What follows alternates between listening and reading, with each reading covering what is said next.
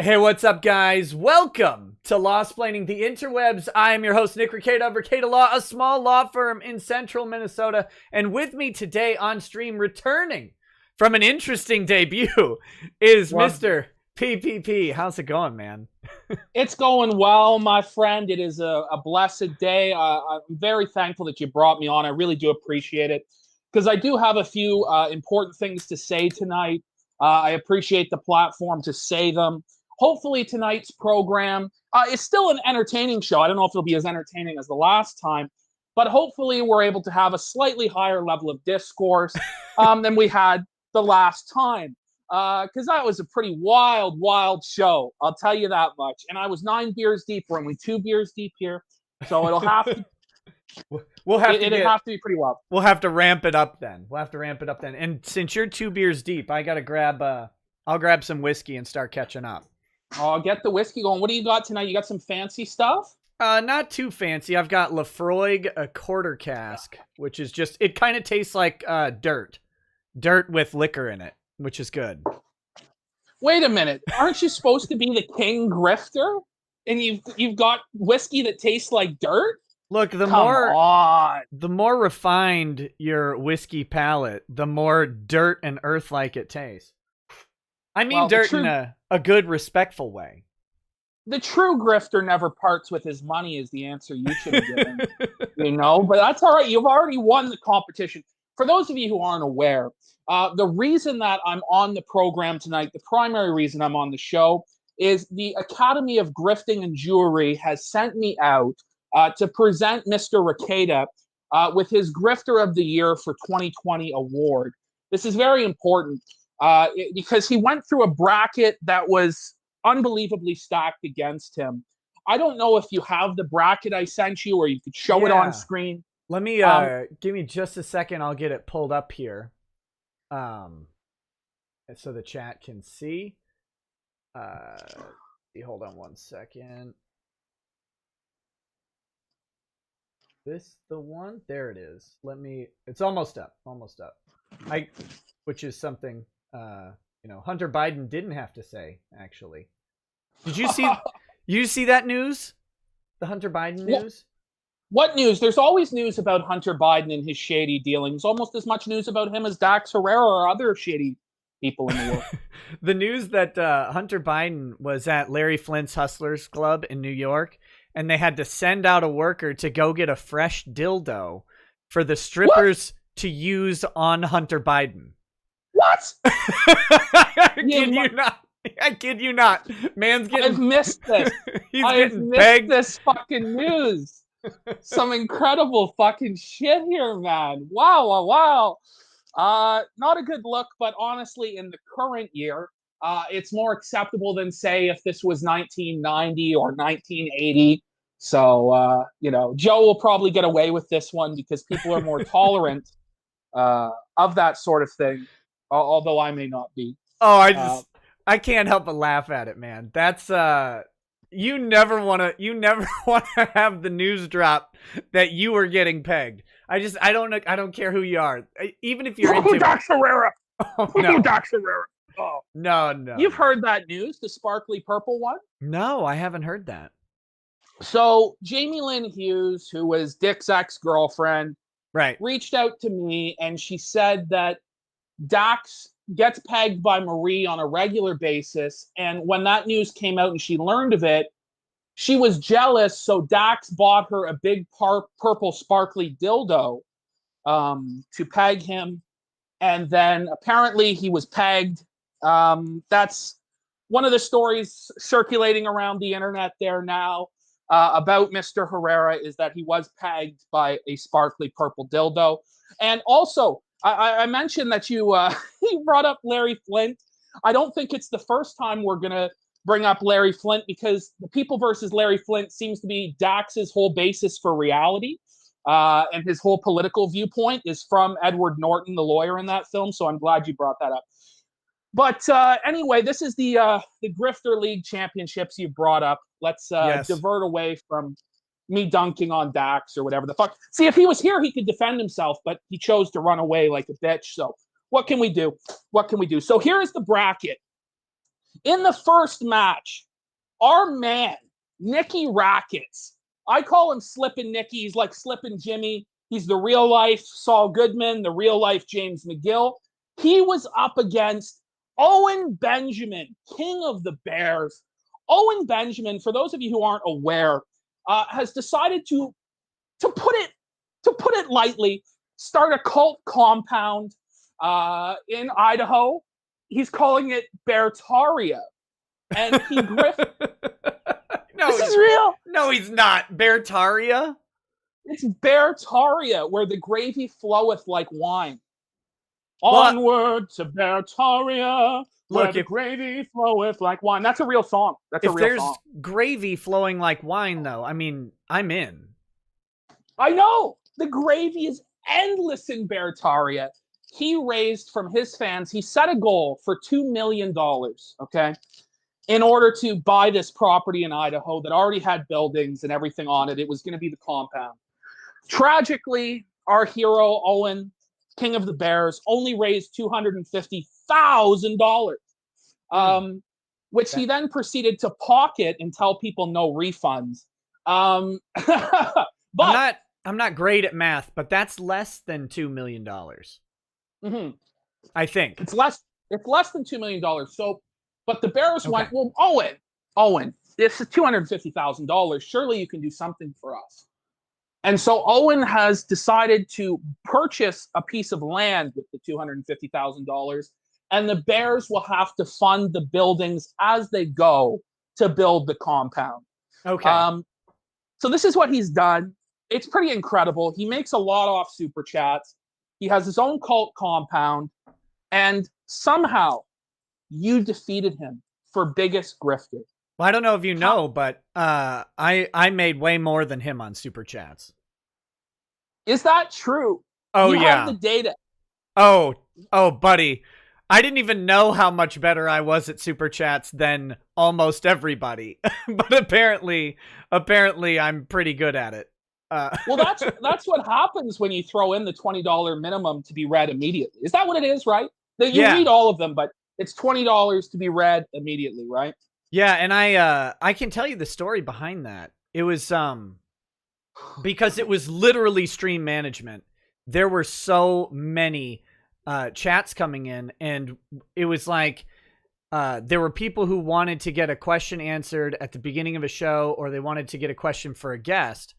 And I was reading them all at the end, and it would take like an hour and a half of reading $2 and $5 chats. So I thought, well, if I put this $20 thing on there, I can address them sooner, and then there will be less overall chats, was the idea. And it did work. It did make the show much more manageable and to actually have fan interaction. But it also turned out to be, I guess, a good grifter move. As well. Speaking of which, I do have an initial $20 chat that we should cover. Bad Vibe says, so now a kid is kicked out of school on Zoom because he had a Trump no more bullshit flag behind him visible. So there you go. You see, I'm good for business, okay? I bring in the real money. I'm the big time draw. You should associate with guys like me that are going to make you money instead of guys who defend pedophiles that are going to make people not want to give you money. But that's later on. That's all just fucking horseshit anyway. So you went through Owen Benjamin. This was fucking razor close. Yeah. This was like, it was like 52, I think, for you and 48 for Owen. And all of your matches were razor close. So you went through him. Then, of course, Anita Sarkeesian beat Jeremy Hambley. Wasn't even fucking fair. Basically a squash match for Anita. Dick went over Baked Alaska. Ian Miles Chong. Is Baked Alaska still alive? Like, the last time I saw him was when Ice Poseidon had that drama with, like, kidnapping the girl or whatever, and the iPad was stolen. And I think, like, Baked Alaska was there, and there's a whole bunch of weird shit. And then Ice Poseidon, like, disavowed Baked Alaska immediately after that. I don't know if you remember that. That was like 2 years ago. I remember it all. Okay. I'm going to tell you. You have an encyclopedic dramatic memory. Of course. Of course it is on PPP. PPP. Anyway, so Baked is currently on D Live, of all fucking places. And I think he's actually streaming on YouTube tonight, right now, actually. But he's on D Live. The last thing I saw Baked do was he got shut down because he went into a Burger King without a mask. Sure. And the employees all told him he needs to put on a fucking mask. But he's like, no, because you're not even wearing it properly. And it was true. The Burger King employee telling him off didn't have the mask over his nose. Of course not. Of course, he goes, you're not even wearing it right. And the guy's like, so at least I'm wearing one, which is just like this idea of the mask is a symbol of compliance instead of something that's actually effective. At least I'm showing my compliance to the government. You're not even doing that, you bastard. So then Bake's like, well, I'm not leaving. I need my Whopper. Well, then this bitch manager comes back from her smoke and she's not even wearing a mask. And she starts telling it. She's like this 40-year-old haggard, hag smoker. And she's like, you got to get out of here. Like, you need to leave now. Just fucking going wild. And Bake's like, no, I won't be leaving. And another person, 3 people are yelling at him. It's fucking wild. And so anyway, that's the last I saw of Baked. He's hanging out with Nick Fuentes and the Groypers and saying he's Catholic and a nationalist. I don't think he believes in any of the fucking shit he says. He just wants money. He's a fucking soulless grifter, the most soulless fucking shameless guy I've ever seen. Turned on his own fans, was a sellout, was a total piece of garbage. Yeah. Oh, yeah. That turning on the... I remember that turn on the fans thing was real weird. He was dating some chick, right? And she's like, maybe you should turn on everybody who pays you. Wasn't that how that played out? Basically, a Medicare came in, blew him the fuck out. It was one of the only times I've ever seen Jim get really, really mad with someone. He really raised his voice and he was like, Baked, you're showing no respect to your audience. He tried to right the ship with Baked, but Baked wouldn't listen. Weren't they a lot of Medicare's audience too? Hadn't Medicare kind of helped him out or given him some exposure that would piss you off, right? It's like, hey, I'm bringing you an audience and now you're telling them they're all pieces of shit. Maybe you should eat razor blades or something. Yeah. And so it was really a fucked up situation. But what happened, Baked had this whole posse around him of really normal people that, you know what I mean by normies? They're just they don't understand any of the stuff in this sphere. They have no idea. And they're yelling at Medicare in the back, who is this guy? Oh, fuck, da, da, da. And Medicare just snapped on him. And that's true, that the audience was Medicare's. Most of these guys in internet blood sports were made by Medicare and their audience was his. So when you look at guys like Baked Alaska, Andy Worski, the Kumite with Tonka Saw, these guys basically got, Ethan Ralph even, got their audiences from Jim, and then a lot of them, changed their ways or pissed off their audience, and very few of them remain in any sort of relevant status. In fact, none of them really, but it is what it is. So Baked went over, Baked lost to Dick, which I was surprised. I thought Baked was a contender to go all the way. Didn't happen. Ian Miles Chong beat Zoe Quinn, which I really couldn't believe. That's a power couple right there. Ian Miles Chong and Zoe Quinn. I mean, wow. Well, one tried to get a guy killed and the other one did. Yeah. Crazy. That's top shelf. It is top shelf. That was a fucking... See, the left side of the bracket had all the crazy motherfuckers, the real contenders. And the right side of the bracket was soft as fuck. See, I wasn't even the one who designed the bracket. It was Kiwi Farms who designed the bracket. I just went with it. Oh, okay. I was going to ask how they, if you rolled dice or something to get them in there. But no, it sounds... So Kiwi Farms put it together. Yeah, Kiwi Farms put it together. Some guy on Kiwi Farms. I wish I knew the name of the poster. There's actually now a Legends of Grifting bracket that I might go through now that I'm going to present you this award tonight. We have a trophy. It's a shiny, shiny trophy we've had made special for you. So then in the other bracket, Ethan Ralph easily beat Dame Pesos. It wasn't even fucking close. Was never a competition. Then Medicare beat Memology 101. Is what it is. See, I don't know if... Yeah, those two are weird because like Dame and Memology don't do live streams as far as I'm aware. So they're not actually accepting money from people other than ad revenue. I don't know if they have... I guess Memology might have some merch. I don't know if Dame does. Yeah, I think the main reason Dame was there was because people were really tired of him shitting on Mundane Matt, because Mundane Matt is so in the gutter and so pathetic, and he's driving for Uber Eats, and Dame just keeps shitting on him. So people say, oh, it's fucked up. He's making money off Jarvo because Jarvo's in the gutter. But it didn't work out. Dame didn't have the support to beat an Ethan Ralph. Memology certainly didn't have the support to beat the people who hate Medicare. Then we had Ethan Van Shiver, is somebody I'm not very familiar with. You might be more familiar with him. Yeah, I'm a buddy. He's one of my buddies. You know, whatever an internet friend is. But I've had him on the show several times. He's a comic book creator, and he routinely lately has done crowdfunding for comic books, raising over $1 million a couple times on him. But he does deliver the comic books eventually. So, yeah. Question on his grift game, you know. If you're going to promise a comic book, maybe you shouldn't deliver to increase the grift. Yeah, so Van Shiver, a lot of people said, should have went a lot further, but Nick Fuentes crushed him handily. I think it's more name recognition than anything as to why Fuentes beat Van Shiver. Yeah. Because a lot of people, there were some people, a small audience, who were really committed to Van Shiver. He didn't get it. Fuentes went through. Then Shuon had actually beat Revenge of the Cis. And that's weird because Revenge of the Cis is two guys. So they should have had an advantage over that.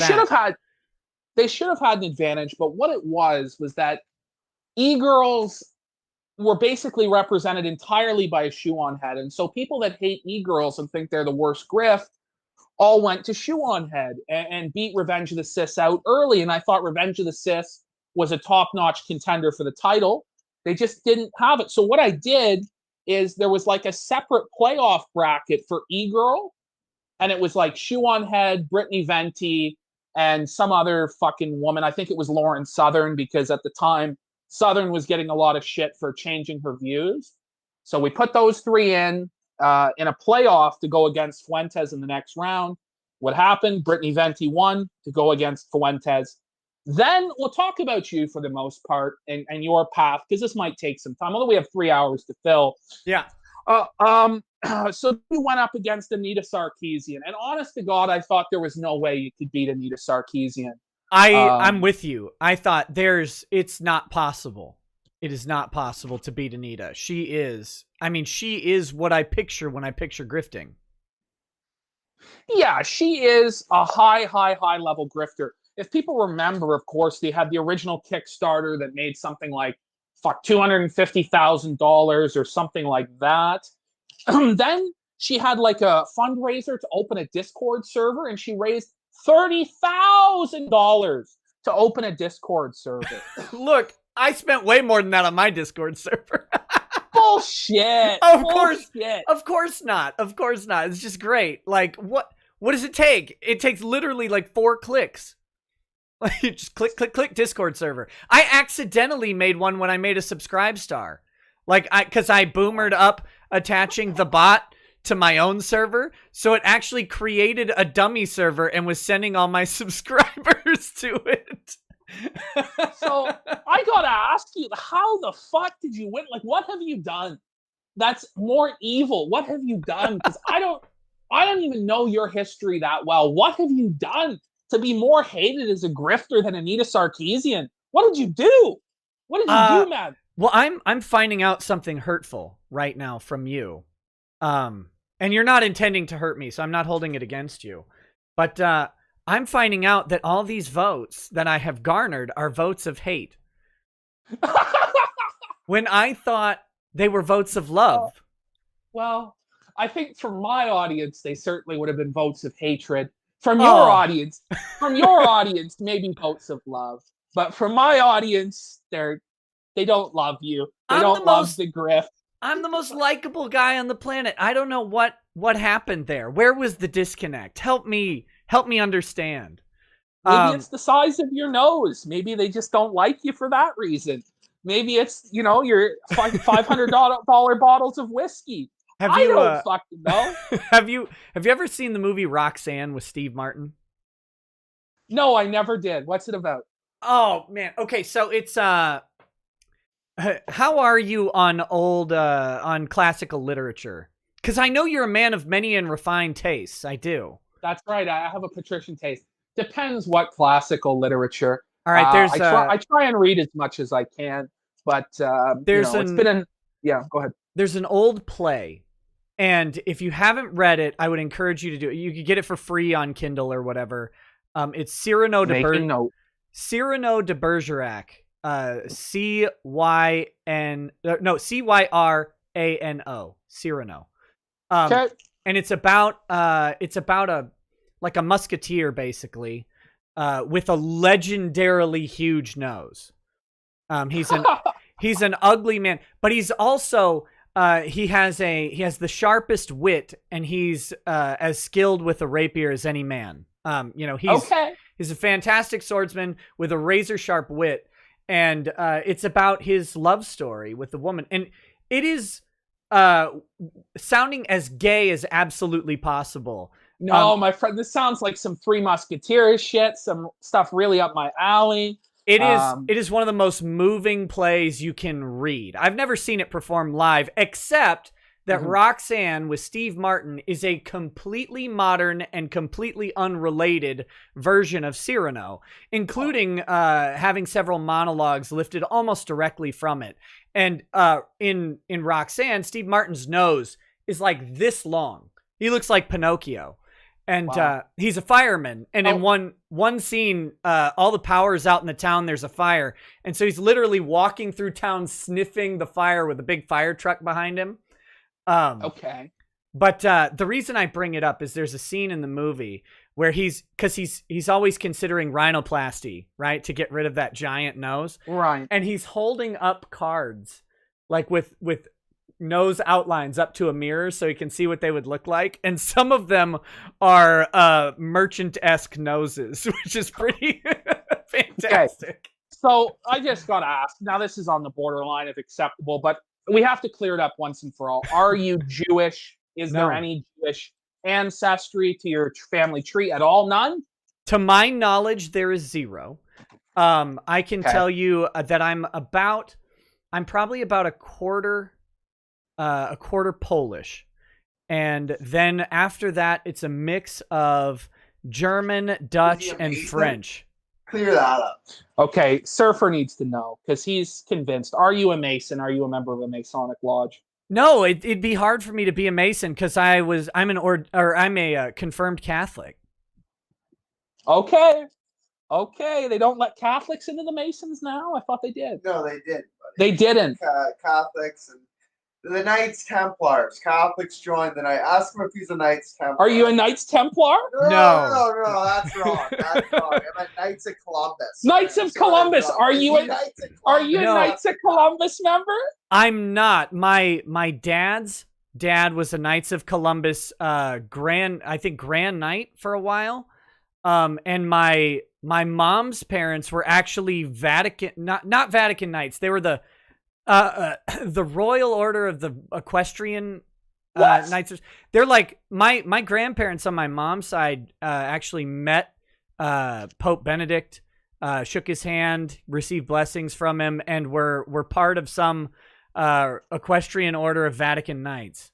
What? And so when you're bullshitting me, aren't you? No. When my grandmother died just several months ago, early this year, they actually had several members, right? And everybody's in suits for the funeral, and then there's a bunch of weird like 80-year-old people wearing these robes and cloaks and stuff sitting up front, and you're like, this is strange as shit, but okay.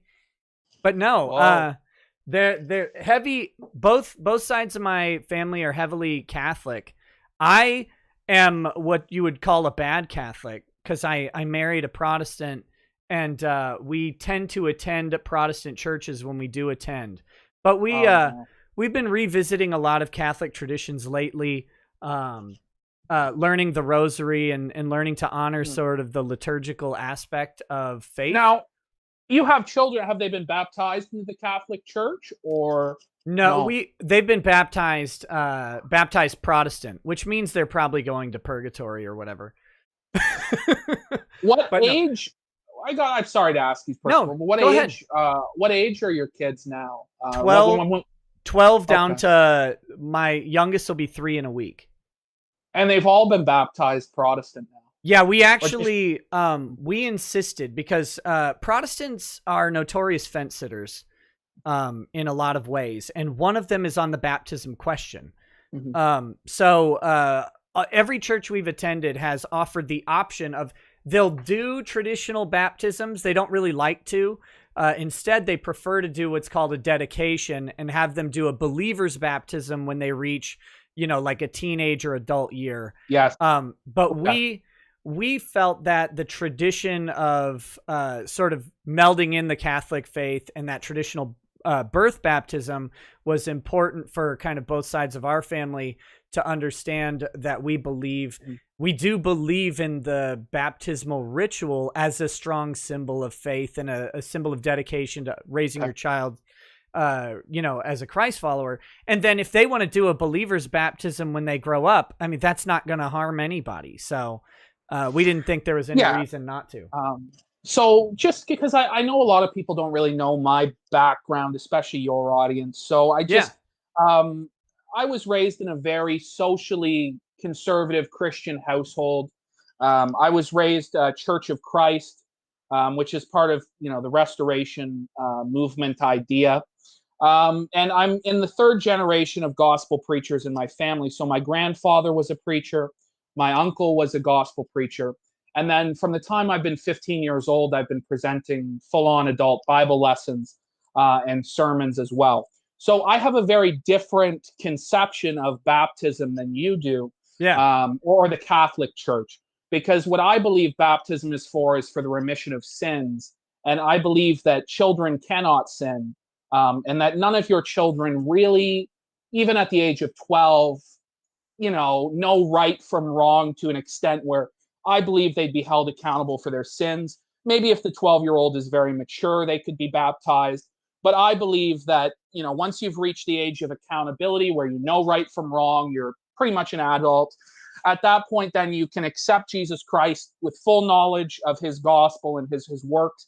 And then you can be baptized via immersion into water, go down into the watery grave like Christ did, back up out of the grave, a new creature, a new person free of sin.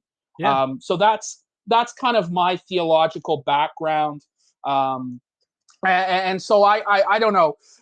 You seem a little mixed up between which way you're going to take your kids, Catholic, Protestant. Oh no, there's no. Let me be very clear. I will take my kids up in heresy just like me. That's how it goes. I'm I'm a firm believer that in this specific thing, and this is what I believe to be true, that none of us have it figured out. That we can do our best, we can make a best effort, and we can try really hard, and we're gonna fail. And we're gonna fail precisely not for lack of effort, but because we don't have it exactly figured out. And so I believe in the redeeming power of grace, and I believe that we should take account for our sins. And what we will do is we will take account for our sins as we see sin. However, I think we'll be flawed in that. But again, I'm saying that the redeeming power of grace comes in and makes up for our inadequacy. So when you talk about grace, do you believe that you're saved by faith alone? Or do you believe that it's necessary to demonstrate your faith by your works in order to be saved? It's a tough question. I'm not a big fan of the idea that I can bind God through some sort of through some sort of memery in my head. Like, oh, checkmate, God. I know it's Judgment Day, and you're going to lay your judgment upon me. But did you know that I had faith and a sinner's prayer was said? So you are cucked out of your own judgment. I'm not really there. What I believe is that the grace of God will go ahead and transcend my death and my own failing, and that I don't know that there's a checklist of things either on the faith or work side that is adequate.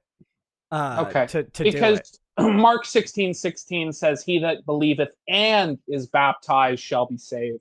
Sure. And so I believe that it's necessary to believe and be baptized in order to be saved. I believe that the order is, believe in Jesus Christ, repent of your sins, confess that Jesus Christ is the Savior, be baptized for remission of sins, and live a faithful life to the best of your ability to Christ's teachings after that.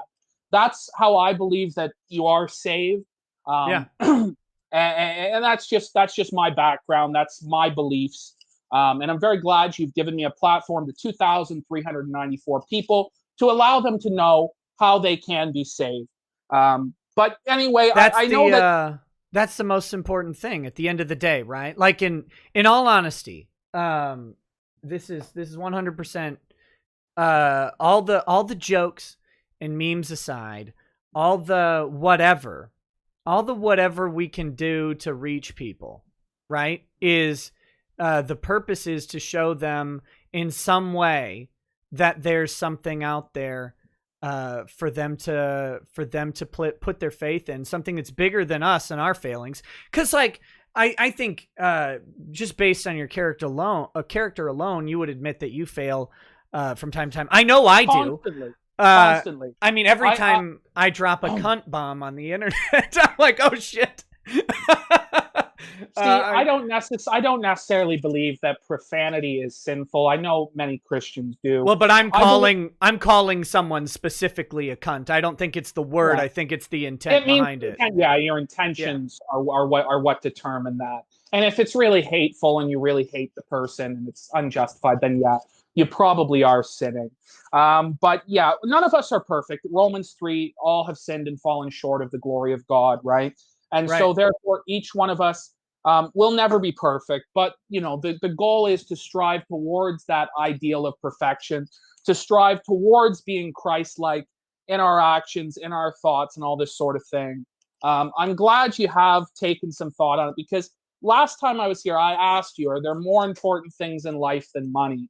And the first thing you said was video games. You didn't say your wife, you didn't say your kids, you didn't say Jesus. And I thought that was very depraved, to be honest. Well, I've thought about that ever since. You have to remember the let's talk about that, because that's an interesting thing, right? So here I am inviting Dick onto the show, and I honestly, people never believe this about me, but it's true. I barely ever know what's going on, like outside of my immediate sphere of concern. And I had asked Dick to come on just to kind of joke about the Jamie Lynn Hughes text messages, because I thought that some people out there had not done a very good job. For example, Jesse from Pod Awful, I think he fumbled the ball on the kill stream. And I know he was in an unfavorable sort of situation, but he literally dropped the football, stared at it, and then decided to have sex with it on the 1 yard line. That is my belief. Yeah, and I don't think he was prepared for the kill stream audience, because listening to that clip, and I've interacted with Jesse on and off for the past couple years. He was himself in many ways, but he was very quiet, and this is not meant as a slight to him, even though I have plenty of insults to him in the past, but he was very submissive on the stream. Yeah. And I thought, you're going on the kill stream. I don't think you realize that what you do on the kill stream is yell louder than the other person when you're in a sort of blood sport situation. And the guys on the kill stream were razzing him a bit, but they were also kind of giving him clues, like be funnier, be louder, and then make your jokes about Dick's messages. So I thought Jesse didn't do very well with it. And there's some comedy to be had, because it doesn't matter who you are on Earth. Your sexting messages are going to be embarrassing as shit if they come out. Yes. and for Dax, they absolutely were. And I think even he mentioned that a couple times. So I invite him on the show. I thought that maybe he and I could riff and joke on it. And then I get all these messages to let PPP on. And I'll be honest, I had no idea. No idea who I was. No idea who you were. So you come on and you came in hot as hell. And it was like, I look back on that stream and I laugh. I do nothing but laugh. People think like I was mad at you or whatever. And like on the stream, I think I definitely got frustrated with because I was expecting something different and I wasn't in the right mindset to engage what was going on. But I look back on the stream and I'm like, this was hilarious. I actually liked this guy. This was a funny thing going on here, whatever it was. And of course, the chat's going absolutely nuts, flying 1,000,000 miles an hour. People are saying PPP won, and I'm caught off guard. So I look back on it and I'm like, this is what's going on. But yeah, so when you come on, my brain goes, I don't know who this is. I don't know what this guy's message is. Seems like a troll. The chat is in troll mode. So I will give trollish responses. Obviously, I think there are more important things than money. And obviously it's not video games as the answer. But it's I had to come up on the fly with the most trollish answer of what could be less important than money, but I could say to be more important, and video games is at the top of the list. All right. I want to put out a couple things. With Jesse, yes, he doesn't have a lot of charisma. I think he's not that talented. But Jesse's audio was lowered on that show. He was lowered and muted. Ralph kicked him from the show at one point. There's proof of that as well. And they said he hung up. He was dogpiled like 7-on-1. I mean, look, you're going to go up against Dick, Ralph, Dame, and Jim all at the same time. I don't know anybody that could really handle that all at the same time. You'd have to be a pro. You'd have to be a massive troll. Maybe like Frank Hassel or something. Yeah, you'd have to be very, very talented at improv, very quick on your feet, in order to get through that situation. And so Dick said to Jesse, because Jesse joined the kill stream call, and he said, "Hey guys, how's it going?" And Dick said to him, "You need to make an impression, son. That's how you're going to make your first impression. Hey guys, how's it going?" So when I joined your call, I knew I couldn't say, "Hey guys, how's it going?" Right. So I said something to the effect of, I dropped the F slur or whatever. And I made my entrance, and I made it known that I wasn't just going to roll over and suck Dick's cock. And I don't really think he's used to being talked to in that way. I don't really think that he's used to being treated without respect, because I don't respect him and what he stands for and what he does. Because to me, he's a very materialistic, nihilistic guy. And I just didn't respect him. And I think that he had trouble handling that. I think he has trouble handling criticism, because the whole time he's been on the internet, people have usually been on his side. When he went against Maddox, everybody was on his side. When he went against other people, people have been on his side. But I don't think he was able to handle me treating him in such a disrespectful way. And he really exposed himself, because he started talking about how he was the prom king. You know, at age 40, he's talking about the prom king as a legitimate accomplishment. He's talking about how he lives in a Barbie dream mansion. And it was just pure coke, because he didn't want to answer questions regarding New Project 2, which we'll get into later. I know you want to get into it. I don't really want to talk about it, because the site is... If you don't want to talk about it, I really don't care. I think someone said that I mentioned that, and I may have. I genuinely don't remember if I mentioned that in our DMs that we could talk about it. I was probably just throwing out topics. I will say that, by the way, you son of a bitch. That stream ended up costing me, several $100s a month, because New Project 2 went down. And that makes me a sad boy. You found it elsewhere. You found the money elsewhere. They got the money to you somehow. This is what I'm going to say on New Project 2. I honestly do not believe that Dick Masterson is the guy to run a free speech payment platform, because he is a very biased guy. There were a lot of guys who have been deplatformed from, for instance, Patreon, who were not allowed on. Coach Red Pill, I don't like him, you don't like him, he wasn't allowed on. Randbot 2020, I don't like him, you probably don't like him, he wasn't allowed on. Southern Dingo, other guys, and some of these guys are pretty wild motherfuckers, they say a lot of racial stuff, but they weren't allowed on. And so I felt that was unfair. I also felt that the guy himself, when he put the site together, it didn't have a terms of service at all. There was no terms of service. Fields were blank. You can't run a business that way. It was a WordPress website that people were able to exploit and get behind the paywall. So even if you had a paywall in place, people were able to get around it in a lot of instances because the site wasn't super secure, well put together. And again, in the end, the website went down for money laundering. The bottom line is Dick was added as a merchant to the match list for money laundering. And I just have to trust that, there was a reason behind that. I don't think that it was that he was censored for being a conservative voice. I don't think all Republicans are immediately put on the match list. I don't. I want to offer one. And I know I'm going to get accused of dick shielding or gun guarding or whatever here, but I want. Well, you are. Yeah. I want to. You are, but go ahead. I want to.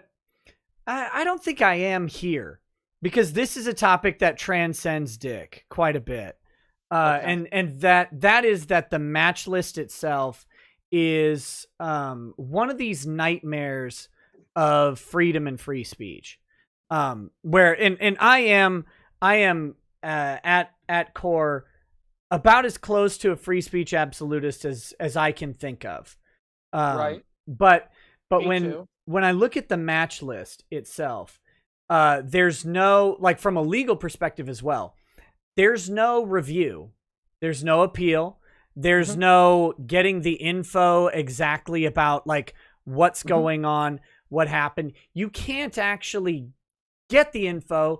And if you go through like a first year civil procedure course in law school, you learn about a line of cases. It's called Twombly and Iqbal, and it is what's called notice pleading, and that is the idea that you have to have sufficient amount of facts in your pleading to put the other party on notice for what they're defending themselves against, which makes sense in a lawsuit.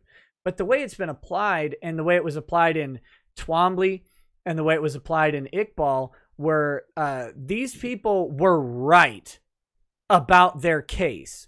Twombly was going against Bell, Ma Bell, right? Southwestern Bell. Right. When it was just Bell. And he alleged that these telecom companies were actually colluding and conspiring to fix prices and set basically business boundaries where they would be de facto monopolies within given areas, which we know is true. It definitely happens. But his case was thrown out under this line of questioning because he couldn't prove or even allege a date of a meeting between telecom executives, because it all happened behind closed doors. So he can't say they met on January 4th with this person, this person, this person, and talked about this, because there's no way to do it. So with the match list, you're running into a similar issue where you get put on this list and you can't even sue MasterCard because you have no facts about why you're on the list. So whether or not New Project 2 was actually money laundering or was something else, and there's some evidence to suggest that this that it was related more to Joshua Moon and one of his guys, Vordrak, which and that guy may have been ISIS. He may have been. I mean, I gotta say, like, do you put the blame on Josh? Like, you say Josh is totally responsible for getting this taken down? No. Like, Josh is a domestic terrorist. Like, what are you saying? No. He has a dedicated guy, Vordrak. Oh, I know. I talked to Samuel Collingwood Smith. I'm the only person other than Godwinson and Leo Pirate to have spoken to him actually on the internet and publicly ever. And the guy, honestly, he has like legal training. He's like basically a solicitor almost, but he's not. He's what they call, what is it? Some sort of friend, some like this little English legal term, and he's basically like a paralegal, is what I would say. Right. The guy is obsessed with Josh. He wants to destroy Josh, and not without reason either, right? Like, again, the Kiwi Farms does do some things that I think you would agree are ethically unsavory. And Samuel Collingwood Smith does come after Josh in every single way that he possibly can. That's just how he rolls. Now, to blame Josh for all of this, I think is a bit silly. When I'm not blaming Josh for it. I'm saying that Samuel Collingwood Smith, he accepted. Now, maybe he was pulling an ISIS, right? Like, oh, that thing blew up. That was definitely us. But yeah. He accepted sort of responsibility, produced some allegedly authentic emails between him and MasterCard about the activity on New Project 2. So that's why I'm bringing that up. And I don't think that there's necessarily I don't have any evidence of actual money laundering from New Project 2. And I'm not sure what the money laundering would be and who it would be for the benefit of. See, I don't know that either. See, we don't really know a whole lot about this situation other than that he was added to the match list for money laundering. So therefore, I conclude that he was money laundering. No, it was Rule 10, though, which isn't money laundering. Well, it was for the triads. Well, some people say, Surfer just said in the background that it was for the Chinese triads. Who better to money launder for?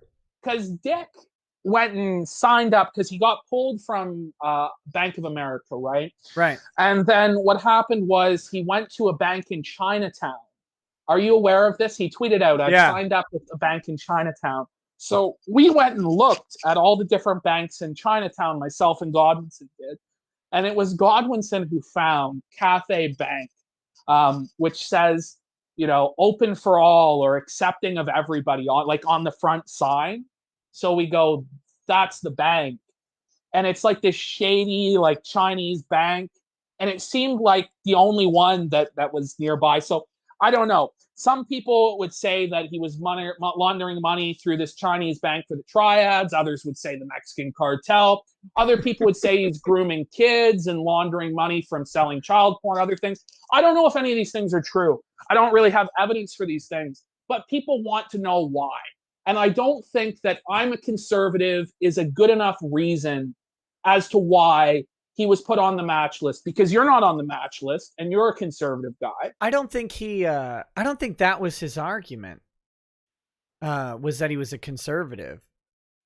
I mean, following the situation a little bit, I think his argument was I was put on this list and it was the one rule that doesn't have very clear definitions about what happened. And so it could be any number of things, and I can't really get the info. But then later he said in tweets it was money laundering, right? Like he did say that. Like I'm not inventing that. I'm not disagreeing with you. You're not sure. Yeah. I didn't see that particular tweet. I'll accept it as fact. I don't know. So honestly, the site's dead. There's not a whole lot of point wasting time on it because my issues with it are over. The site no longer exists. Nobody's making money through it. Dick doesn't have the control I thought he had over people on it anymore. Because the reason I thought that, there was something shady about it in the first place was because after the Simtex came out, every motherfucker on New Project 2 came out to defend Dick. And I thought, well, there's some sort of conflict of interest here because he's the one buttering their bread. He's the one feeding their families. He's the one that has access to a lot of their personal info. He can make it really bad for them if they didn't go along with what he wanted. Now, is there any real, direct, tangible evidence that he did this? No. But from the way it looked, it sure looked shady to me. So I called it out, and it did get traction amongst people because other people looked at it and said, hey, this looks shady. This looks fucked up. Then the site did go down in a shady fucking way. And I feel vindicated about it. But honestly, so far as direct evidence that Dick blackmailed people, It doesn't exist, and I want to make that clear. However, it did seem to me very shady. The site's gone. There's not much point discussing it further. So I don't know. What do you think? Well, just one point. Like, I'm not gonna sit here and like try and take down stuff or anything like that on what you said. What I'll offer is just a mild pushback. Is from my perspective. I can only give you my perspective, right? I've met Dick a couple times at live events, and he's been friendly to me and a friend of the show since I started, right? I started out covering his lawsuit with Maddox, and as a fan of his show. And my interactions with him have always been basically positive and funny. Mm-hmm. And so when the simp text came out, I was happy to mock them and make fun of them. But I was also happy to, call out people who weren't very funny at making fun of them. Like the Jesse situation. I think he did it badly. And I think it could have been done a little bit better. My whole perspective on that was, and knowing Dick as much as I do, which is maybe more than a random person on the internet, but certainly not like as much as a close personal friend, right? So I'm somewhere above. Now, look, as you explain this, I gotta ask: did you ever meet him at Burning Man? No, I've never been to Burning Man in my life. Because it turns out that Dick allegedly has sucked a man's cock at Burning Man. No. This is coming from, of course, his jilted ex-lover, Jamie Lynn Hughes. But she leaked it accidentally. She didn't even mean to tell people that this happened. But supposedly Dick Masterson was looking to suck a man's cock at Burning Man and succeeded. And there is some circumstantial evidence to support the idea that he did suck this cock. Dick has tweeted out that if a penis was big enough, he would suck it. Okay. Dick has. This is true. I can pull it up. No, I have zero doubt that tweet exists. He's also tweeted out that if he could get 12 cocks at once, he would suck them all or something like this. Then Vito, you know who Vito is, yeah? I'm aware of Vito, yeah. So Vito then on Discord said that like he sucked Dick once and it was awful, and that he hoped Dick didn't suck the dick, but if he did, he understands. So this is something that's come to light that I just needed to get in because I think it's pretty funny. But yeah, the whole new Project 2 thing, look, it's dead. It's dead in the water. If it comes back, maybe we'll have arguments about it again. But we got to get back to this grifting bracket because I thought I would be awarding you this trophy 45 minutes ago. Oh, real quick. Okay. Listen, this is how my show goes. We've got to stall and delay for hours. No, I want to hit one final thing on new Project 2, and then I'm completely done with it. Okay. And that was getting just my perspective on it, and this may be the perspective of others. I don't know, but where a lot of people saw things like collusion or blackmail, I think there's a simpler answer for at least many of us. And that was just that when you're friends with someone, whatever level of friendship that is, you have some camaraderie, and you know that the person's comfortable with banter, you can just go ahead and laugh. You can laugh about it. And what I was getting to was my experience with Dick is that he is a guy who laughs at himself. Now, I think there's some. Hold on. Hear me out. I think there's a lot of merit to what you were saying, that he wasn't very good at handling criticism when you were on the show. And I think that during that time, especially, that it was hard to tell the differences between when he was good at laughing at himself and when he really wasn't good at laughing at himself. And so I think that's a fair criticism. Don't get me wrong. I'm not trying to say, oh, he was laughing the entire time. I don't think that's true. Yeah. But I was saying that that's kind of the attitude that myself and probably others were going into this with. Is it's less about like some obligation to block him over a couple $100 a month, and more about like, this is kind of funny, and I can make fun of this guy for doing something that I think is ridiculous. And at the end of the day, that'll be okay, and I can laugh it off because I think that it's laughable. And one thing that you may not know about the background between me and Dick generally is that it's always been an interesting sort of contrast in that I'm a happily monogamous married man with 5 children who's also a Christian, whereas Dick is a notoriously atheist, what's the word? Hedonist, right? He's a hedonist. Hedonistic guy, yeah. So that's always been kind of the thing. So for me coming out I'm fine with people who are hedonistic, and what I hope is that what they'll do is they'll look on my life, they'll go, you know what? Like, maybe at some point I'll ask this guy why he lives the way he does, why he's happy, why he's married, why he does. My friend Drexel's a great example. Notoriously different perspective on marriage and relationship with women that I have, but he's my friend. He's been my friend for, as far back as I can remember. And I would never turn my back on someone just because I think that their lifestyle disagrees with mine. What I would hope is that they would see mine and that would help change their mind. Okay. So.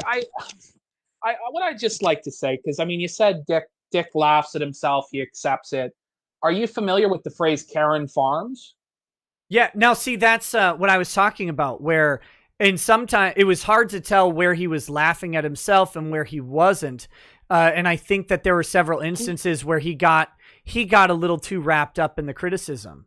Well, dude, he's still wrapped up in it, man. He's still, like, as recently as last week, screaming about the Karen Farms making fun of him. And what it has done is led to a feedback loop where they make fun of him more and more because they're getting a reaction from him to the point where his Kiwi Farms thread is now larger than Maddox's Kiwi Farms thread by over 200 pages. Yeah, I was trying to follow it and I just can't keep up. It's crazy. And so it's just, to me, like, he's not having the proper reaction to this stuff, which is to laugh it off, if it's not criticism that's crazy serious. But he's not, like, he just gets pissed about it. He gets pissed about them digging into Marie.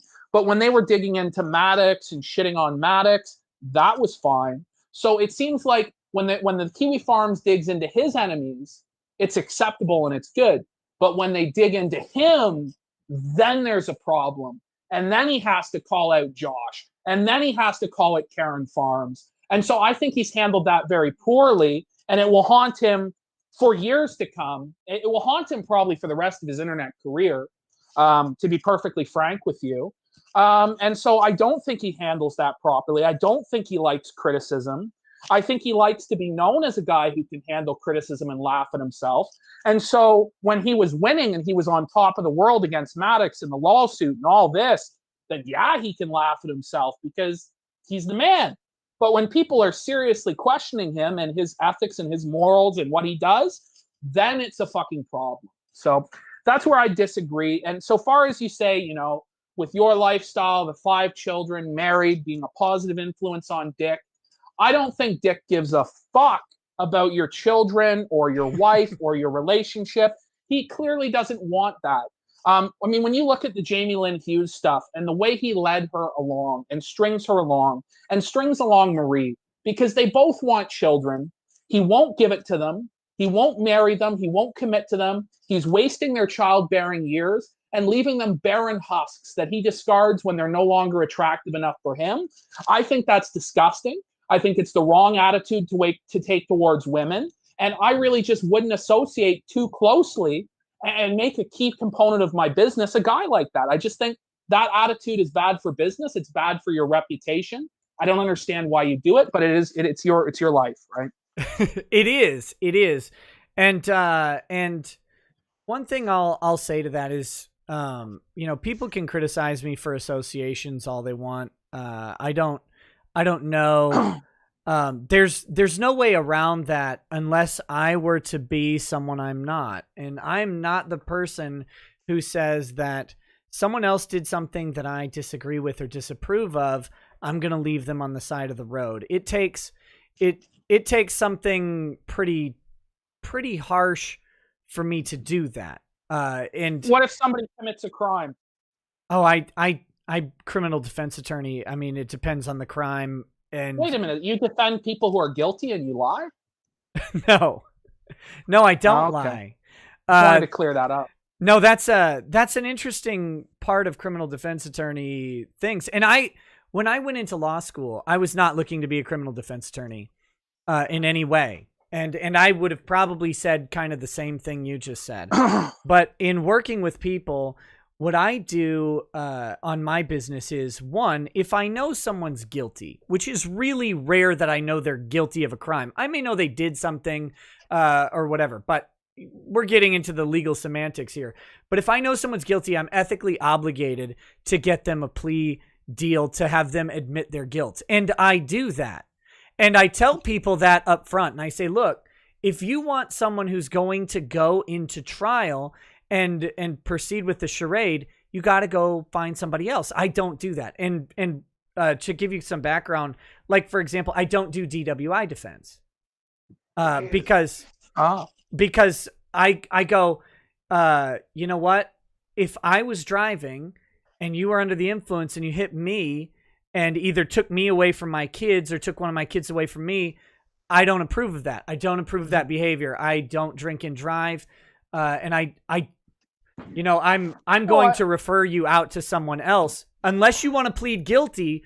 And I have represented a DUI client who is fully guilty and he was ready to plead. And I said, I can do this pleading for you. That's fine.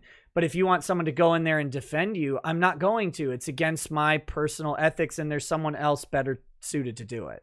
Okay. So, I just say one quick question on the ethics. Would you defend somebody who is accused of, holding child pornography or molesting a child? No.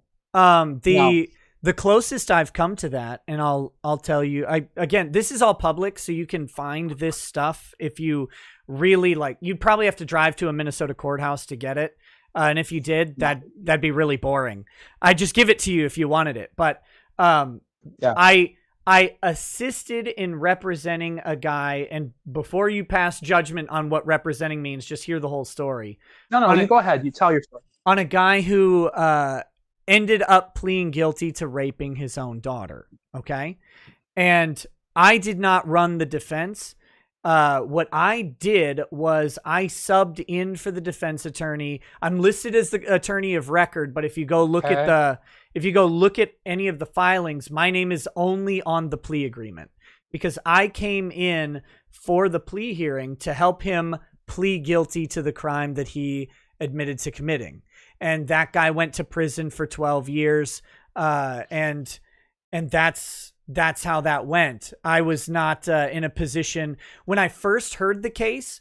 And this is pretty interesting. When I was the person who called me to tell me about the case and to ask if I would represent them, I entertained it at first because the way they presented the story was that there was not actually any conclusive evidence that this had happened. And so then what I got, when I got the file and started to review it, I got the DNA evidence. And I contacted a genetics expert out of Chicago. And I said, okay, what do I have to do to hire you for this case? Like, how much is this going to cost? I have to put together a budget to see if I'm going to represent these people. And the guy, he said, send me the stuff just while we're on the phone. So I sent him the stuff and he says, this guy's guilty as hell. And I said, oh, okay. I don't know how to read this report. So he says, yeah, there's like no chance that this guy didn't do it. And I said, oh, well, that's awful. Right. And so, the family and the guy has all sorts of things that they can tell you about the situation. But what I told him is, I said, buddy, you're going to prison and you need to hire someone else if you want them to defend you. And so he did. He went and hired another guy. Oh, fuck. And then that guy ended up calling me and said, hey, can you run the guilty plea hearing for me? I'm going to be out of town. And I said, sure, I'll do that. And so we went in, he pled guilty. He got the full expected sentence. And that's how that went. If you came to me with saying, hey man, I got a bunch of child porn and they want to, they want me to, if they want to put me in jail for it, I'd say maybe you probably need to go to jail for it if you had the child porn. Now, if you didn't, or if you were set up, or if there was some weird circumstance, obviously I'm going to try and protect your rights and I'm going to give you the best representation possible. But if you come to me and you tell me that you did the thing, I'm going to do what I'm ethically obligated to do and suggest that you make a guilty plea. I got to ask, because this is a topic of hot contention amongst myself and my pals. We got to know, what is your win-loss record when it comes to legal proceedings? Let's see. I have never taken a case through trial because we always settle on the civil side, or we've pled out or gotten the case dismissed on the criminal side. So, I don't know what a win-loss record is. Like, the way I'll say it is this. I don't have any clients I'm aware of that were unsatisfied with my representation. Okay. So, Look, I know it sounds very lawyerly, but listen, so like you can it's a little slimy. Look, here's the thing. I'm not going to press you too hard on this because I know it's your business. Ask me whatever you want. No, I gotta piss. You can read a couple super chats while I take a piss. Because I'm not going to take it to the bathroom with me. Usually when I stream, I piss on camera, but not on your show because I think it'll get. What, you show them how you pee in the toilet, buddy? Yeah. Can I say this? One of the people who I don't recognize, so I think they're from your audience, says, you're saying all your clients went to jail. Actually, the only person I've represented that went to jail was the guy I just told you about. Have you won any cases? Yeah, tons of them. But I don't you don't have to go to trial to win a case. Right, if you get a criminal case dismissed, you win. No, I know what you mean. All right, I'll be back in 1 minute. If somebody asks something of me, I know one guy put a really salty super chat saying, I'm jealous of people who are more successful than me and this and that. It has nothing to do with jealousy in the case of Ethan Ralph or Dick Masterson. Ethan Ralph fucked with my personal life, went after my church, went after my family. And Dick Masterson, I really don't like the guy. I think he's shady. So to answer that, like, I'm jealous and pissed off, like, it is what it is. Like, I wouldn't want to trade lives with either of those gentlemen because I feel like they both live in like a living fucking nightmare, like a hellscape. I'm going to go real quick. Let me just say publicly while you're here that when I heard that, like, Ralph went after your church and stuff like that shit's appalling to me. I don't support or endorse or condone that behavior. I don't care if I don't care if I like or even hate a person. I don't think anybody should be canceled, and I don't think any internet bullshit should be sent into someone's real life, because we come on here and we banter and we make jokes, and some of those jokes land and some don't. Sometimes we say stuff that's a little bit offensive, and even if we mean it or not, I don't think that shit should ever be brought into someone's personal life. So I think that's some bullshit that happened to you, man. Well, I appreciate you saying that. I know that that's the standard response you give whenever one of your friends does something that you don't like. You go, I disavow, but I still love this man, and I'll, defend him to the death. We'll get into shit like that later. That second part's a little weird. I don't know that second part has ever been said, but go. I'm gonna give my message. Okay, hold on a sec. Your audio your audio cut out for a second, but I think it's back. I don't know. I just have to say, sure for here, Nick. Hey, what's up? You can't hear me. You don't have your headphones on. No, I can hear you through the speakers in the laptop. But I just have to say that after this stream, if I ever need a lawyer, I'm going to hire Rekieta. Sounds good, man. Thank you. No, unironically, like, I appreciate your responses, and the dialogue you've been having with PPP. I respect it. And after this show, if I ever need a lawyer, but chances are I might, because I might not be listed as an X-Man, but the government certainly has me listed as an extremist. If I ever need a lawyer, I'm going to hire Rekieta. The guy sounds fucking based. The guy is the most base grifter of the year that there could have been PPP. So you shut the fuck up, buddy.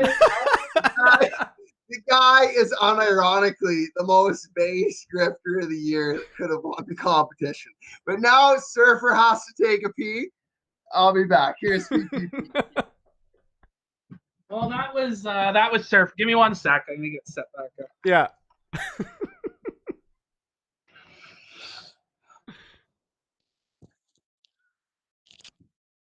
I was getting a bit worried there. Surfer was saying he was an extremist or something. Hopefully that all works out there. He's not an X-Man.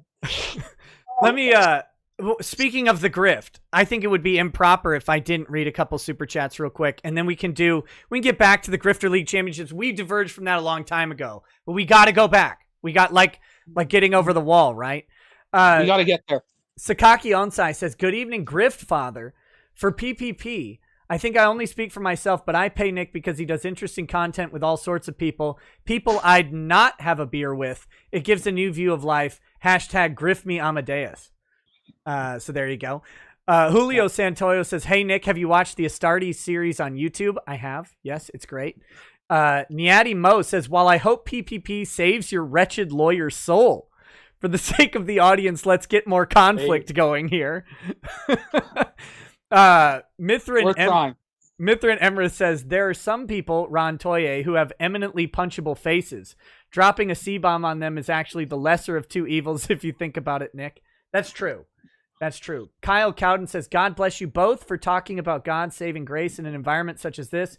PPP, I appreciate you offering the gospel. Mark 16:16 is good entry. Acts 2:38 clinches it, cinches it. Love you, and I pray God's blessing on you."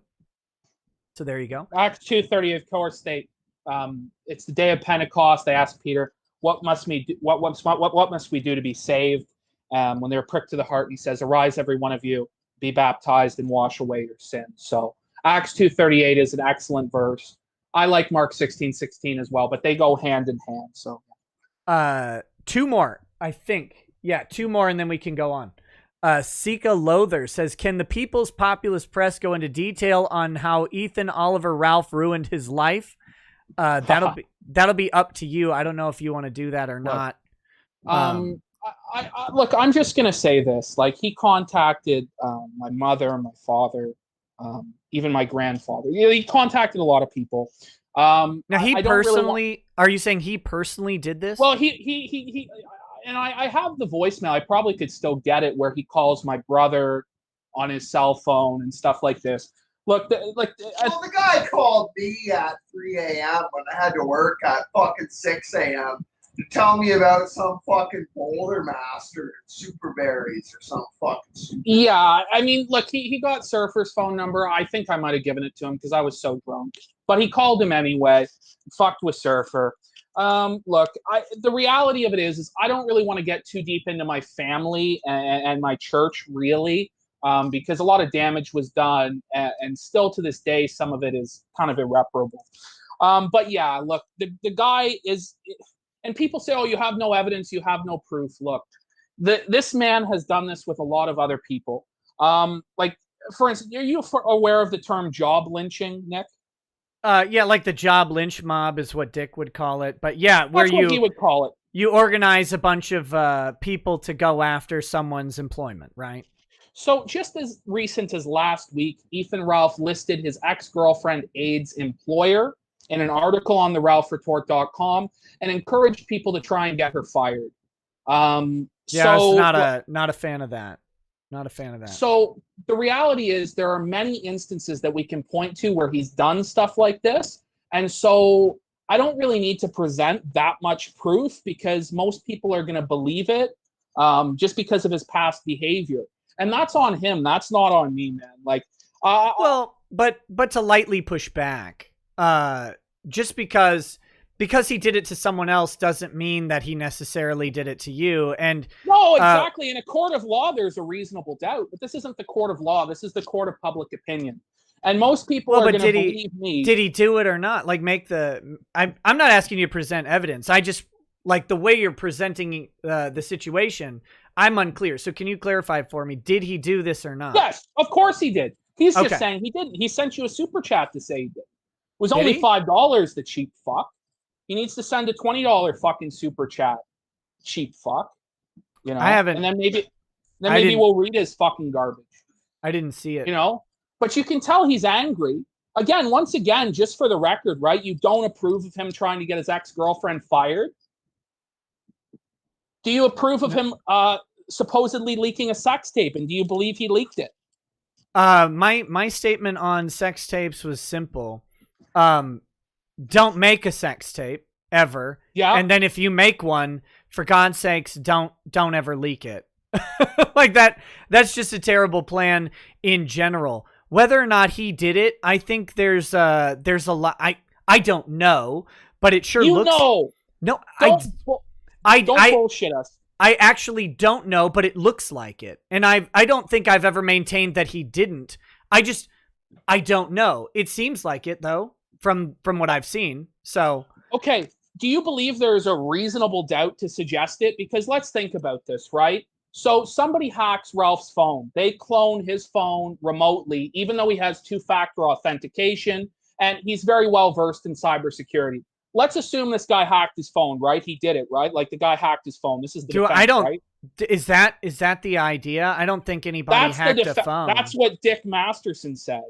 Okay, I thought that I legitimately thought he was joking when he said that someone hacked his phone because it doesn't because that's the only way it could have been leaked. So somebody hacks his phone, right? And let me just go through this. I apologize. I beg your your indulgence as I make this argument. You're the guest on the show, man. Go for it.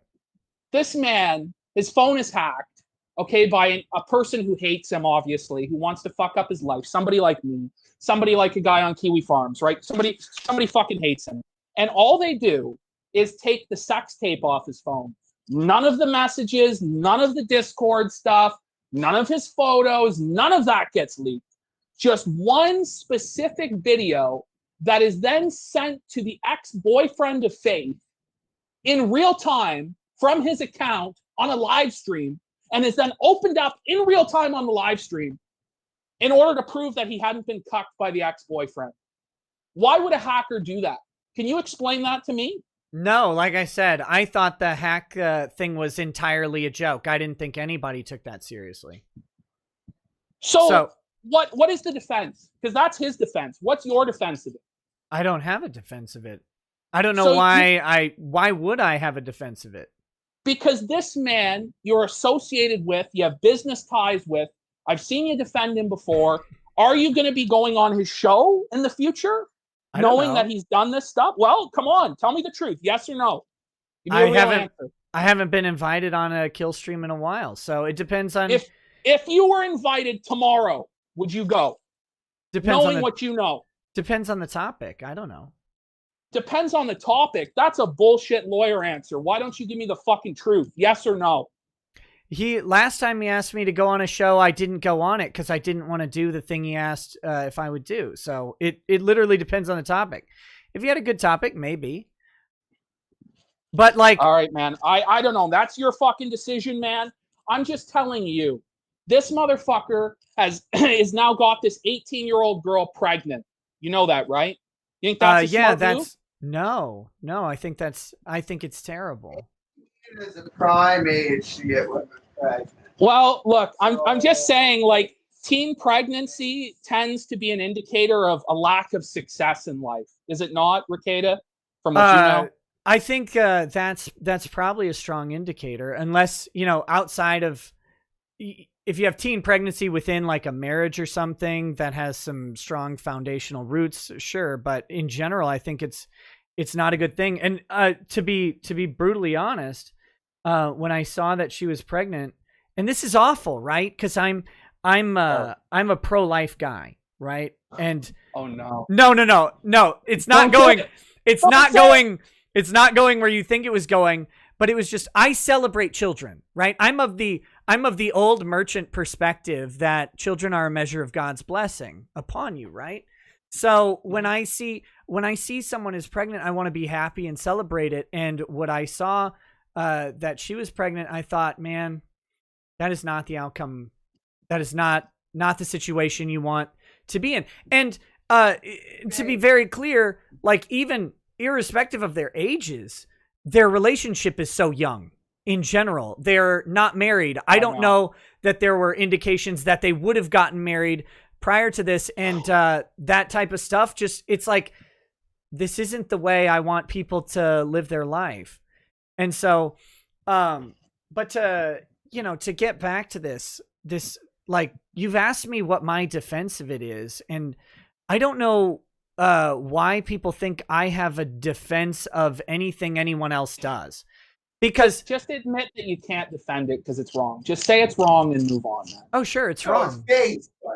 Thank you. Like, I don't understand why it's such a big fucking deal. Like, the guy is doing shit that's fucked up. He's consistently been doing shit that's fucked up for a very long time. I just don't understand why somebody would want to work with him, enrich him financially, because the guy is a really fucked up dude. I mean, he made fun of his own co-host, Randbot's miscarriage of the child. Okay? He made fun of Sargon's miscarriage. What do you think's going to happen if Faith has a miscarriage? Oh, it's gonna come back tenfold, which is awful, because as someone who has been through, my wife and I had 3 miscarriages before we had any children. I know what that's like. And I never liked the Sargon joke. I don't like any of those things. Those things hit close to home. But at the same time, my personal perspective is people are allowed to make jokes and be horrible on the internet. It can still be horrible and it can be allowed. So while I don't think he should go to jail for making the comments that he's made, the jokes that he's made. I just think that people shouldn't take him seriously or give him money or give him attention or support him in any way, because he is a total piece of fucking shit. And it's not just that one instance. I mean, you are well aware of this man's behavior, the laundry list of harassment campaigns he's led. And then he cries that he gets harassed by me. This motherfucker is going after the grandfather of his child on Twitter, saying that the grandfather of his child beat his girlfriend. Do you think that's a fucking smart move? Because at one time, you told me Ralph was a smart guy. Actually, last time we talked. Did I say he was a smart guy?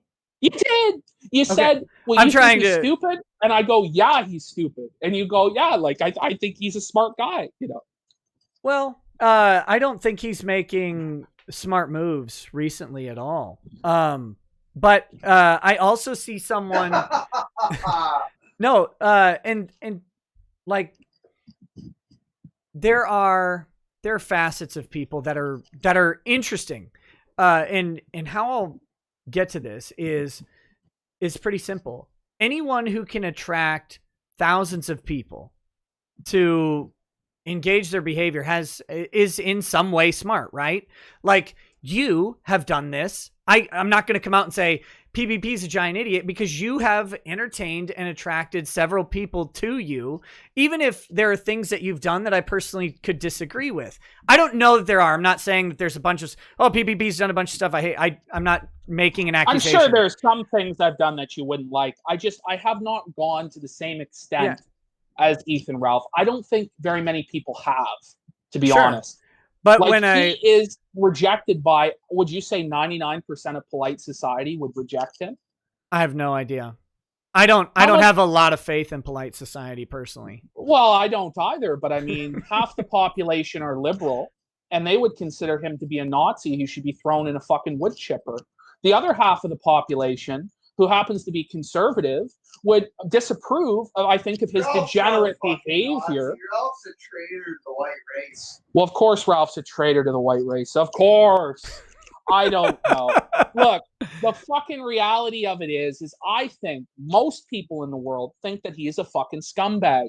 I really do. So, and they may. I don't know. I think people put a lot of themselves and their interests onto me, and that's I think that's a facet of the internet, and I'm not complaining about it. It comes with the territory, right? If I'm going to come on and I'm going to have anybody on my show, I'm going to be associated with them. If I'm going to go on someone else's show, I'm going to be associated with them. The reality of how much you interact with people online is going to be independent to the particular person.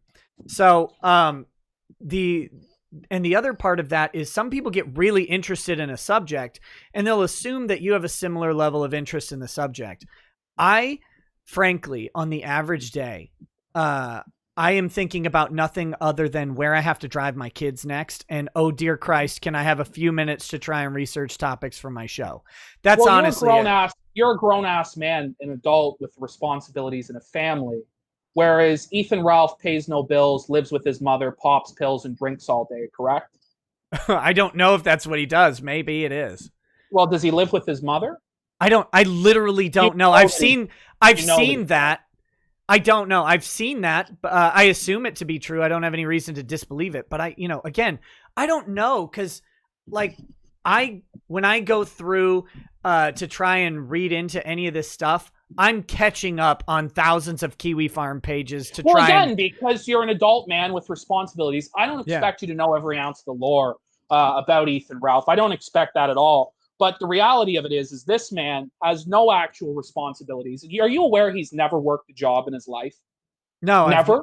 I know nothing. Not one time. I know so little about it that it's crazy. He has never worked a job, and he's proud that he's never worked a job. And he lives with his mom. Okay. Sure. This is not a man who is prepared to bring a child into this world. I feel sorry for this child. I wish that it hadn't have happened, that it be conceived. But honestly, I pray that the child's not aborted. I pray that there's not a miscarriage. I hope that the child goes up for adoption to a good home, or that Mr. Vickers takes care of him. But quite honestly, the behavior that I've been seeing from Ethan Ralph in the recent months is some of the most depraved behavior I've seen from him ever. And I think that, honest to God, man, like, you need to just cut that bridge, because, bro, he is going to cost you fucking money. People are going to fucking stop sending you money because they're like, what the fuck? Why is this guy associated with such a fucking scumbag? I'm just being honest with you, man. And I'm talking about what you care about, which is fucking money. So, anyway. It's funny. All right. Anyway, we've been long enough on the Ethan Ralph thing. You know that's I despise. That's your thing. Look, I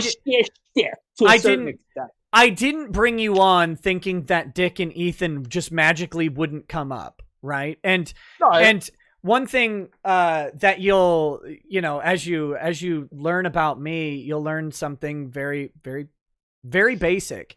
Is I don't hold people for their associations or disassociations with other people. I don't hold my platform ransom to people and say, you have to do this, you have to do that, you have to say this or have that opinion.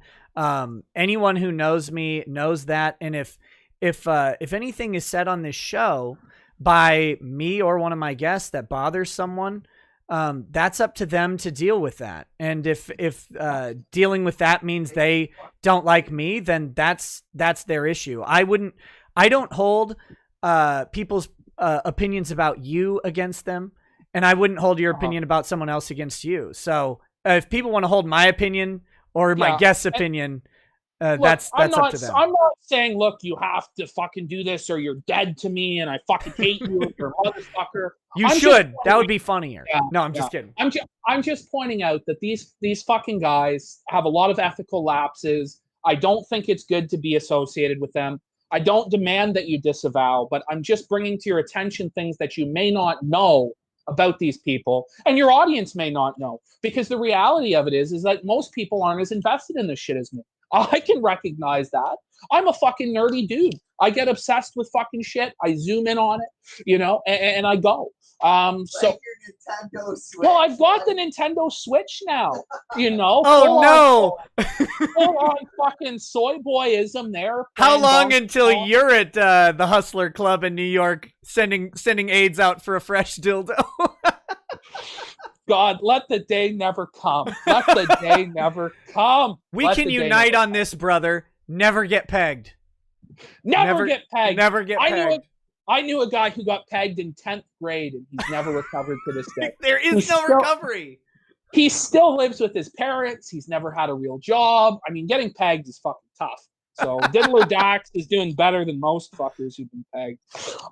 Okay, going back to the grifting bracket. Holy fuck, we've got lost. This is how it goes here. This is how it goes. So yes, back to the grifting bracket. I think we covered both sides of it.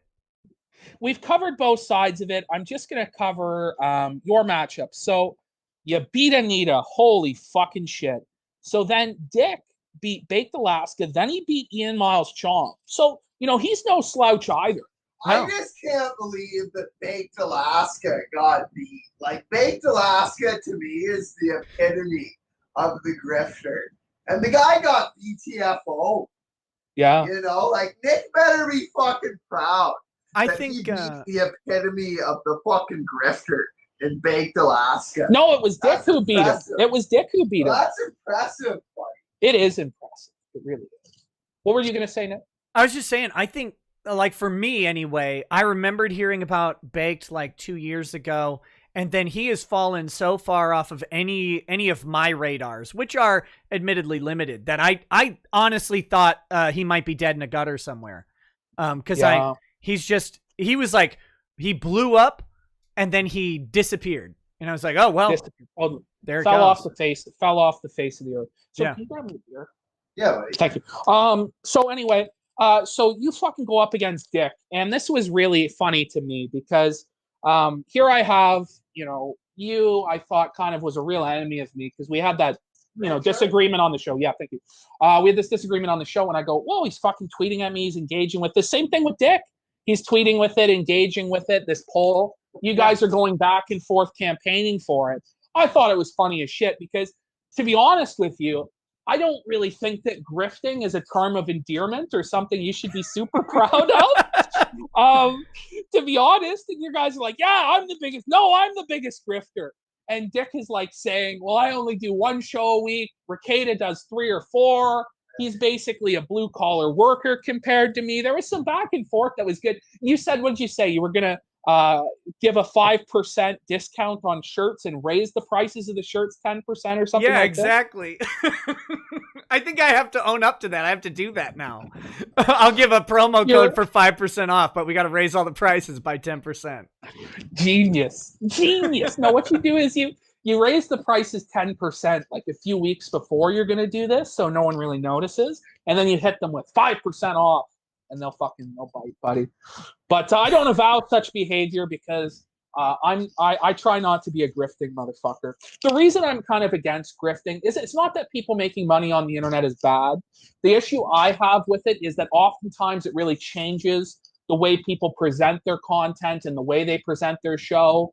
People really have to sanitize their program in order to remain on a platform or remain monetized, especially with ads and things like this. Now, with Patreon and stuff like this, it's helped to a certain extent to where you don't have to sanitize. But now Patreon polices people. So really, you have to sanitize your content to stay monetized. And I think that change in people's content is something I don't like. Myself, personally, it's like the fucking preacher that changes their message to suit their congregation instead of to suit God. Yeah, because they want their tithing.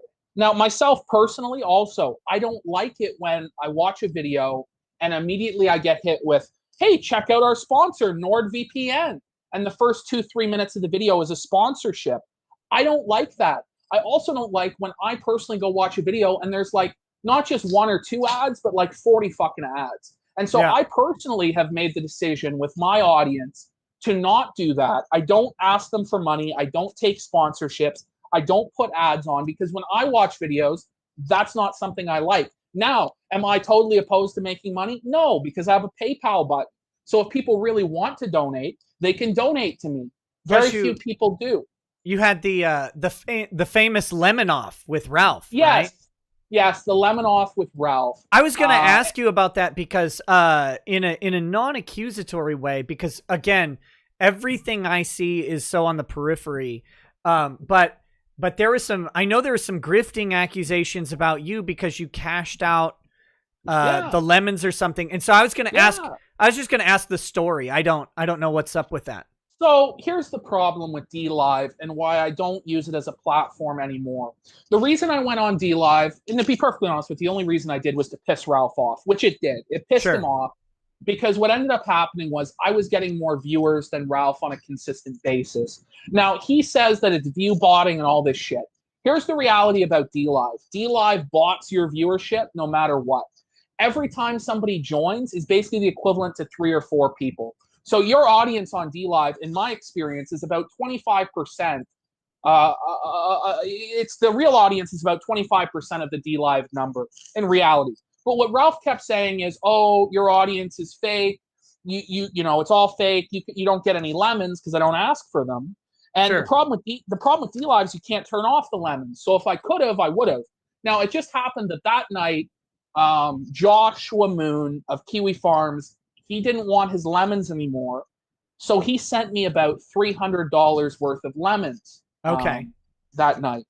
And so because of that, we said, well, you know, if we asked for donations tonight, we can probably beat Ralph's lemon number and really stick it to him and show, hey, look, we have a real audience. It's not botted.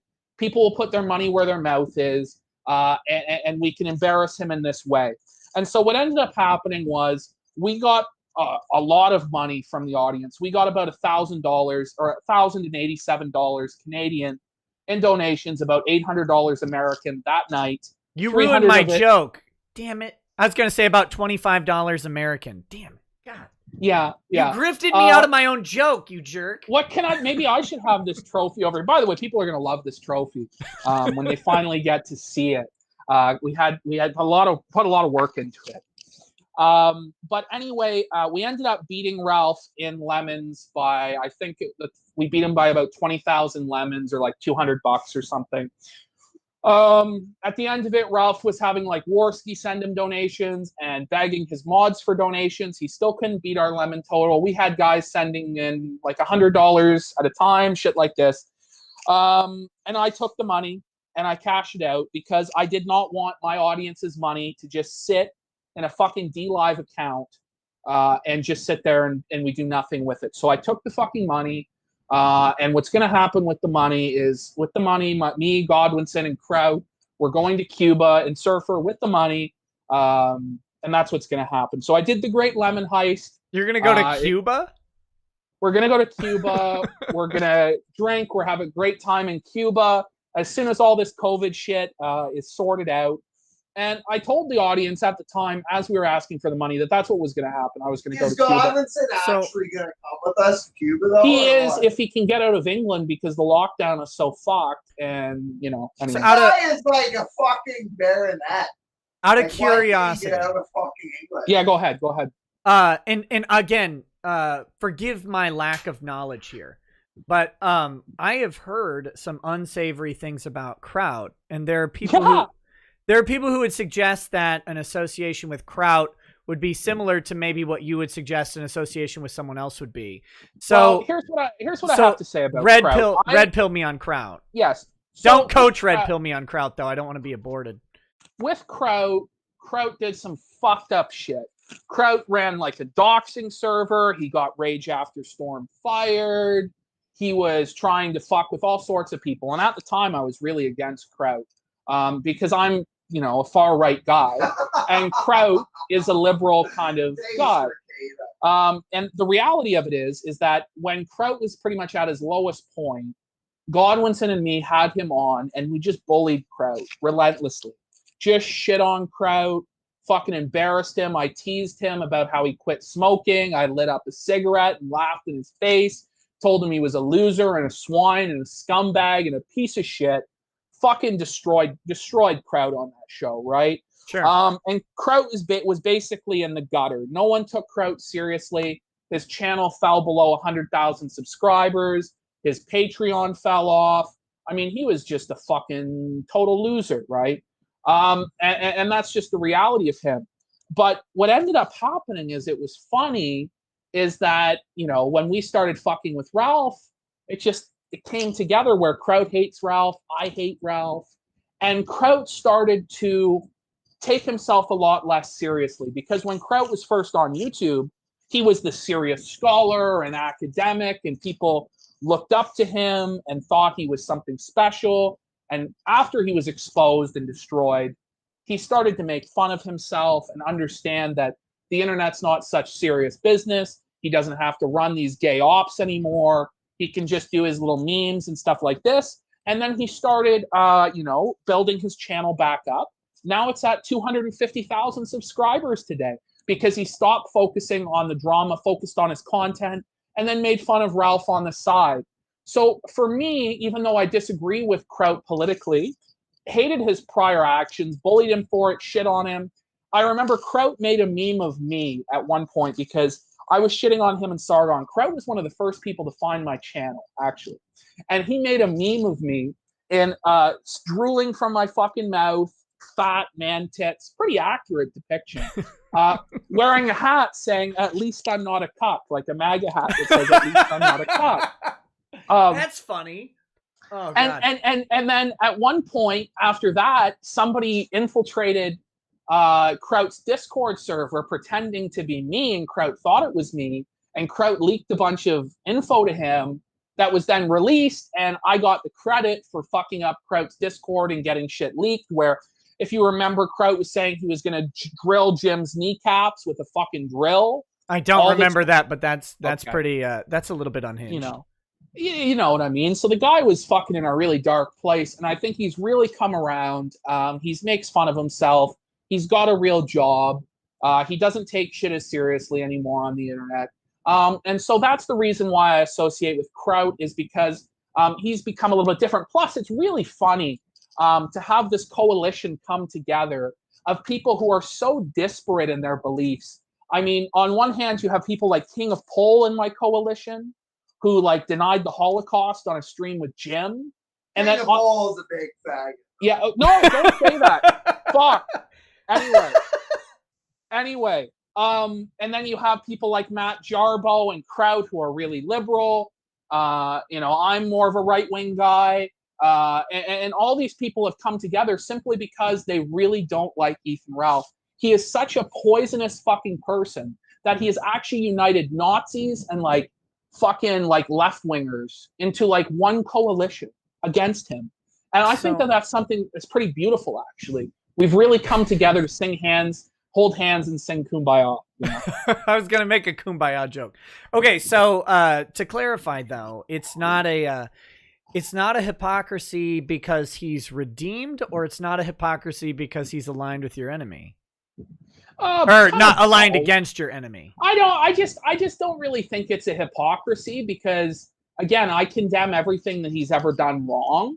And at the same time, like, he's just a lot different now, and he's redeemed in a certain sense. Yeah, but if people want to say, "Oh my God, you're a piece of shit for hanging out with him," I don't get it. I'm so right wing. You're right wing. Why are you hanging out with a left wing guy? Da da da da da. What if it's not about? What if it's not about the left wing stuff, but it's about the doxing server and all that? Like, these are. I asked because some of these things are the things you accuse Ralph of.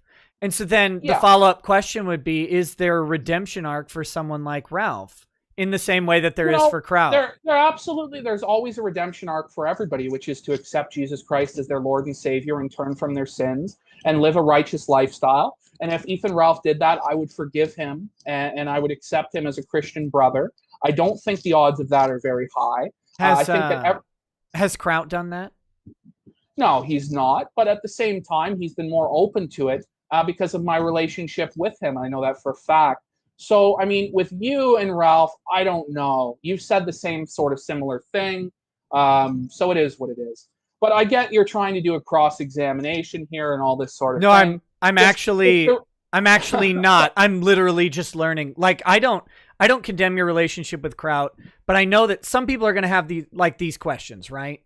So I'm just curious because last I heard about Kraut was, I think the last I heard about him before him surfacing back up around the time of surfacing back up for me, the time of the show that you were on with me, Drexel and Dick, was the last time I'd heard about him there was in Knoxville, which is someone talking random lore about Kraut. I've never watched his show. I don't know shit about the guy. I don't know. So I'm just trying to learn. The thing of it is the fucking People, honestly, it seems like have a short memory, and a lot of this shit gets forgotten with Kraut. And I do really think he did a lot of things wrong. He would tell you that he never went after Rage After Storm. He would tell you that he never ran a doxing server. He would tell you a lot of things that I don't necessarily think might be true. They might be true, and I've heard his side of certain things that has changed my opinion a little bit on what he's done. But for the most part, I condemn the things he's done in the past, but I think he's changed his behavior from that. Whereas Ethan Ralph, I don't think has changed his behavior. I don't think he ever will change his behavior. And I think that's the biggest difference, is that somebody has changed the behavior that I thought was abhorrent in the case of Kraut or in the case of Matt Jarvo. To a certain extent with Jarvo, he's pissing me off lately. But he's here. He's watching. He's watching today. Oh, I know Jarvo. Well, this is my problem with Jarvo. Jarvo's a moron. Well, Jarvo was saying that we're disingenuous for doing streams that are like fake interviews with people that we tell the audience are fake and are kayfabe and pro wrestling. This is disingenuous and lies. And it's like, look, man, it's fucking pro wrestling. We tell people afterwards or even ahead of time that the guest wasn't actually who it was or whatever. I don't think that's disingenuous. He thinks it is, and he cocked a dingo the other day on the show. It's not the end of the world or whatever, but also the other thing with Jarbo I don't like is that he stacks his videos with 40 ads at a time. Like, it's just fucking ridiculous. Teach me, Matt. Teach me. No, I'm just kidding. No, no, you don't. I've only had one like interaction with Matt, and that was in relation to Dame Pesos's use of some of his images on the Soyless Matt show. And I gave him and this is on Twitter, everybody can see it if they want, but I just gave him my opinion on the fair use aspects of it. And our exchange was cordial enough. I know the lore about the guy. I remember the kill stream. I didn't watch that kill stream, but I've seen all the, the various clips or whatever of show your strike history and all that stuff. But I don't know him from Adam other than that. Oh, wait, no, I do know this. Matt, you son of a bitch. He said that Maddox had a good case in the lawsuit. And that was very wrong. And I will never forgive Matt Jarbo, for having that opinion. So there you go. Ja. So yeah. Look, at the end of the day, it is what it is. It is what it is, ladies and fucking gentlemen. If people want to be upset that I've been on shows with these guys, they can be upset. But I think my reasonings for it are pretty clear. And honestly, at the end of the day, it really doesn't matter that fucking much. Okay, back to the fucking grifting. Yes, back to the grifting. Back to the fucking grift. You beat Dick. I couldn't fucking believe you beat Dick, to be honest. The fucking king of the new Project 2 Mafia cartel. The Mexican Jew himself. He did. He beat the Mexican Jew at grifting or whatever. Huge fucking win for Rekieta. He had went through a fucking gauntlet. Owen Benjamin, Anita Sarkeesian, now Dick Masterson. Meanwhile, Ethan Ralph, everybody's favorite, crushed Pesos, beat Medicare handily as well. Faced Fuentes in the finals of his bracket, right? He fucking blew Fuentes out, and we were set. Really? He did. Because Fuentes, this is a top shelf grifter, right? Fuentes is all about saving the white race. And he has 0 white babies. Well, here's the thing about Fuentes. I don't know, how a Mexican is going to save the white race. He's Spanish. He's Spanish. How dare you? to paraphrase Murdoch, Nick Fuentes' biggest fear is America looking more like himself.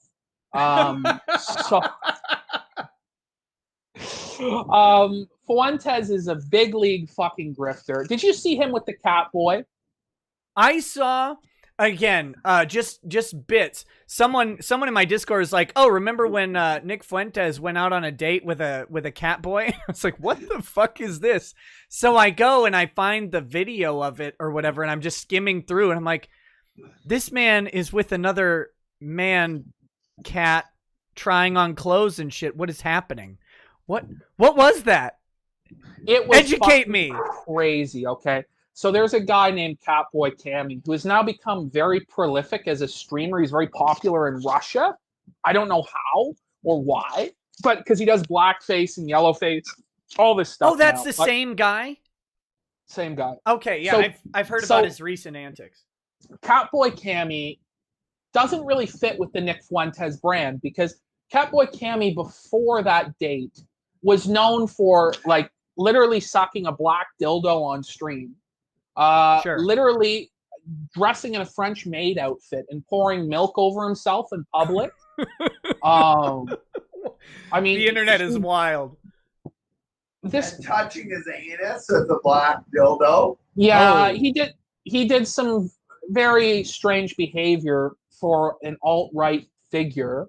That is not America first. That is not. It is not America first. And Fuentes paid this man flight to come visit him in Chicago, and then they drove around and tried on clothes together. They went clothes shopping, and then they went to a restaurant, and I wish I had the image at hand to send you. I probably have it somewhere, but where he's giving the Catboy this look. And if you have any knowledge of sex or like sexual tension, I've never had sex, so I don't know. Yeah. When Nick rolls his eyes and looks at this Catboy, you can see the lustful desire in his eyes and in his heart to have sex with that Catboy that day.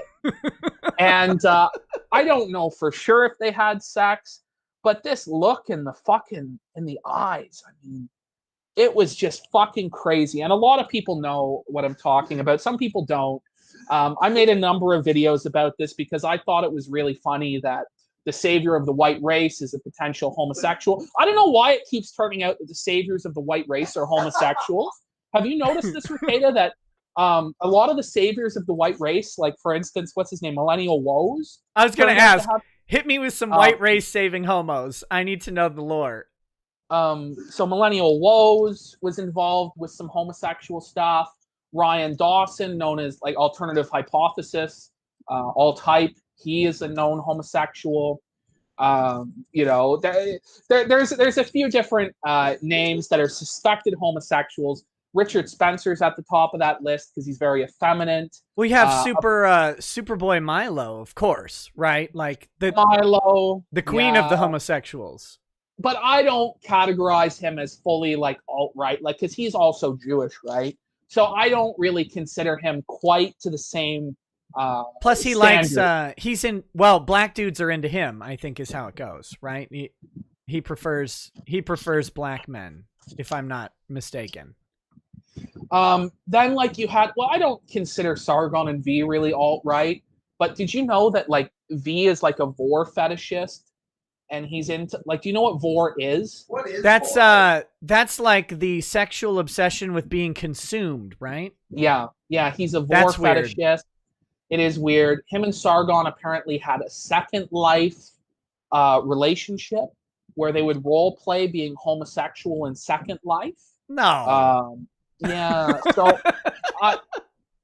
I don't know. Like that's maybe why V was so loyal to Sargon to the end because they did some role playing. Not to say that would necessarily make Sargon gay, but it doesn't make him. It doesn't make him gay, right? V just wants Sargon to eat him.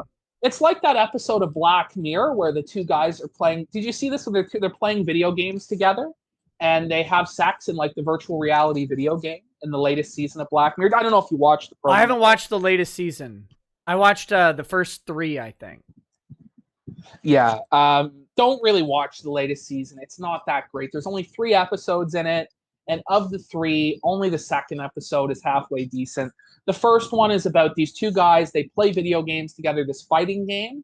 But it's like virtual reality where you go into the game.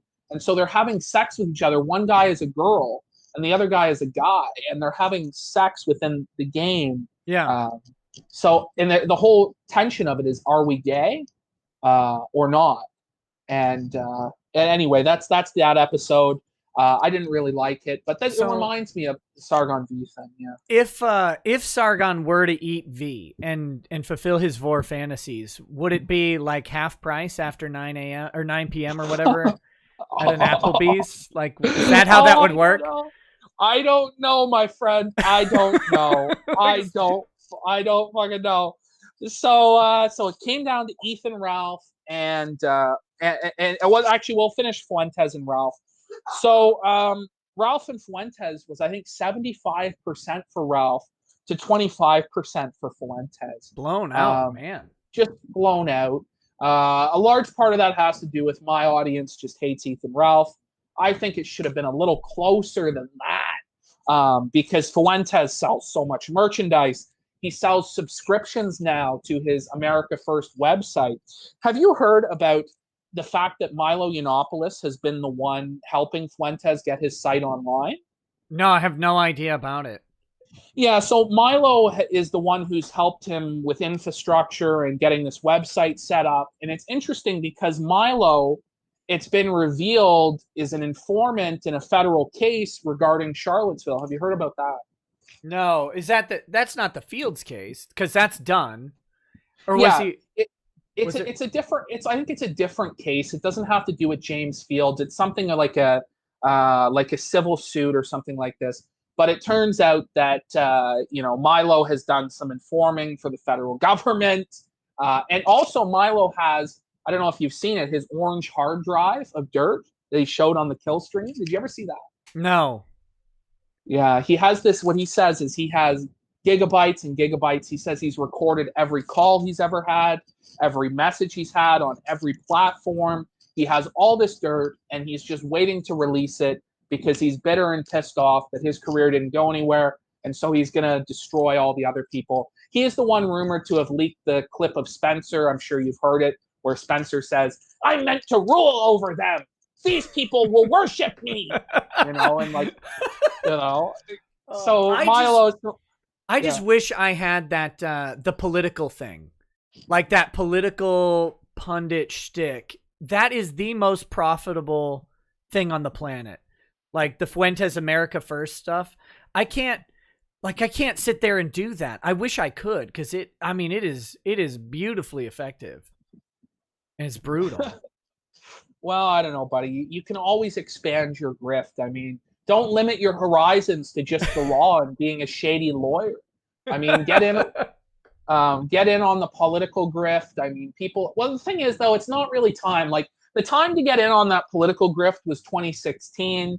That's when it was really booming. That's when you could make all this money. Now they've really clamped down on political people, even on both sides, really. Although for the most part, it's right-wing guys getting deplatformed. But as we've seen with guys like Destiny, a lot of this being a political agent and doing debates, that sort of being monetizable is very ephemeral, Yeah, and eventually, it's getting tough. And I would say that even your show, because it is tangentially related to politics, will not be around for the 2024 election. You probably realize that, at least on YouTube. There might be another platform that will host you, but sometime within the next 5 years, you're probably going to get banned. Most everybody who discusses any sort of issue that is serious, law, politics, that sort of stuff, is going to get banned and replaced with mainstream media. That's the direction YouTube is going in. Yep. And that's also why I'm not really into monetization and making this a career, because I know in reality, it's not a career for anybody that's really sustainable. They're cleansing it. They're just getting rid of everybody, sanitizing it. And so this YouTube is not for the average Joe anymore. It's not small-time guys. It's hard with the algorithm now to get anywhere. And even if you do get somewhere, you're going to get demonetized. You're going to get shut down. So I think it's best if you're starting now to realize, hey, chances are I'm not going to get an audience. Chances are, even if I do, I'm not going to be able to monetize it. And even if I am able to monetize that audience, it's eventually going to go away. And so I couldn't encourage anyone to pick YouTube as a career. Whereas when YouTube first started, when I was a kid, my dream was to be, a movie reviewer like James Rolfe, the Angry Video Game Nerd, or Doug Walker, who reviewed movies. It's just not a realistic thing anymore, because even those guys, are getting purged for copyright and things like that. But again, I go on for a bit too long with that. No, you're fine. You're fine. Well, I mean, I know how YouTube is fickle. Hell, just and the shit you have to deal with is so stupid. Like today, I was doing this thing on advice kind of from YouTube where I was unlisting streams and putting them in playlists and stuff so as not to have them on the channel because it kind of messes with growth. And everybody hated it. So I relisted all of the streams today. Yeah. And YouTube decided that it needed to put 3-week-old streams into people's in the subscription feed. Yeah. So I have lost from that move over 200 subscribers today. So yeah, it's beautiful. I fucking love it because you work damn hard to get every single person, and then to have it just flushed by bullshit is irritating. And the other thing is people are fickle too, right? Like somebody can be tuning into your show for months, and then just something comes up in life, they forget about you. They never come back, or you say something that they don't like, they never come back. Like the audience is very fickle, and they don't really. A lot of people, most of the audience, don't have a large sense of loyalty. She gets a good look at my fucking penis. Well, Surfer. How many beers has Surfer had? He's been drinking while he was at work, even. Attaboy. So, Attaboy, Surfer. He's how many beers he had now? 6, 7? 7. About 7 or 8 beers now for Surfer. Well but done. Surfer, on a show where he drank probably 20, 24 beers recently on my program, decided to whip out his penis and tell Susan to suck it on the show. And he started playing with his penis and telling Susan to suck it. And, we didn't even get a strike for that. We didn't even get a strike for that. The channel is still up. We got away with it. And then even after I ended the stream, the stream kept going for probably another 20 minutes after he did this. And I tried to avoid Surfer showing his penis. About 5 or 6 times he had pulled it out, and I had cut the camera away. But finally I realized, look, if the guy wants to show his penis, who am I to stop him? It's just going to happen. It's going to happen. And there's nothing I can do. So he whips it out. I show it. He plays with his penis, says, suck it, Susan. We go for another 20 minutes on the cooking show, because this was a cooking show. Well, right. What cooking show doesn't have a little bit of cock in it? Exactly. And so we ended the show, and then Surfer goes, I need to tell Susan to suck it one more time. And I go, are you sure? He goes, yes. So I fire up a stream called Suck It, Susan. And it's literally just 2 minutes of Surfer doing the meat spin with his penis, like meatspin.com. Oh my God. And saying, suck it, Susan, suck it, you whore, and all this terrible shit. And we didn't get a strike for that. So, Susan must have liked what she saw. Look, and if you guys are into sausage cooking streams, I have included the link to PPP's current channel in the description of this video. So if you wanna go check it out, he was reluctant to give it to me. Yeah. He did not want to self-promote, but I allow anyone on this show to promote their stuff. So I insisted to put it in. It may not be there for a long time, but it's. I don't know why it wouldn't be. What are you talking about? I have no idea.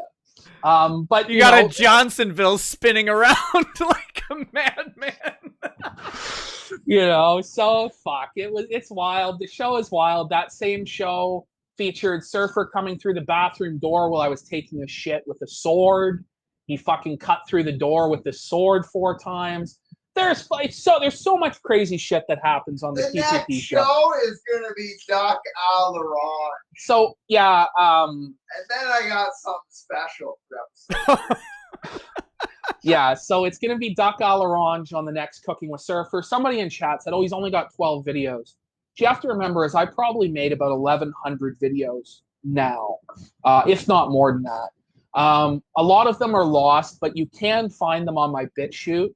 So everything I've ever done, including such things as reviewing Ethan Ralph's sex tape, with the full sex tape on screen, you can find on BitChute. You can find the Surfer stream where he pulls out his penis on my BitChute. All sorts of crazy fucking shit. You can find at People's Populist Press on BitChute. In fact, if people want to go there, and watch it, because that's where you can see nearly every video I've ever made. Some have been lost.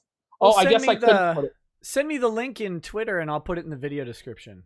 Yeah, I'll send that to you right now, because that's really where you can see all my stuff. We've gone through the X-Files. We've reviewed like the first 4 seasons. We plan on getting through every episode of the X-Files. So there's a lot of different stuff there. We do a lot more stuff because a lot of people just know me for hating Ralph and hating Dick and all this stuff. We do a lot of other stuff on the program. We talk politics. We had a weekly political news show in Canada called It's coming back soon. Was it called Raising Rob Ford from the Dead to Save the White Race? I wish it was. It was called This Week in Kakada, which is maybe not the most original name out there. It's kind of a Sargon ripoff, but it is what it is. So the finals came down to Ethan Ralph and Nick Rekieta. Yeah, I thought Ralph would win. I did too. I really honestly did, and it went back and forth. And the Ralph guys, like, first of all, Rekieta had a big lead. He was up like 55-45. And then it was closing, and at one point it was 50-50. The final result was 719 votes tallied. Nick Rekieta 50.8% to Ethan Ralph 49.2. That's about as close as it can fucking ever be. That's got to be single digits, I think, right? Single digit differences. Like, seriously, every vote really did count in that situation. Every vote may not count in the 2020 election. Although I encourage anybody who plans to vote for Trump to show up. Anybody who plans to vote for Biden, smoke pot that day. He's got it in the bag. Biden's up in the polls. Don't even worry about it. But you won. And it was, from a personal perspective, that was a hard day for me. Because I had been watching the Grifter Championships. I had been staying quiet about it. However, when Dick went public and brought the fight public against me, I felt the need to reciprocate and to promote it, right? Because I would not be out grifted. And then when I didn't, the Ralph stuff, and maybe you can give some insight, that was significantly delayed from the prior bracket, and I think it was probably because of all the stuff going on with Faith, right? Is that correct?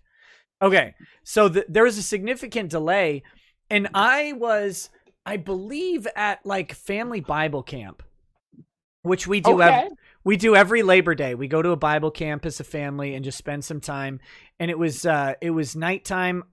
You can't change. I go to bed at like 5-6 in the morning every night, and that doesn't change just for a weekend of Bible camp, right? So everybody's asleep, and I went out to a couch in our little cabin area, and I'm pulling up the thing, and I see that the Grifter Championship final round is going, and it was everything in me to not promote that thing, because I wanted to win so badly. But I was like, no, I haven't seen any promotion from the other side, and I'm going to fight this shit as fair as possible. So I was silent on it, but it took a lot. It took a lot. Now, let me present you this award from the Academy of Grifting and Jewelry. I want to show... Procured by Surfer. Here is your trophy for winning. You can see here, it's the Honorable Nick Rekieta. There is a little Masonic, symbol there upon it, and it says Grift Kang 2020. We was Kangs. We is Kangs. Oh, that's beautiful. That is beautiful. You're the Grift Kang 2020. So at this point, I would like to afford you the opportunity, as you're presented with this award, the Honorable Nick Rekieta, although it should be Nick Rekieta Esquire, to grace us with an acceptance speech for your tremendous role grifting this year in 2020. Look, it's been a long road, and I have several people to thank for this. Of course, I have to give my thanks out to the big G in the sky, the OG, the O'est of G's, and that is God, Papa Love. Peace to you. Also, Jesus. That said, I have to thank the fans. I have to thank the haters and the players. Look, this is the game. You can hate the game, you can play the game, but everybody respects the game, and we will not be shaken. We will not be stopped. Anita, you can get fucking wrecked. So I'm going to play you off now with some music. Hava Nagila Hava Nagila Hava Vani Mishale Hava na na na na Hava na na na na Ure Ure Ahim. There you go, my friend.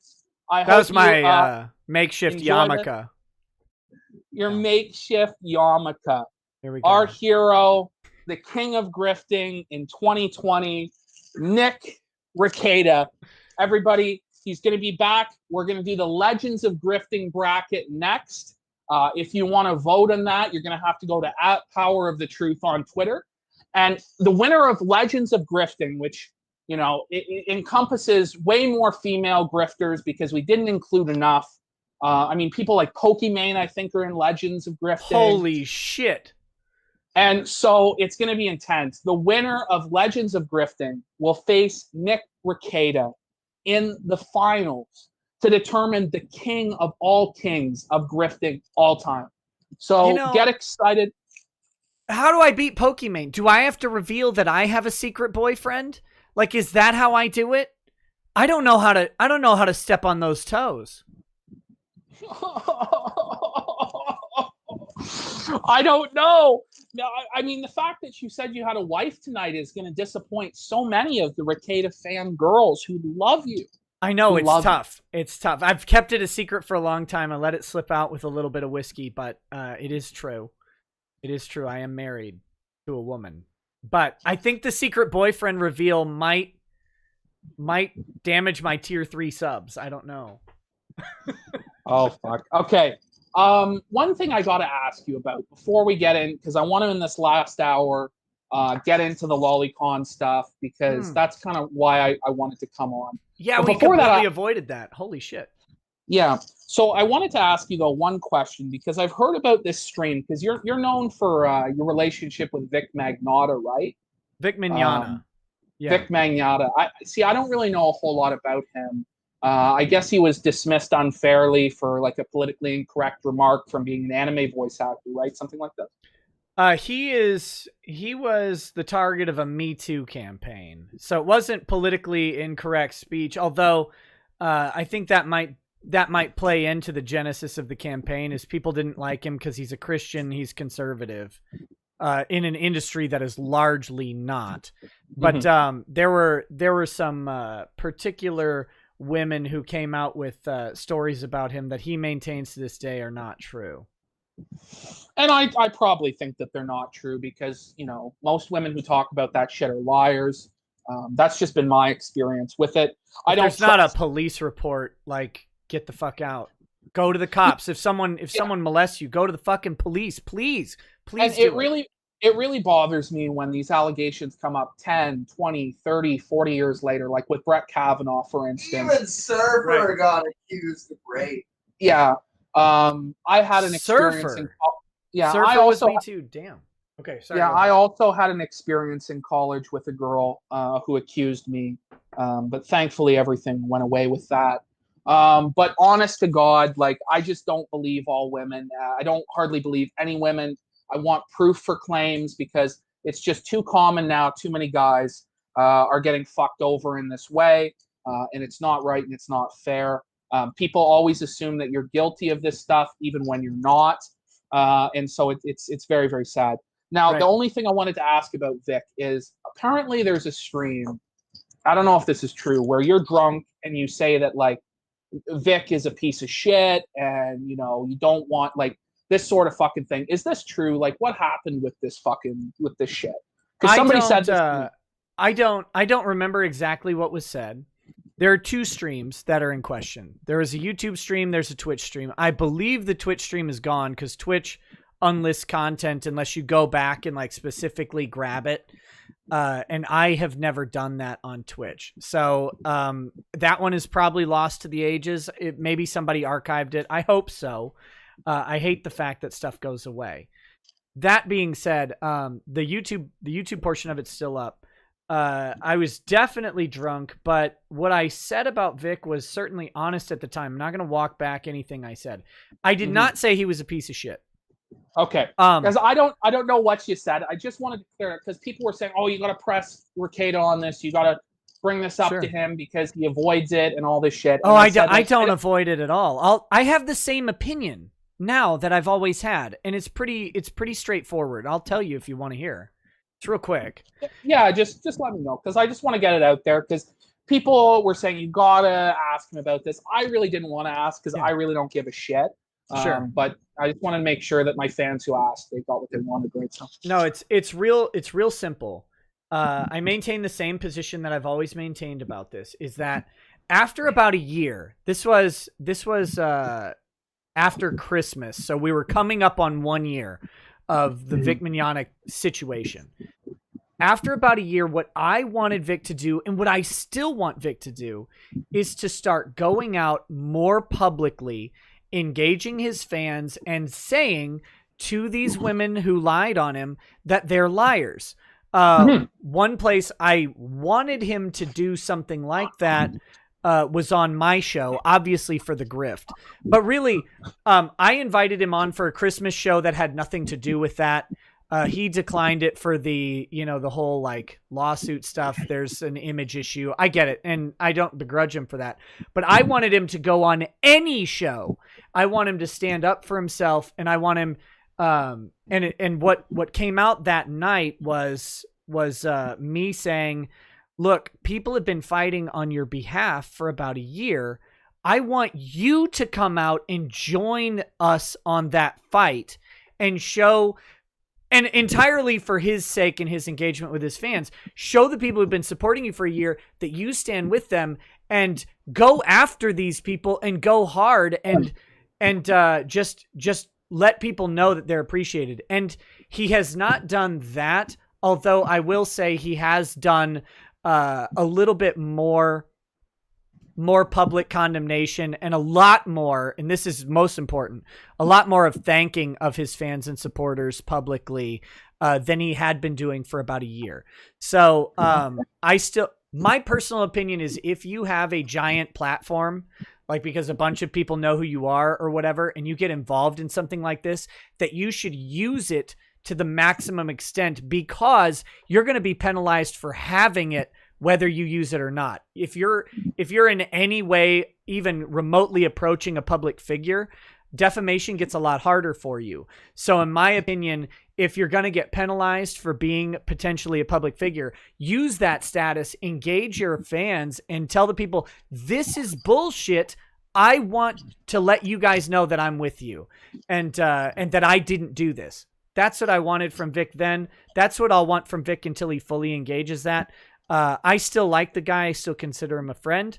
And I said the one thing I apologized for, which I don't do very often, but I said a couple things on that show in my drunken state, like I called him a pussy and stuff like that. And I thought that was a little over the line for someone I consider a friend. So I apologized for that stuff, as I believe apologies are merited when the person is personally related to you. If you've personally offended someone, you should do an apology to them, and I've done that. So yeah. So yeah, that's no, that's fine. So I'm glad I got that story, because people wanted to, hear that be reiterated. I can't challenge it. I've never seen this drunken stream. What I will say is this: I advise people to, not drink to excess, especially when they're on video. I do it constantly, but you shouldn't do it, because sometimes you say things you don't want to say, or more often than not, what happens is you say the things you really do want to say, but that you should. Pull out your fucking penis. Or you pull out your fucking penis. Luckily, I wasn't that drunk yet. So there's a lesson to people that even somebody who's a lawyer, who's fairly reasonable and restrained and a family guy normally, once you get on that booze, holy fuck, folks. Once again, that's why Ethan Ralph's kind of fucked up, is He drinks every day. Shouldn't do that. Anyway, had to get that fucking snipe in because, again, I don't like the man. But yeah, we got your grifting trophy. I want to transition into the lolicon stuff. I just want to...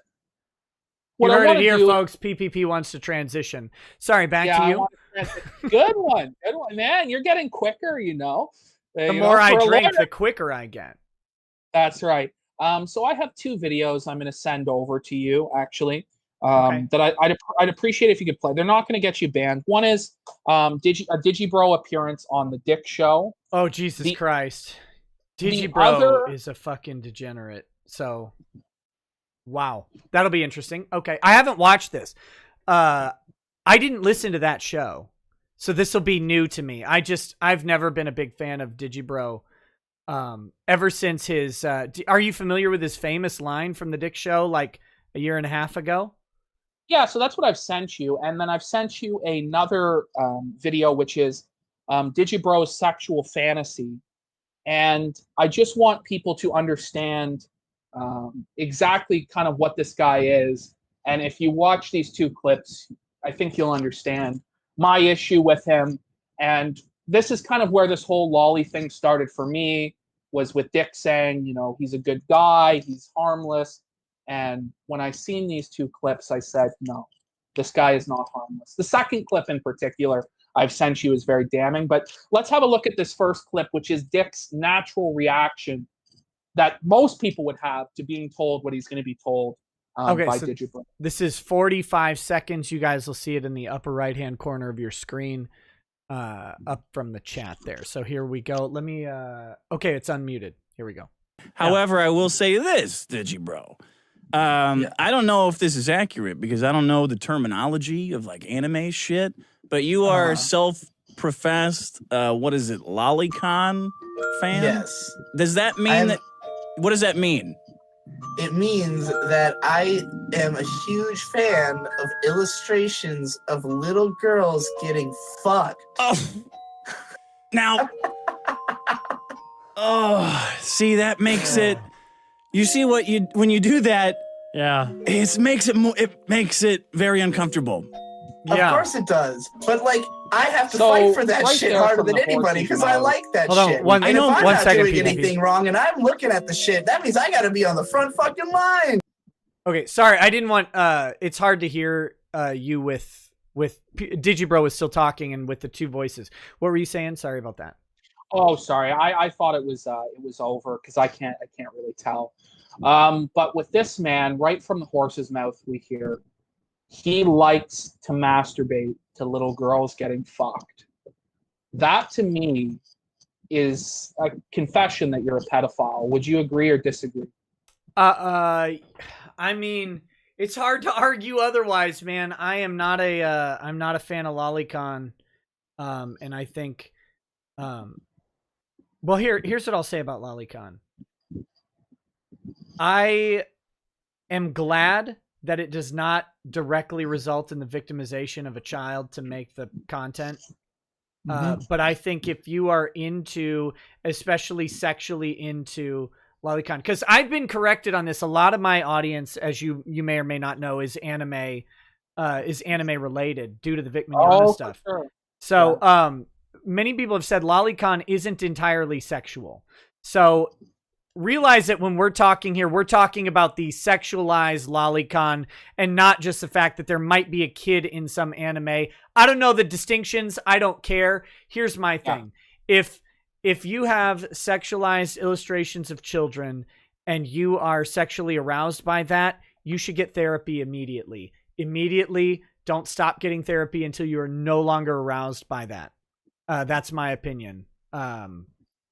And I remember I was listening when he said that. I listened to that episode and I was like, "Oh fuck, that's not good." No, it's really not good. Now, before I comment further, I'd ask that you play the second clip because in order to get the real... Now, this is Monkey Jones and Digibro's podcast. Digibro here is about to explain to us what his sexual fantasy is. And I just warn you, like, brace yourself. This is fucking fucked. I'm fucking braced. Demonetized. This stream was already demonetized. It doesn't matter. It's a joke. Here we go. This is 1 minute 5 seconds long, guys. Do you have it pulled up? I can tell you when I'm hitting play, so we can go along. Yeah. So let me just get it pulled up here. Give me one second. I'm going to mute myself. You don't have to mute yourself. We could just. I'll give you a 3, 2, 1 play. Just tell me when you're ready. Okay. Just that way you're aware of when we get through the whole clip. Yeah, so I'm ready. So anytime you want to give the 3, 2, 1, and I'll hit it.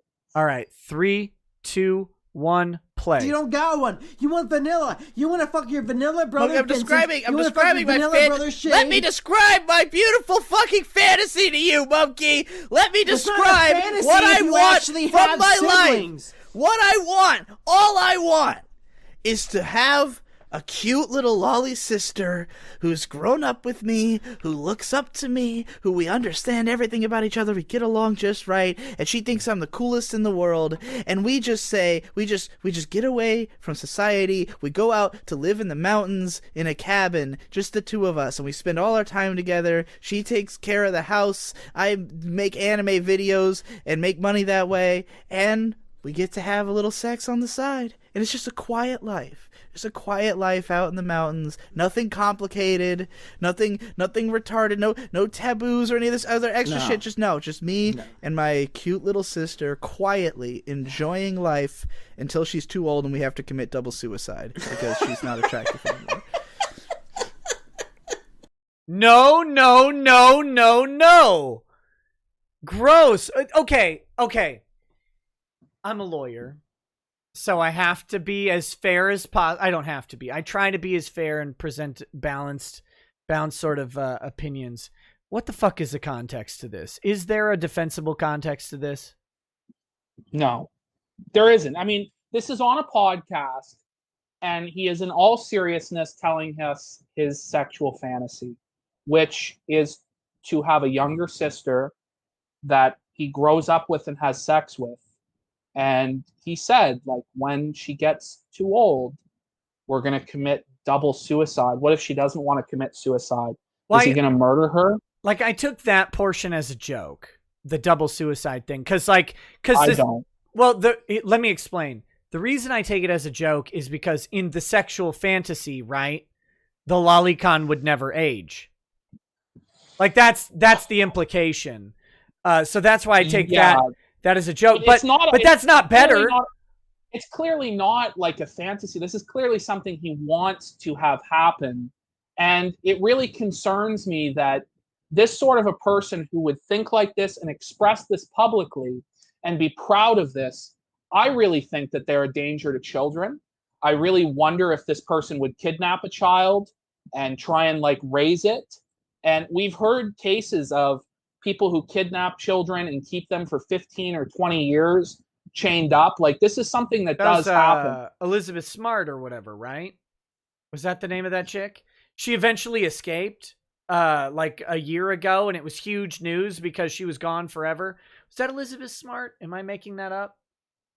Yeah, no, this is the case. This is the case I was thinking of. I couldn't think of the exact person. But I take this really, really seriously. Like, I am genuinely worried that this person is going to hurt a child. And when I hear not only that, you know, he masturbates to pictures of little girls, doesn't matter if they're not real girls, he's still getting off to the idea of children sexually. And he's then also talking about this fantasy of like having a child, like a little sister or a child that he raises and has sex with and then eventually dies. I think that this person is a danger to society. And I really do not think that people should defend this because I think it is indefensible. And unfortunately, what Dick Masterson has chosen to do is to die on the hill of defending this man, who also happens to be transgender, by the way, a transgender woman. So it's a she now, but it's a he. And I just think that there's so many mental problems with this person. And they've just had a breakup with somebody that was very close to them. I am very concerned that Digibro will touch a child or hurt a child. Did Digibro break up with Digibrangelina or whatever? Like I don't know what their significant other was named, but they broke up? That's new to me. They did 4 days ago, and he hasn't. Holy shit! Since. Oh, okay. So I really am concerned. I almost didn't even want to bring this guy up, except that it was necessary because he's in such a fucked up place in his life now that I really worry that he would lash out and hurt a child. And I'm not saying that to be over dramatic. Like, I think people can understand why I would have concerns about this. Do you have a concern that way, or do you think that this person is harmless? I mean, what do you think? Without going so far as to I don't know enough about Digibro to know that they're in danger of harming a child. That depends on access and stuff. What I can tell you is this: Digibro would not be welcome anywhere near my children. Yeah. I don't know, like his specific situation. Look, I hope. Here's what I hope, because I hope for the best in all things. And I'll tell you why. As a believer, and I'm sure you can identify with this in some way, is that sometimes life kicks your ass, right? And it can kick your ass for a long time or a short time. It could be a day, it could be a month, it could be 10 years that it does. But yeah. As a believer, what I notice is that when I'm in my high points and when I'm doing well, I look back on those times that were so fucking hard and so brutal to me, and I go, like, thank God I had that time, because it has brought me to now. And, you know, I would have rather gotten to now a different way, but I can't guarantee that I would get to now some other way. So what I always hope when I hear about someone who's in a bad spot, and maybe Digibro is, it sounds like this breakup is taking him particularly hard. And I think he's been dating this girl for a long time, right? Oh, I know. I'm shocked. I thought they would never, ever, ever separate. Yeah, because on that Dick show, I think what's left out of the clip, that first clip that we played, is that he mentions that that's not just what he likes to do. That was what they like to do together, if I'm not mistaken. My brain's a little fuzzy, but I think it was not like, oh, I like to watch Lala. It was that he and she together engaged in this activity. So, I believe that to be true. I don't know. But either way, what I hope is that this will be the taser that gets him back, right? Like that the breakup will be the notice that, look, you may have gone too far. You've gone beyond a joke or a meme. And at that point, maybe you need to reassess some things. And the woman is claiming that Digibro kidnapped her. I don't really believe this claim. But the claim is that he had kidnapped and threatened the partner of his. I don't know how to describe it. It's so fucked. Yeah. But that he had kidnapped and threatened to harm her, and it's fucked. Whether that's true or not. I don't actually believe that. Right.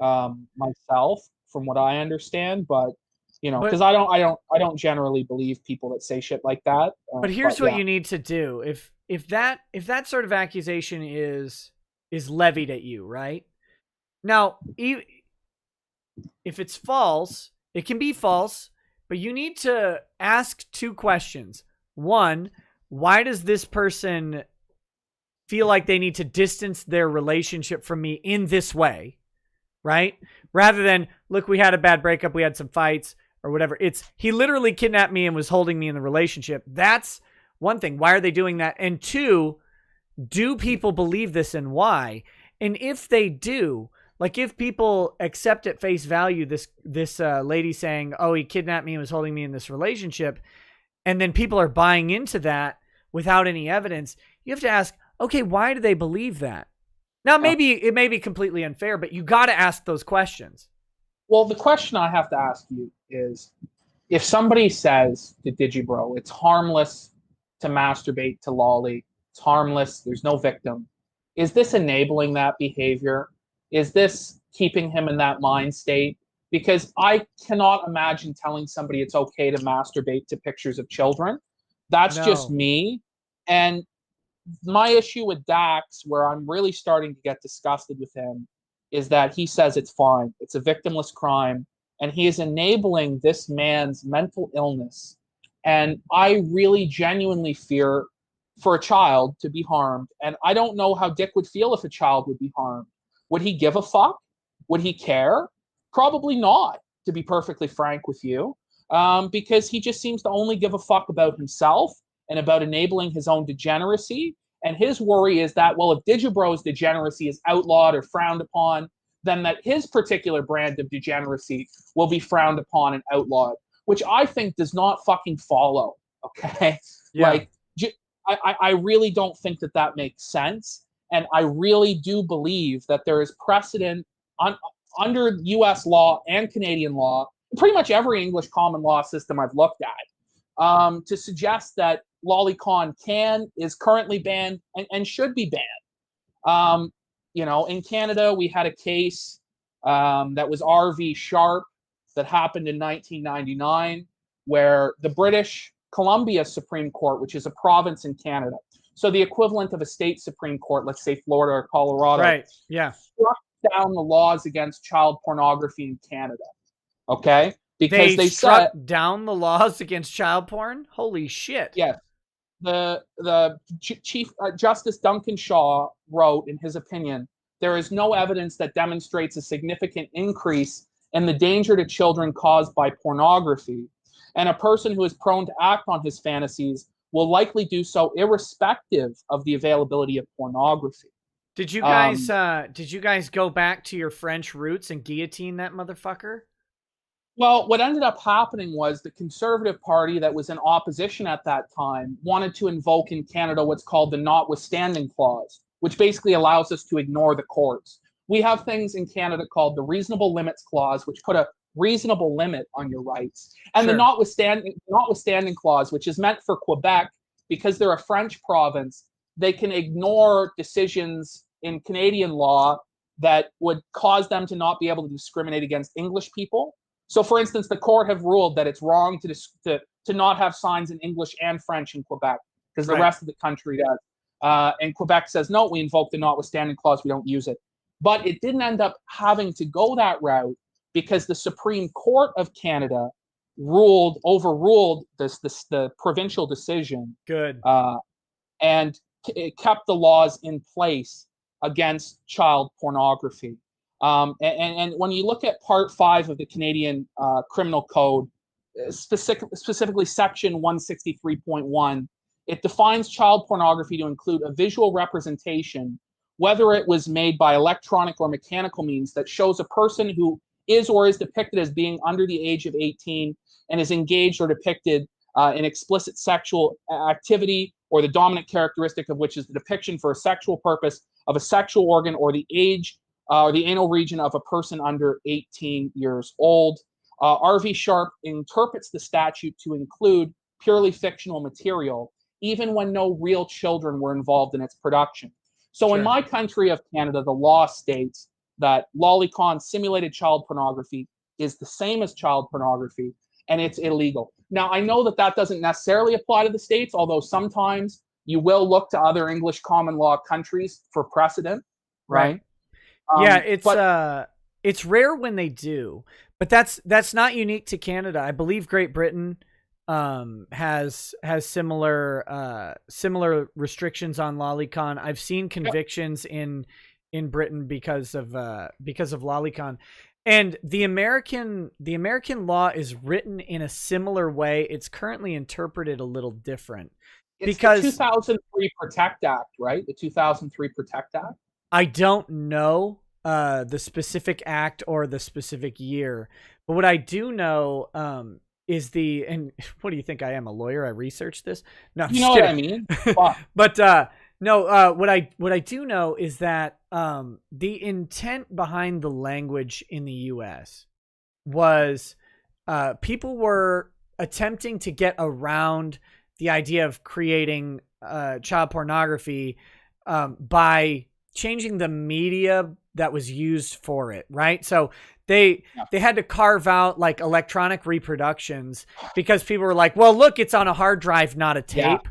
And so so what I'll say is that in the US currently, in most states, in something like 48 or 49 of them, lolicon is not considered child pornography because it involves a fictional character, and because our free speech protections are so high, on that, and that the idea of like representing a fictional character goes beyond that, even though the plain language of the statute would include the idea of like if you had a Lisa Simpson. Because I was just going to read to you like section 1466A of the Protect Act of 2003.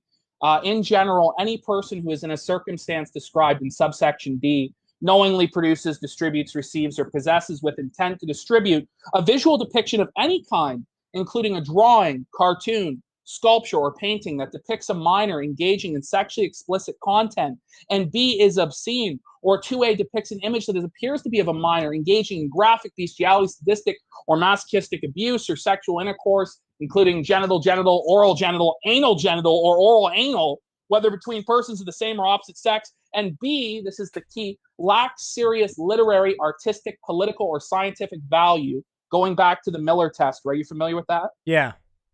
Okay. Or attempts or conspires to do so, shall be subject to the penalties provided in section 2252AB, including the penalties provided for cases involving a prior conviction. Again, it details, additional offenses and clarifies that cartoons and drawings can be this way. Now, look, if you want, you can. Well, I got to say one thing. How do they take analingus from us? How do they take rim jobs away? That is ridiculous, and this will not... No, I'm just kidding. I'm kidding, of course. Yeah, so the idea, again, the plain language of the statute... Like, the way I see it is the plain language of the statute makes it illegal. However, the law is not typically enforced. That's the way I look at it. It makes it illegal under the plain language, but what were I a defense attorney who dealt with constitutional First Amendment questions about lolicon, right? Were I this type of lawyer? The argument I would make is that... Why would you make this argument? But okay, go ahead. I wouldn't. Like, that's not where I practice, right? That's not what I do. I'm not a federal case lawyer, so this would be outside of my scope of practice. But were I hypothetically in that position, the argument you would make to defend the client is that, look, the statute, the way it's written, is written to accommodate the idea of representing a real person in a cartoonized way to get around the statute. And the reason I say that is because, do you remember a couple years back when all these filters started coming out on smartphones, right? You could take a picture of yourself and then you could put it through an AI filter that would make it look like someone sketched you with a pencil. Okay. Right? So let's say hypothetically you take a picture of a naked kid and then run it through that sketch thing. That's not a photo representation of the kid, especially if you delete the original photo, but you've kept a sketch reproduction of it, or a cartoonized reproduction of the original child. And that, I believe, is what the idea was behind the statute, is that they're anticipating that people are going to use cartoonized but lifelike, thinking about the advancements in things like CGI. In the area of 2004, you've got Final Fantasy Spirits Within, I think in 2000, 2001, like really breaking barriers of how good and how realistic computer-generated stuff looks. I think that's what they're going for there. And I think that's in the minds of the legislatures. I'm not saying that's the correct application of the law. I'm saying that's how you defend it. Now, whether or not it should be fully banned, I have a hard time. I have an easy time with this. Let me get this out. If a child is used to make child pornography, like realistic child pornography, you should not only go to jail, you should be killed immediately for doing that. Okay. And then I can get on board with this. And then and the reason for that is not only did you harm a child in the creation of it, but your creation of this supports a market that will create the next video as well. Yeah. Right?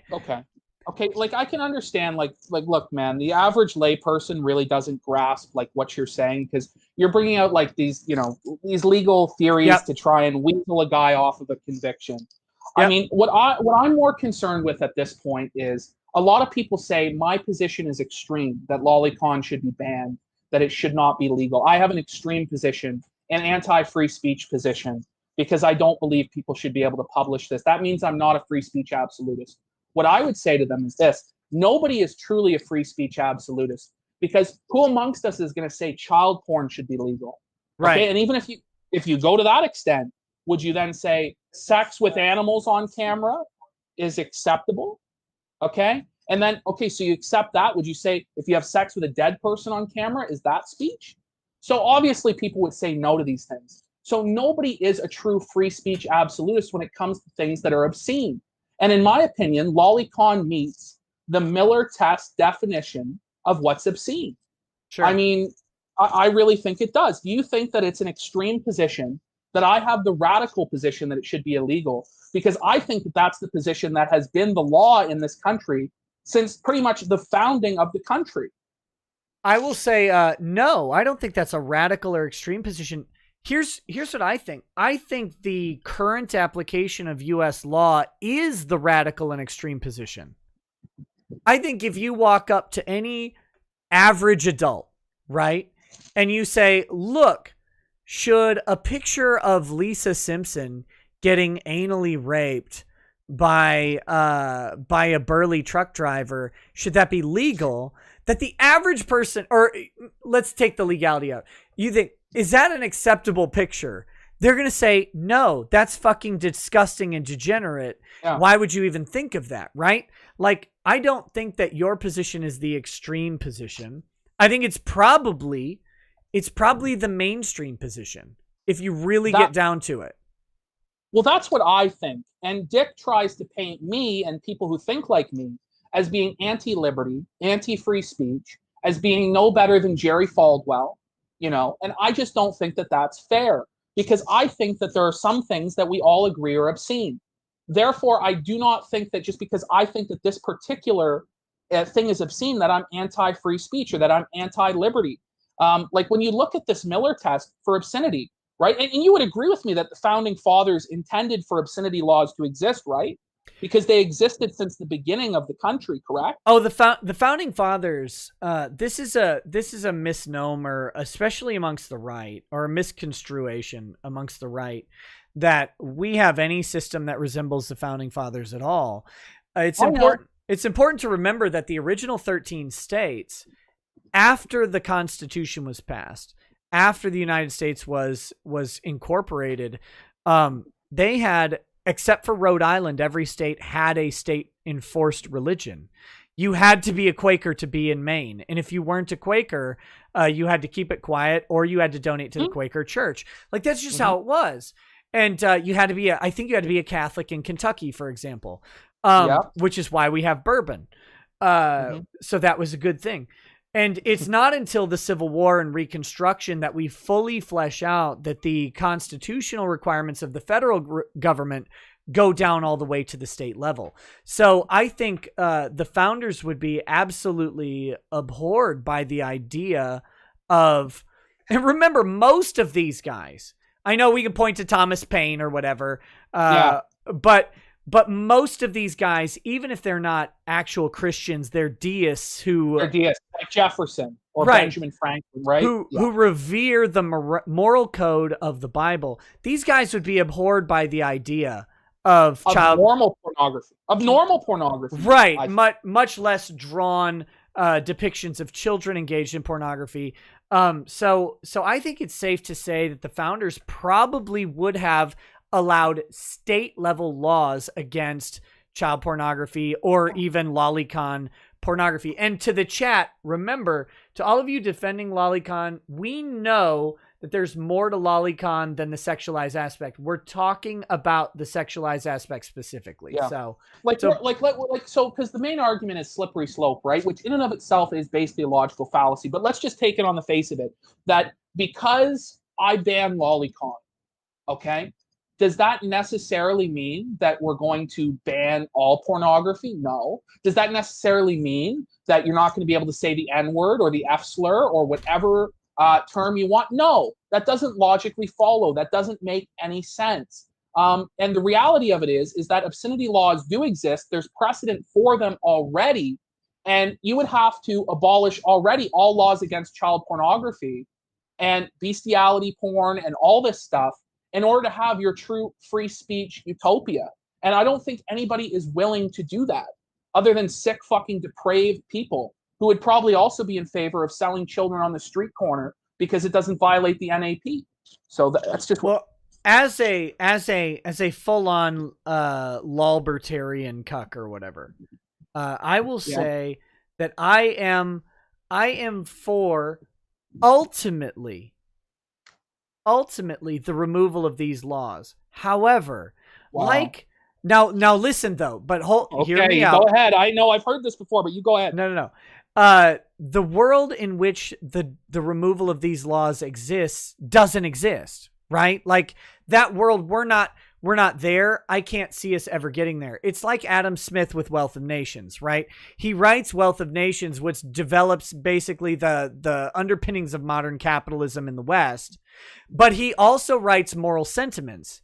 And the idea of modern capitalism in the West is predicated on the idea of a moral society to uphold it.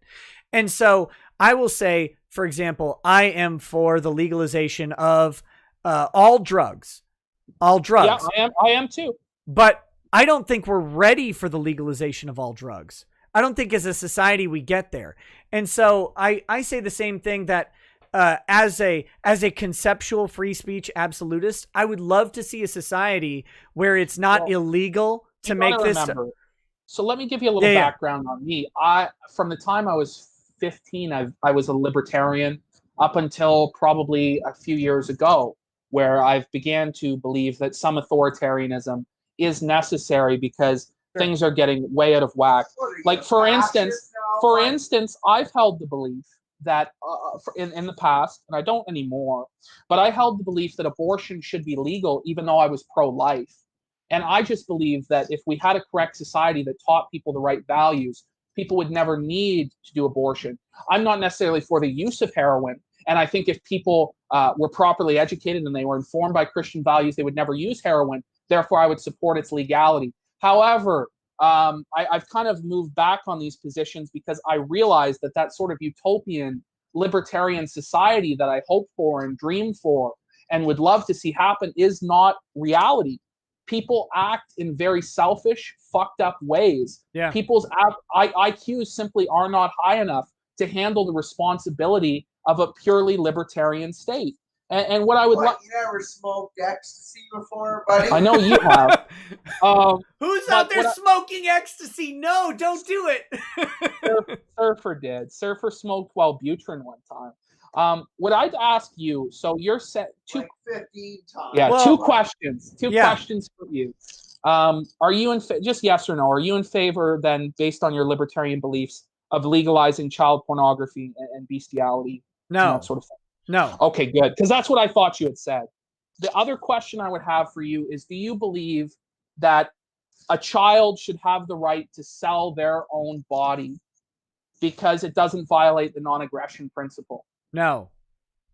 Okay, good. Because a lot of people will make that case, right? We won't... to put this in perspective for the chat, and anyone who may subsequently watch this stream... We won't enforce a child's agreement to sell their PlayStation to someone else. Right? Like if you, okay, let's say you buy a PS3 from a child and there's no parent involved, like a 12-year-old. You're like, hey, I want to buy your PS3. And they're like, yeah, give me $100, you piece of shit, because you're on Xbox Live or whatever. And you go, okay, I'll give you $100. And the kid sells you the PS3 and you Venmo him $100 somehow. Because the kid has a Venmo. Don't at me. I don't know how he got one. And then he doesn't send you the PS3. And you go to the court and you say, listen, judge. This 12-year-old agreed to sell me a PS3. It's a valid agreement. We accept oral contracts. I can even provide the written stuff. The judge goes, he's 12, you dumbass. We're not going to enforce a contract with a 12-year-old that didn't involve their parents. So no, I don't. We won't enforce that. I'm certainly not going to agree that a child can sell themselves. Now, okay, good, because Dick Masterson, the reason I bring this up is Dick retweets a tweet saying, from The Intercept, the proportion of American children who sometimes do not have enough to eat is now as much as 14 times higher than it was last year. Very, very sad. His response is, at least they're not twerking. Hashtag fuck grandma. So what he's saying here is, well, you pieces of shit are against them twerking and getting paid for twerking. You know, that's what he's basically saying, right? Yeah, he's taking a very again, I don't know why he's doing this. I can theorize. I can speculate, but it doesn't matter. I don't understand the defense of Cuties. I think Cuties is the sexual exploitation of children. And I know that Dick is a contrarian and all of that stuff. And so he initially defended Cuties, and now he's running with that defense of Cuties. I think it's a bad move. I think it's the wrong move. And I think that Cuties is bullshit. It should not have been made. Again, I'm hesitant to say it should be banned legally. I just think that the people who made it should maybe find a hangman's noose. Without exception and without irony. I don't have patience for people who do this. I'm glad you've said this, because I had heard from somebody that you said last night that Cuties should be protected under the First Amendment, and that sort of thing. I think it is protected. I think it is protected under the First Amendment. So there's being a lawyer. It's a tougher case to say that Cuties is obscene and doesn't have any redeeming artistic qualities whatsoever. Okay, that's a very tough case to make for it to pass the Miller test as being obscene. Right. And that's why I think you might be right about that. However, I would say in my ideal society, stuff like this should not be made. And I think that we probably should restrict it. Even though the current First Amendment interpretation may not be that way, I think that the danger that this poses to society in terms of sexualizing children is very disturbing. And I worry that this normalizes the sexualization of children to a disturbing degree, particularly when we're seeing laws like, for instance, the California law that's, softening up a bit on sex offenses with minors. And we're seeing the sexualization of women reach new heights with OnlyFans, and women, being able to extract money from their sexual value. And my worry is, with arguments like that, what Dax makes, that the children should be allowed to twerk to feed themselves, is that sometime in the very near future, we will live in a country where your child is able to sell their body on OnlyFans, because the free market, who are we to interfere with the market?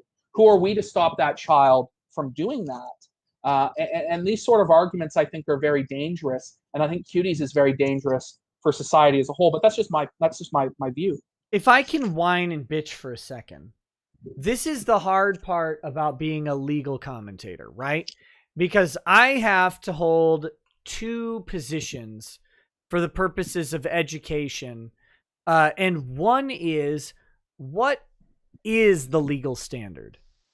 And so when I give people that information, instead of what it should be, you go with what it is. Right. So when I say that I think that Cuties is almost definitely, look, there's no full-on nudity of a child. There's no areola. I know there's a girl who lifts up her shirt and exposes most of her breast, but there's no nipple. And for some weird reason, we have determined that a nipple itself is the sexualized aspect of a breast. I don't think that's true. I, for one, love underboob. I think it's great. Yeah. I love side boob. I love top boob. I love all of it. I don't care if there's a nipple or not. I can be sexually aroused by many parts of the breast. So, so I get that under the technical definition, this girl did not expose her nipple, right? So I have to say, when I'm doing a legal analysis, I have to say, look, there's no genitalia and there's no areola or nipple shown of any children. There is a plot, even if it's shit, even if I think that this movie is a shell for creating this sexualized avenue of children, there is enough to pass the Miller test, right? There, like you said, there is probably enough. And the movie, I watched it today in preparation because I worried that you would say, Well, I'm damned if I do, damned if I don't on watching this film, because I was going to say, you watched it? Holy shit. If I watch it, I've watched child pornography by my own argument or something like that, right? If I don't watch it, then I'm ignorant to the film and its context, and I can then be called ignorant and my opinion dismissed offhand. Like Vito would dismiss my opinion offhand because I hadn't seen it. So I watched it. And the thing of the movie is, it is so disturbing the way the camera lingers. And I know they say it's to show the male gaze. No, fuck off. This is what they're saying, right? It's to show the male gaze and to make a commentary on the male gaze. And at several points in the movie, there are male characters. There's one instance where the male character lets them off, the security guard, because he's turned on by their dancing.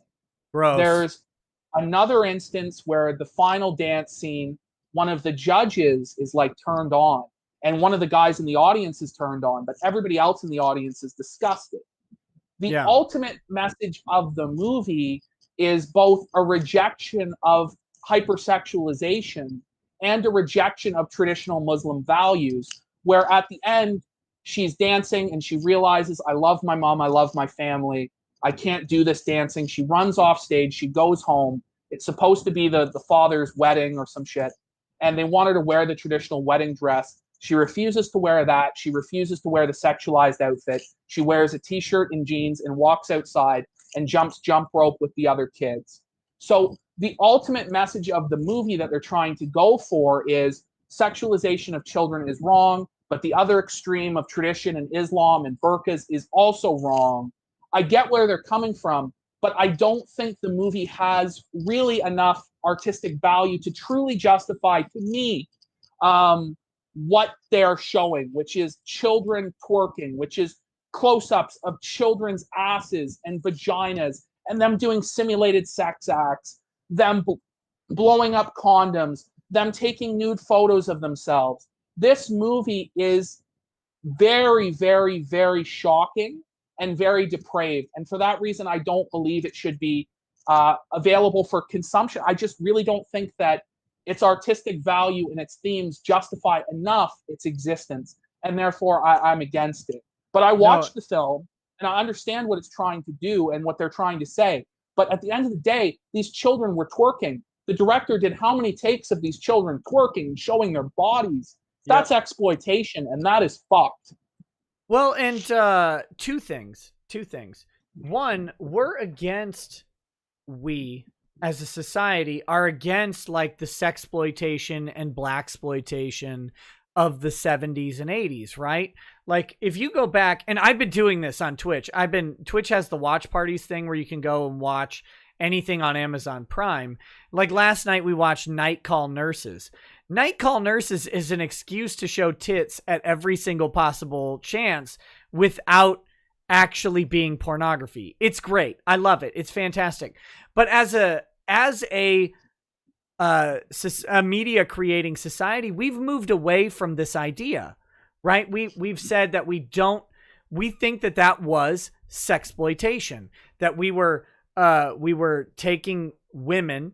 And many female actresses have spoken out against this and been embraced by society at large. Like they were forced to do nude scenes to advance their careers, and you can hold dual positions on it. But the reality is, in Hollywood, if you wanted to make it, especially in the 70s and 80s, your tits were coming out. Like it really was a thing.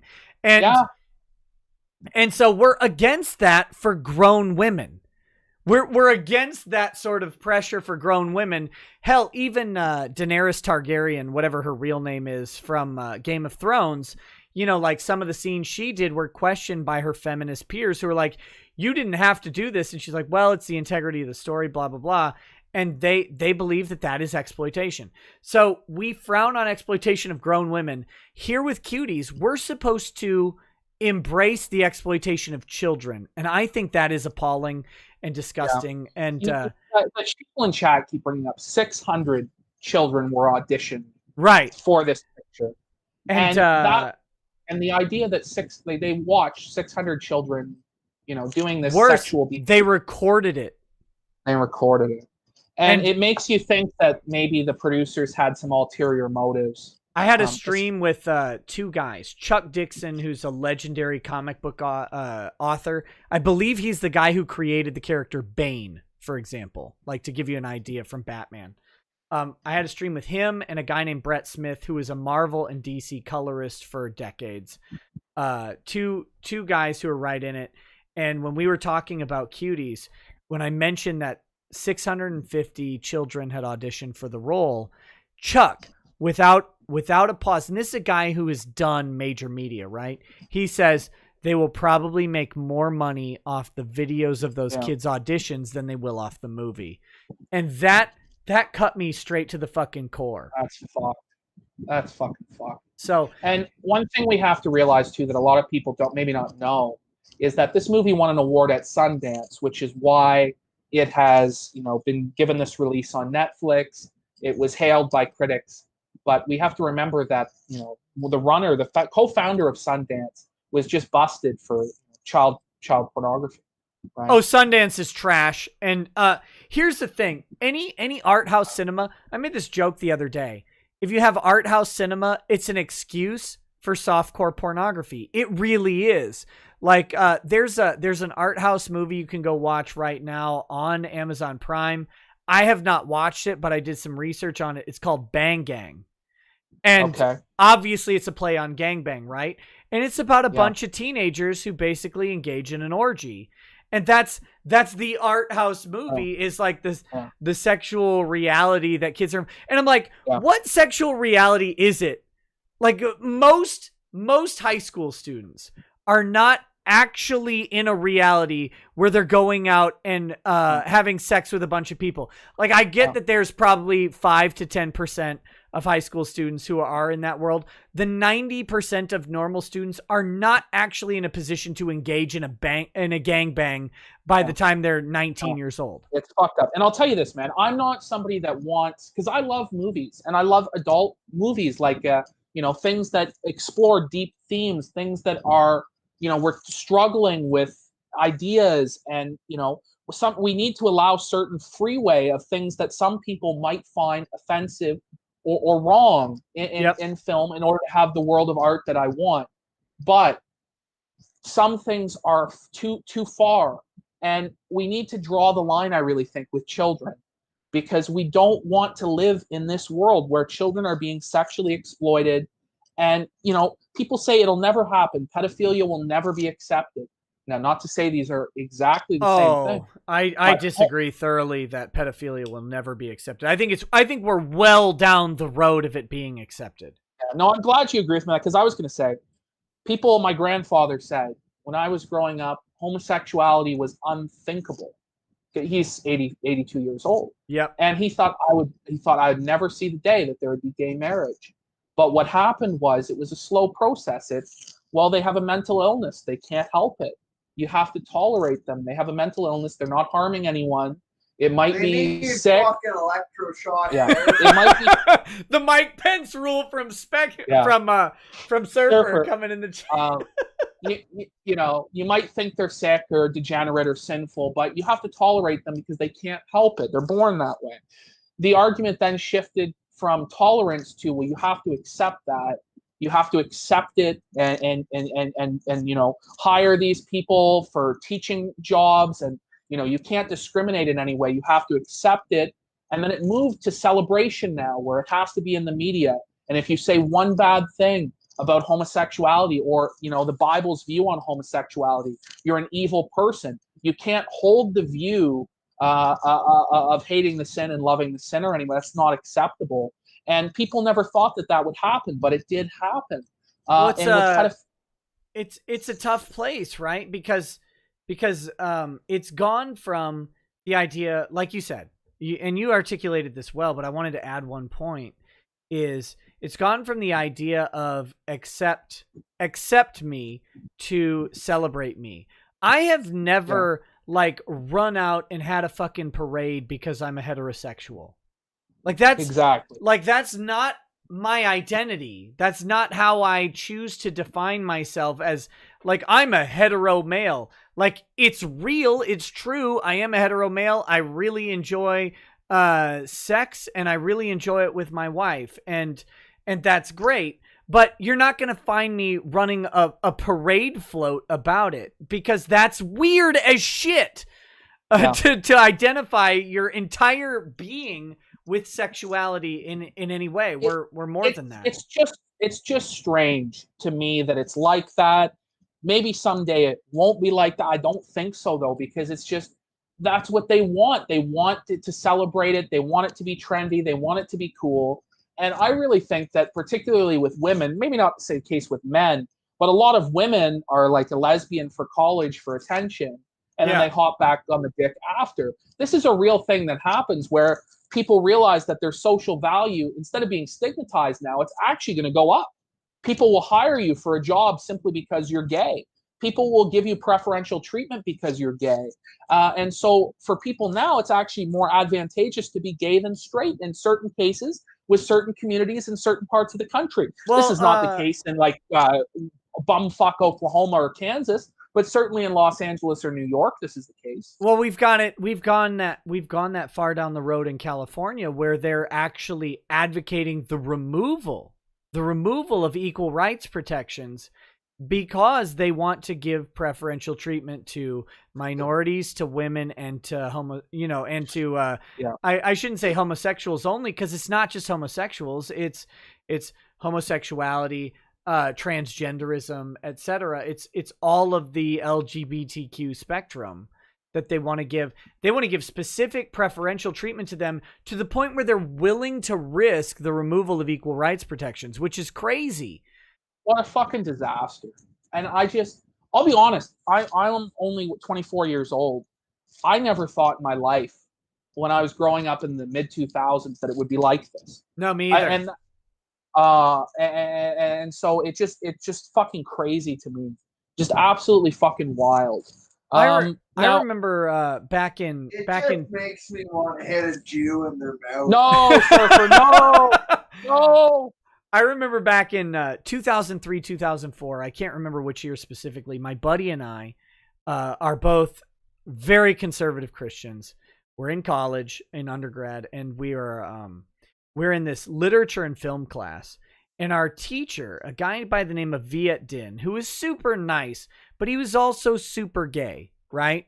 That was his thing. He's super gay. And literature and film is, you read the book, we watch the movie. We read the book as a class, and then we watch the film, and we compare and contrast the literary differences between the two. I was a gay English major, completely useless fucking degree. Don't do it. Guys, go be a scientist or a carpenter or something useful. Don't be an English major. Anyway, so this is part of my... Wait a minute, hold on. I mean, if you're going to go into law, it's fine to major in English. You can major in fucking anything, right? I wasn't going into law. I was going to be a writer. What were you thinking? Yeah, exactly. I wasn't planning on ever being, I wasn't planning on being married when I went into college, and I was married before I was out of college. So life changed very dramatically. But, so I'm in this class with my buddy, who is now, he's ordained in a particular Protestant, faith. He's been a pastor forever. He's also a research assistant for various pastors. Anyway, he's great. And we're in this class, and we're watching these movies. Like, we're watching Morris, which is spelled Maurice, but it's pronounced Morris because the British are fucking weird. And then we watch this movie, Before Night Falls, which is written by Reynaldo Arenas, a renowned Cuban gay, right? And we're in here arguing as the sole conservatives in the area, and we're talking about like the craziness of the gay agenda and how it's emerging in 2003, 2004. And still at that time, we did not believe in any way. And this is before like gay marriage was really taking off in the individual states. It would come the next year in Minnesota, and then it would be dominoes falling until we got 2015 Obergefell in the Supreme Court. But even then, even in my naive state when I was your age, I'm sitting there thinking, there's no way in shit this is going to happen in my lifetime. Gay marriage as an issue is going to die at the voting level, and then it blew up. Yeah. No, because when you think about it, every single time it's been taken to the ballot, even in California, it lost, right? Yep. So, I mean, Prop 8 lost. So I just, the will of the people was never for it. And I really disagree because the way I look at the U.S. Constitution, although people say you shouldn't have an opinion because you're Canadian, I think that's fucking silly. But, you know, I really am an originalist in that I believe that the Constitution should be interpreted as the founders intended. Sure. At least the best estimate that we can. It's kind of an Antonin Scalia type approach.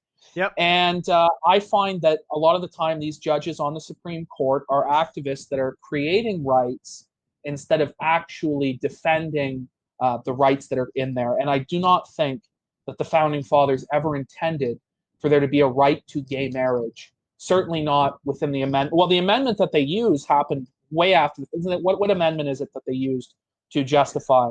Oh, they used the 14th Amendment, and then they couch it in the Civil Rights Act of 1964, which of course is, and this is interesting, the 13th, 14th, and 15th Amendments, if you look at the very early cases on them in the Supreme Court, they were about black people and nobody else.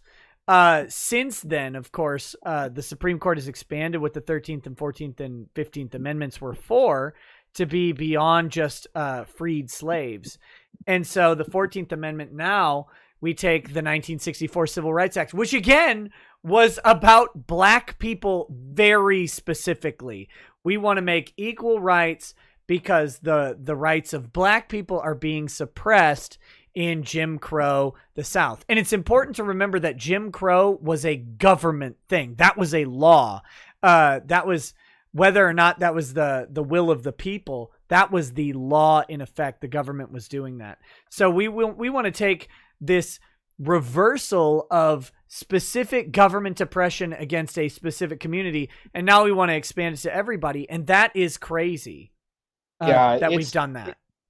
It's just wild to me. I don't know. I'm hoping with Trump's appointment to the Supreme Court, the replacement of Ginsburg, that we start to see this activist stuff stop. I hope that Trump picks somebody who has an originalist, I'm sure he will, view on the Constitution. I honestly think that a balanced Supreme Court would be 9 conservative judges. That's what I believe. Because I believe that the conservative judges actually apply the law as it is written, whereas the liberal justices seem to invent the law out of nowhere. And so therefore a balanced court would have 9 conservative judges. Now that's just maybe my partisan bias, but that's how I see it. No, can I challenge you on the Supreme Court thing a little bit? Not contradictory, but I don't think it's 9 judges. I don't see anywhere in the Constitution where the Supreme Court is localized in Washington, D.C. and consists of a small panel of people. I think the Supreme Court itself was intended to be something more akin to the appellate courts. And it was the idea is that the Supreme Court being limited to these few people is a little bit weird. And I also don't think that the Supreme Court was intended to do what they did in Marbury versus Madison, which was state what the law is. I think the Supreme Court was intended to be a big enough body to handle all of the appeals on an individual case-by-case basis, not to make sweeping generalizations about what the law is. I think that's ridiculous. I think it's a stupid plan. We've given into it due to the Judiciary Act, which is from like 1802 or something like that. And we've accepted the idea that, the Supreme Court is just these 9 people. Before that, it was 6 or whatever. But that's silly to me. I think we should have a Supreme Court that is actually broader, but just rules on cases rather than determines what is law. That's a mess to me. I think you're right on the money with this, actually. And I had not had that idea occur to me before. You as a lawyer are more based in this stuff. I always had an interest in law. I took law classes in high school, and I took law classes when I went to college as well. You're still young enough to ruin your life. Go ahead and do it. Yeah. Well, the reason I never became a lawyer, the lawyers I spoke to weren't very happy people, and they seemed to really say, like, I'm a slave to this job. Like, I put so much time in. I have debt. I have to do this. I have to work, and it's very stressful. And they wouldn't recommend that other people go into it. So that's kind of why I never did that and pursued that. But growing up, I had wanted to perhaps pursue being a lawyer. But it's just so expensive to go to school. You put yourself in so much debt. They've created a system to insulate themselves, and they do it by a barrier to entry that is money, right? Like, it's hard to compete with a lawyer for a job, because to do so, you got to spend $150,000 to $200,000 to even get out the gate. That's intentional. That's intentional. And we still have tens of thousands of lawyers joining the ranks every year, and not enough jobs to fill. But the whole idea that you need to do all this schooling and stuff, this is all bullshit. And it's all propped up by bullshit too. It's credentialism is what it is, to be perfectly frank. Like, because I work a lot of times, sales is what I generally do, selling stuff, that sort of thing. And you don't need a degree to sell. The idea that you would need to go to school for a sales or a marketing, like, I think that's fucking ridiculous and makes no sense. Now, certain things, like for a doctor, yeah, they should probably go to medical school. But even like with a lawyer and stuff like this, you know, I think if somebody is knowledgeable enough, it's more so about the skills than the schooling. And the thing is, you can learn these skills now without ever attending a single class. Like, there are things like is it Khan Academy and stuff like this, where you can learn all sorts of things. And so I think that this system... Khan Academy is based on law. Yeah, I think that the system that we have, where you need to go to school in order to have a job, is fucked up. And eventually it is going to have to change. It's an outdated system, I think. But that's just me. I was never a big fan of my experiences in school, because I also, as I was going to school, there was a lot of indoctrination. And I had a lot of conflicts with professors. And I just was never one that was going to shut my mouth and knuckle under to a professor and write an essay the way they wanted me to write it, and things like this. So I ran into some trouble. But this is my own personal bias, maybe seeping into the school system. Although I know a lot of people have the same sort of belief. Oh, you're not going to find disagreement here. I think it's all shit. You may not know this. We homeschool our kids. Oh, you homeschool your kids? Yeah. That's because I really think that's the way to go. I do too, and it wasn't originally like any sort of political position or anything like that. The fact of the matter was that at 2 years old, my oldest son was spelling words like competently. We didn't do it. Like, we didn't do anything for this. I'm not taking credit. We didn't have some magical like curriculum. Just at 2 years old, he was spelling words. It's what he liked to do. All of our kids have been highly verbal. And it's probably because the way my wife and I communicate to each other, they get a lot of exposure to a lot of words, and we don't treat them like children.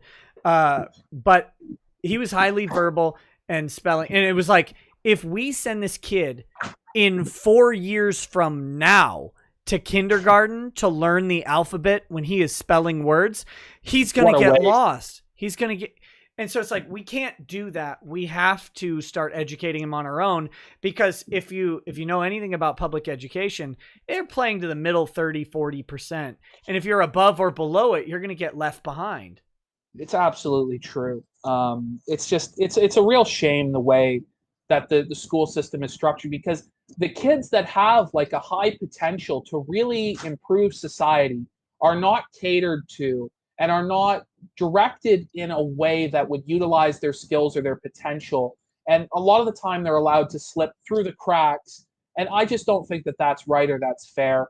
And again, for the bottom 20% of kids, I think that a lot of the time, the way people raise their kids, you can do anything, you can be anything. Teachers say this. It's not true. No, it's people not. Are limited. And it actually, like on a personal level, it absolutely hampered me personally and professionally.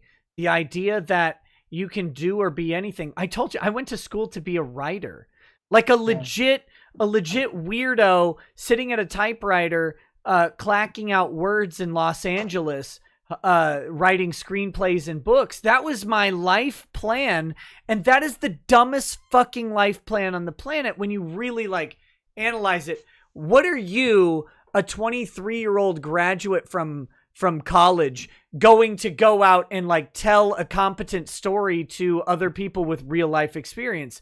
And this is why I hate lawyers who go from high school to undergrad straight to law school. I'm like, wait, so you're going to come out of law school, you're going to be 26, 27 years old, you have no life experience at all, you've never done anything, and you're going to tell someone how to sell their business, you're going to tell someone how to get a divorce and how to navigate these real life instances. I don't think they can do it. And so that was the product of me being cucked by the public school system my entire life and said, oh, you can do anything. No, you fucking can't. When you get out of college, you have to pay a bill. And what happened was I took my writing degree and I went to Wells Fargo to get hired as a banker, because that was the only place that would hire some asshole with a writing degree. And it's like, had I gone into physics, which I actually really liked, I could have done all sorts of different things. You should have went into physics. The money is stupid in certain, right. But I don't live a life of regret, because every decision I made, for better or worse, ended up with me here, and I love where I am now. But like looking back on it objectively, as a 24-year-old, I would have much rather graduated with a degree in physics or material science than a fucking writing degree. Yeah. But I'll tell you this, a lot of people say the trades is the only way, it's the only answer, like trades is the best. Look, some people aren't meant to work with their hands. Like, I'm certainly not. Like, I'm not very coordinated. I'm not good with hand-eye coordination, really. Look at these dainty fingers. You think I do fucking shit with my hands? I got fucking womanly hands. Like, I'm not meant to be a fucking general laborer. That's, it's not that I believe I'm above it. I'm just not very fucking good at it.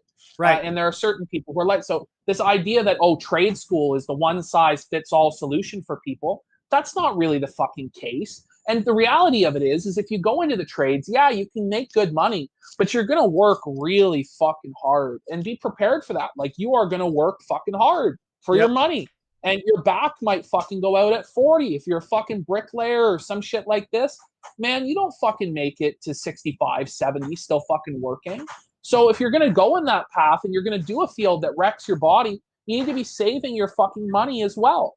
I don't like right-wing guys who always go, don't go to school ever. Make sure that you go to trade school. That's not necessarily the real fit for every person. Everybody's different. It's like me saying, everybody should go get a sales job. I mean, some people aren't meant to sell. Some people can't close. Some people aren't confident with public speaking. I'm the worst salesman. I'm the best grifter, but I'm the worst salesman on the fucking planet. I've done sales jobs. I am so bad at it. You would not believe it. Yeah, and it's probably at the close, Yeah, I'm not good at it. Because it's hard, because you have to put the hammer down, and sometimes people don't want to buy, and you need to make them fucking buy, even if they don't want to, and you have to rationalize in your mind it's best for my customer to get this product. So when you're a salesman, you need to have a product that you really believe in, because otherwise you're not going to be able to close it, because you're going to have that doubt, like, the customer doesn't really want it. It might not be best for him. No, you have to have 100% certainty that your customer needs that product. And if you left his house, because I used to sell water filters door to door. Oh my God. That's a tough job. Yeah, it is a tough fucking job. Surfer did it. You left it brick like you always did, PPP. Fuck you. If you didn't call me to save everyone. Every one of my deals was saved by Surfer. Not every one of my deals. Surfer did save some deals. I came in on some of his deals too. I have. Oh, yeah. I bet. I came in the odd time. I was a funny motherfucker. Oh, fuck. Anyway, we sold fucking water filters door to door, and if you left the house, you had to believe that if you left the house without putting the filter in the customer's house, you had failed that customer, because he wasn't going to get clean, healthy drinking water. He was going to be drinking chlorine and fucked up shit. You had to really, and I did genuinely believe in that product, but it's a tough product to sell door to door, Yeah. So going into someone's home and selling anything is that's respectable work, man. that's a hard fucking thing to do. You gotta have some confidence and some balls to do it. Well, you have to take control of their house, right? Like you go into their house and you need to be telling them, you do this, you do that in their house. I had a dude come into my house and try and sell me a vacuum cleaner. They sold it as an air purification system. But at the end of the day, it was just a nice vacuum cleaner. And the guy did a nice demo or whatever, which is fine. And then at the end, he's like, vaccines cause autism. And I'm like, what the fuck is this? Like, one, even if I were to, I'm not an anti-vaxxer, but even if I were, this is so far out of your realm. You're like a 20-year-old kid selling vacuum cleaners. Why are you talking to me about autism and vaccines? It was weird. That guy, I bet that guy fumbles at the 1-yard line all day long. Oh, yeah. Yeah. But yeah, it's tough to tell people what to do and like what path they should take because everybody is different. Only you really know what skill set you have. And so I think like blanket advice, like trade school is the only way, or the traditional advice that university is the way, is not the case, especially now with the way the tech market is, where if you know how to code and you have the skills, it doesn't matter what degree you have. You can get hired. You can get hired at Google without a degree. You can. It's true. You can get hired at these places without it if you have the skills. My dad worked for Cray Research for they make the big computers now that like fill up Walmarts or whatever. The parallel processing, just server farms. He worked for them for 35 years and he had 1 year of college education, but he had an entire lifetime of working with these computers, and he had the skills and the know-how. And then he further kept making himself more and more valuable and learning new things and adapting to the market as it grew. So that is a way to do it. And, coding, thank God, is still somewhat the Wild West of the world. And tech is where it needs to always be the Wild West, in my opinion. Yeah. But. No, yeah, for sure. Yeah, I wanted to bring it back to this lolly question because, and to some of the actors involved. Are you aware of who Soph is? Soph, she's like 13, 14, 15 years old, and she's like a hashtag-based right-wing commentator, right? Yeah. Would you invite Digibro to a stream to ask her questions and talk to her? I can't see the situation in which I would. Yeah. Because on episode 145 of the Dick Show, Dick brings Digibro on to get titillated by Soph and engage with Soph. And I think that's pretty fucking depraved. I just wanted to let people know that because I think a lot of people aren't aware of that. And I really don't see a situation where I would think that's acceptable. Ethan Ralph brought her onto the kill stream one time, but that's nowhere near as egregious as having somebody who's sexually attracted to children speaking to a 14-year-old girl on your show. This is episode 145 of the Dick Show. I mean, I can't personally see where I'd bring Soph on the show in general. But I don't know the context of it. I hope the conversation wasn't sexually charged, but again, like my thing is this. This is something that I think changes when you have children. For some people, you seem to kind of already be there, but before I had kids, right? Like I could watch a movie and I could see kids get killed or, bombed or something like that. Mm-hmm. It wouldn't bother me in any way. And now, like when I see a kid harmed in a film, even though I know it's fiction, what my brain does without me wanting it to is it goes and it automatically identifies with everybody attached to that kid.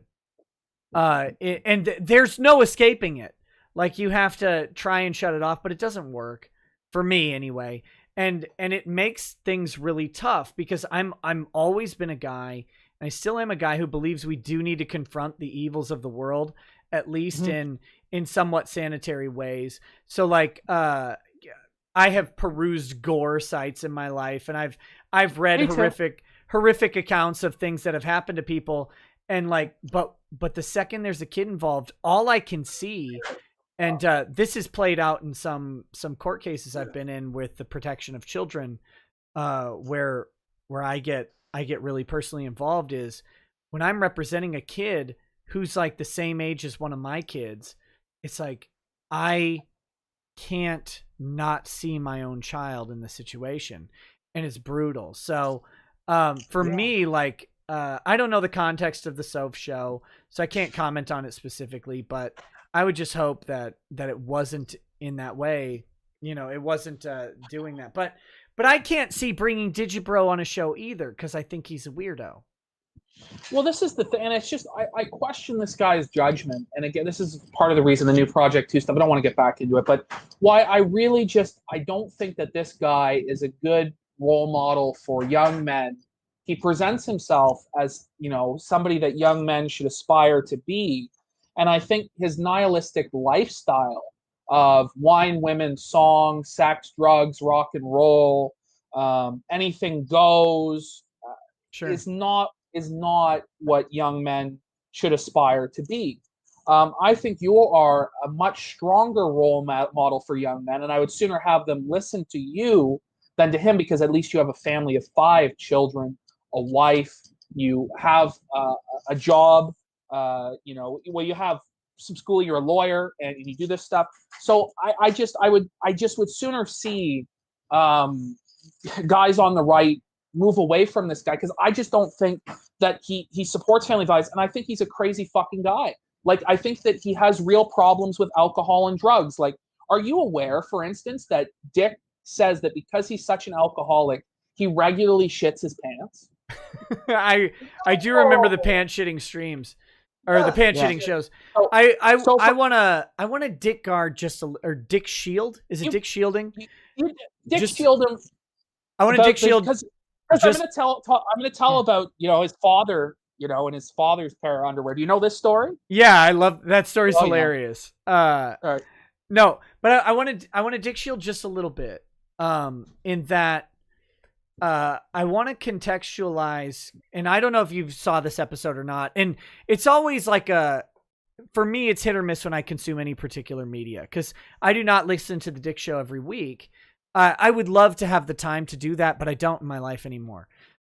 So I caught this episode a while back, and a person had asked, I think this is about mint salad, if you remember the mint salad drama. Okay. And basically, like, people were criticizing Dick for giving, and forgive me if I get this wrong, but for giving the advice of basically don't listen to your parents, go out and do whatever you're going to do because you're 19 or something like that. Right. And, one of the interesting things that Dick said, and I think this is it's an important thing for people to keep in mind. And it's easy to miss is maybe the problem, is that Dick said, of course I would give that advice. That's what I did, and that's what I would do. Why would I advise people to do something different than what worked for me? And so when Dick is out there saying that he's someone who should be listened to, I think it's important to remember the context of what he thinks should be listened to, and that is, this worked for me.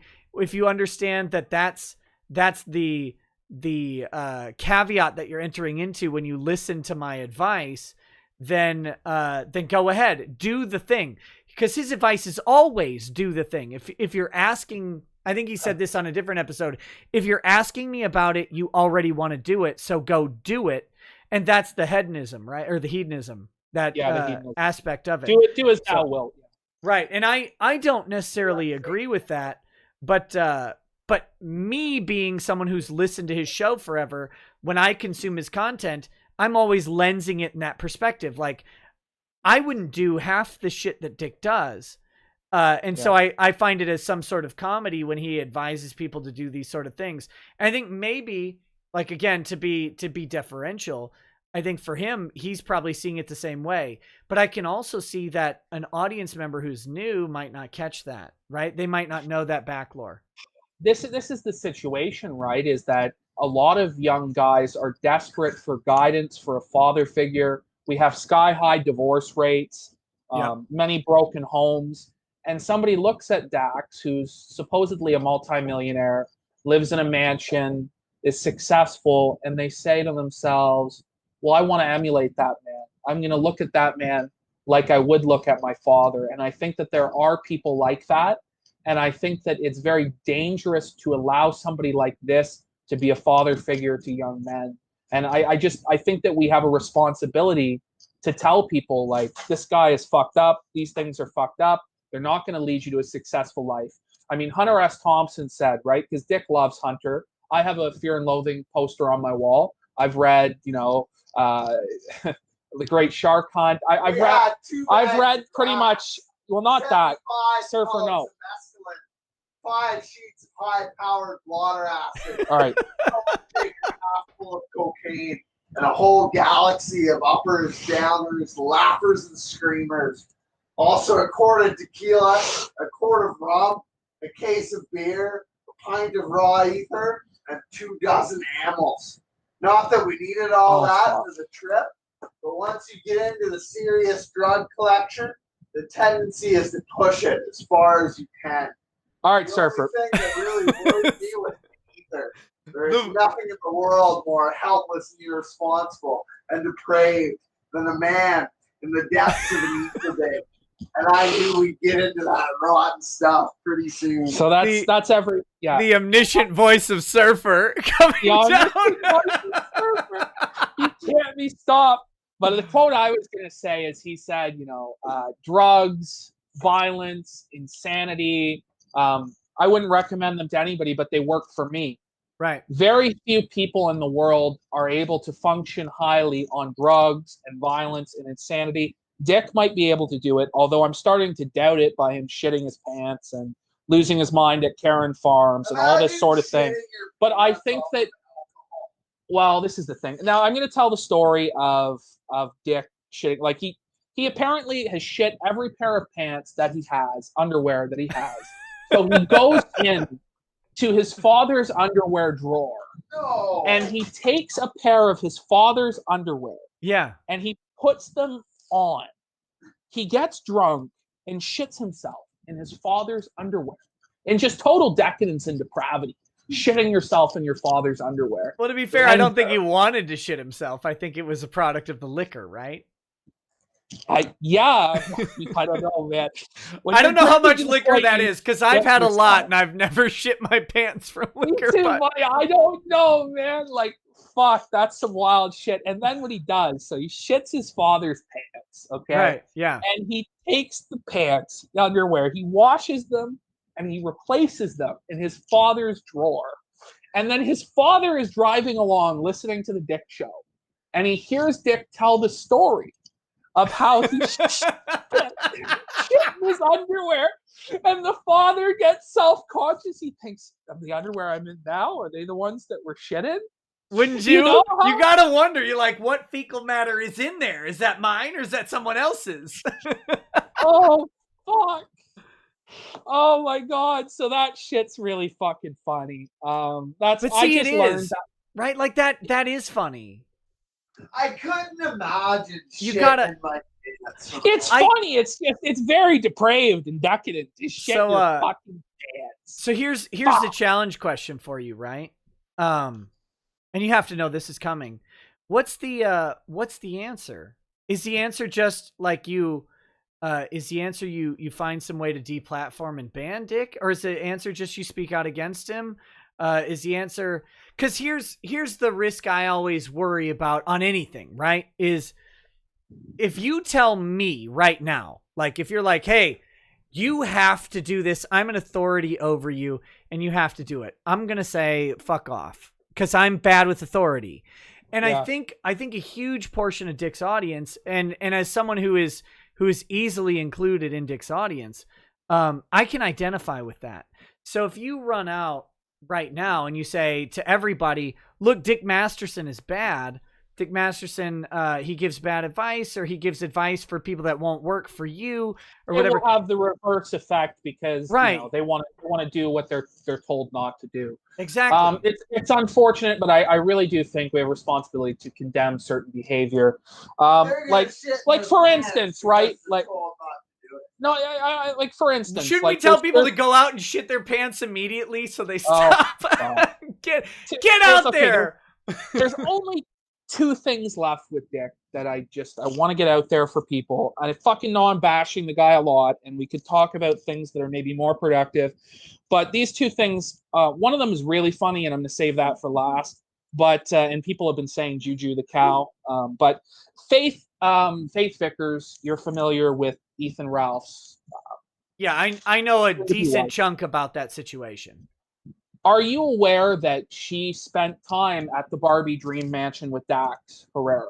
I've heard something about that. I think that was before they had like a public relationship. But correct me if I'm wrong. I am to understand she was 18 at the time that she went to the mansion, and that was when Ralph also visited LA. Is that correct? Yes. So okay. I was supposed to go to LA at that time too. But COVID cucked me out of going. So I would have had the chance to meet Faith Vickers, but I didn't get the opportunity. Lucky fucking you that didn't fucking have to deal with that. Holy shit. So what ends up happening is Matthew Vickers, Faith's father, has all of the messages off of Faith's phone. Okay, because he has the phone. Right. He managed to get it unlocked. And in those messages, he discovered that Dick had given Faith a fake ID, okay? Because she's not 21, she's 18. He gave her a fake ID. He supplied her with illicit drugs and alcohol at the Barbie Dream Mansion. And, Dick, when he was asked about this on Twitter, he said something to the effect of, I don't have the direct tweet pulled up in front of me, but you guys are fucking losers for criticizing me for giving booze to an 18-year-old and a fake ID to an 18-year-old. You guys wouldn't have been fun in college. Like, fuck you. It's basically what he said. Yeah. So he's basically admitting that he committed what are crimes, even though they're petty crimes, that it is a crime to supply booze to a minor, to supply marijuana to a minor, to give a minor a fake ID. And I think that is really fucked up. And I think his defense of it is also fucked up. I don't know what you think about this, but he's basically admitted to this. I am ethically required to say to people that they should not commit crimes, should not violate laws that are valid. So I have to say that for sure. One thing I will say, and this is coming from a guy who barely, I think I had a couple alcoholic drinks when I was like 15 over the course of like 3-4 days. And then, no, I was maybe a little younger. Anyway, it doesn't matter. And then didn't really drink until I was probably 22, 23 years old. I was never a fan of alcohol. And then even after that, I didn't really drink again until I was about 35. I've always hated beer. And I started drinking whiskey when I was about 34, 35 years old. And I like that very much. But prior to that, pretty basic on the basic bitch alcohol consumption, if at all. I do think that the 21-year alcohol age limit is a little bit bogus. But of course, I cannot condone, obviously, the violation of laws. And again, I'm ethically obligated to say that you shouldn't do that. But also on a personal level, so I'm not cowering behind ethics here. Yeah. I don't think you should generally do that either. You know, if a parent gives a kid some liquor or some a beer or something, I don't really care. But I think people should refrain from making those choices. But of course, an 18-year-old does have agency as well, right? Like, sure. So I just say to you, though, put yourself in Matthew Vickers' shoes. This is your daughter. She's 18 years old. She has now been taken to the Barbie Dream Mansion to be supplied with fake ID, booze, weed. Would you be cool with your daughter hanging out at the Barbie Dream Mansion with Dax Herrera and Ethan Ralph when she's 18? Here's what I can say about that. I dread the aging of my daughters. More than everybody. More than anything on earth, I dread that. No, obviously I would not be okay with that. What I want for my children is what I have for me. that is a committed monogamous relationship founded on a covenant bond and sealed with the idea of a mutually shared Christianity. So no, I don't want that for anybody, and I certainly wouldn't want that for my kids. But I have to couch this in the same way, and again, people can accuse me of dick shielding here, but it's not, because I'll say this for everybody. What I want for my children is not necessarily something I have to run out and champion for everybody else on the planet, because that's impossible. I said this about the sex tape originally, and the whole idea of a 35-year-old dating, because people were asking, what if a 35-year-old was dating your 18-year-old daughter? Yeah. And my response was pretty clear, that if that were me and my daughter, I think the 35-year-old might be less than breathing. Yeah. I mean, would you let Ethan Ralph in particular date your daughter? No. No. Why not? Well, one, there's barely anyone I can imagine that I know that I would let date my daughter. Again, with the caveat that she was 18 rather than considerably younger than that. No, I don't know of anyone. What I want my child to do is go out and find someone who's better than me.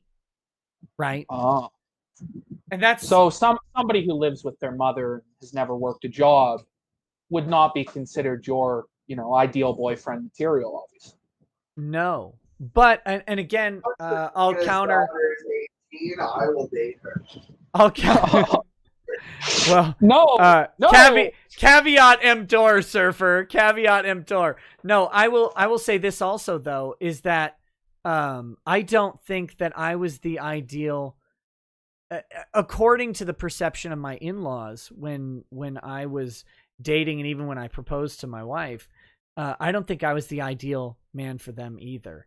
But what I strive to do was grow into and be the ideal partner for my wife, based on who she was and who she grew to be, which I think that's one thing that's sorely lacking in the general sort of male prognosticators out there, is that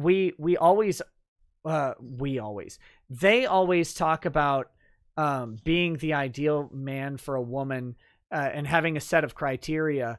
But then I think many of them, and maybe this is due to lack of experience with it, ignore that women do change pretty dramatically over, especially that first decade, 20s to 30s, and then 30s into 40s, and that you have to change with them, and who you are changes with them as well. And that doesn't mean that you cater and pander to who they become.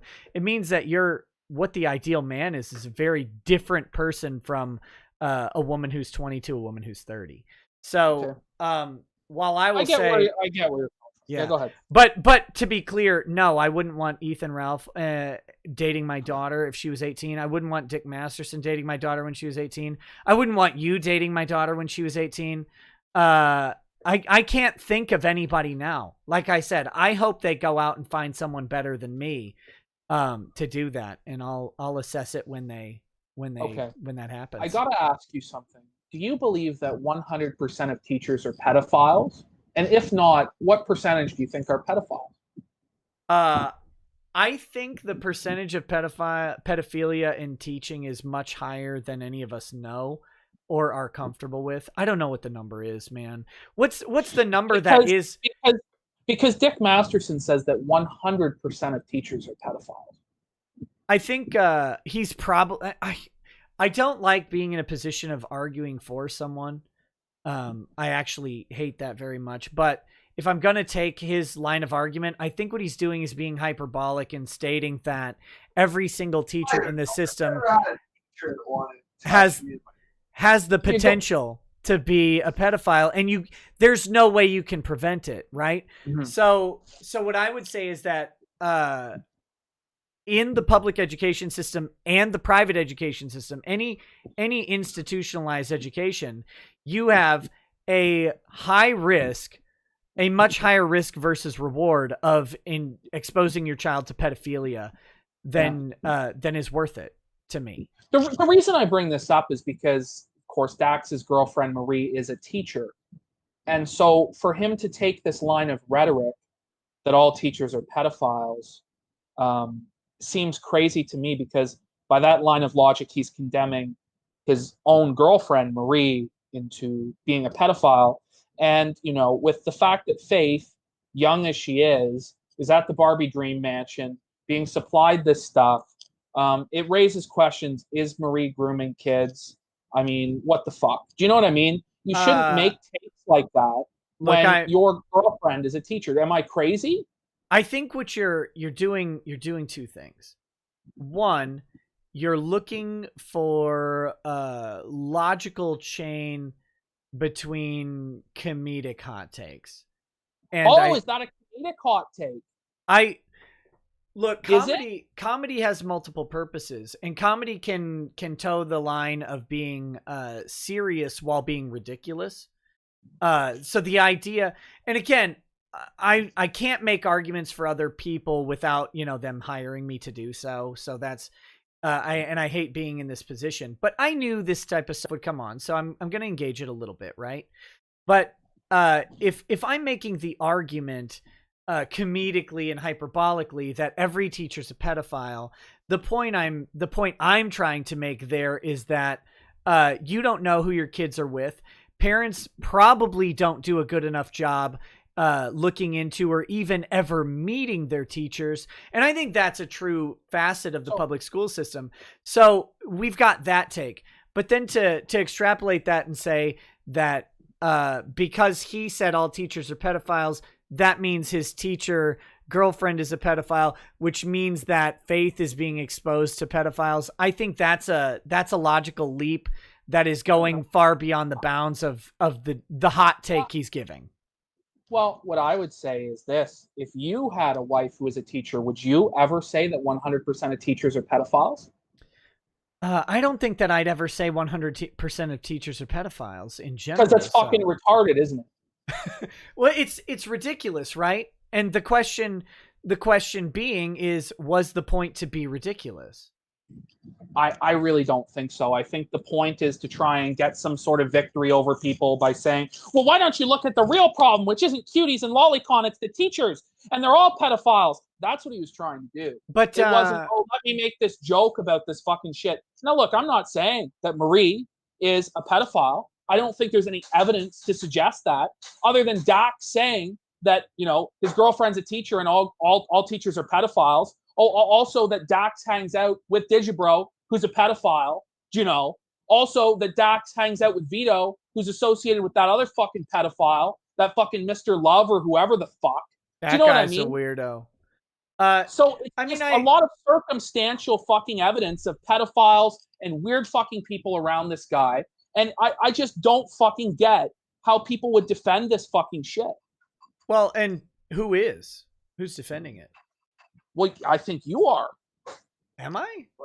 Where have I? I don't know. Like, I just don't understand why you can't say I unequivocally, you know, disavow Dax and his statements when it comes to pedophilia and all this stuff. I don't get it. Because I don't unequivocally disavow anything or anyone. No, hear me out. Like, I can't say I unequivocally disavow Dax because I don't. Now, do I agree with his statements about pedophilia? No. Do I agree with his stance on Cuties? Absolutely not. I find it abhorrent. I find the movie to be ridiculous and to be awful. And I've made that fairly clear. So I think it's a little unfair to come in and suggest that I'm defending his positions when I clearly take the contrary position. But at the same time, like, I also think that, especially as demonstrated by this recent line of logic, which I don't follow with you, the all teachers are pedophiles thing, because I don't know Dax's intent in making that statement. I don't think he's making a factual assertion that all teachers are pedophilic.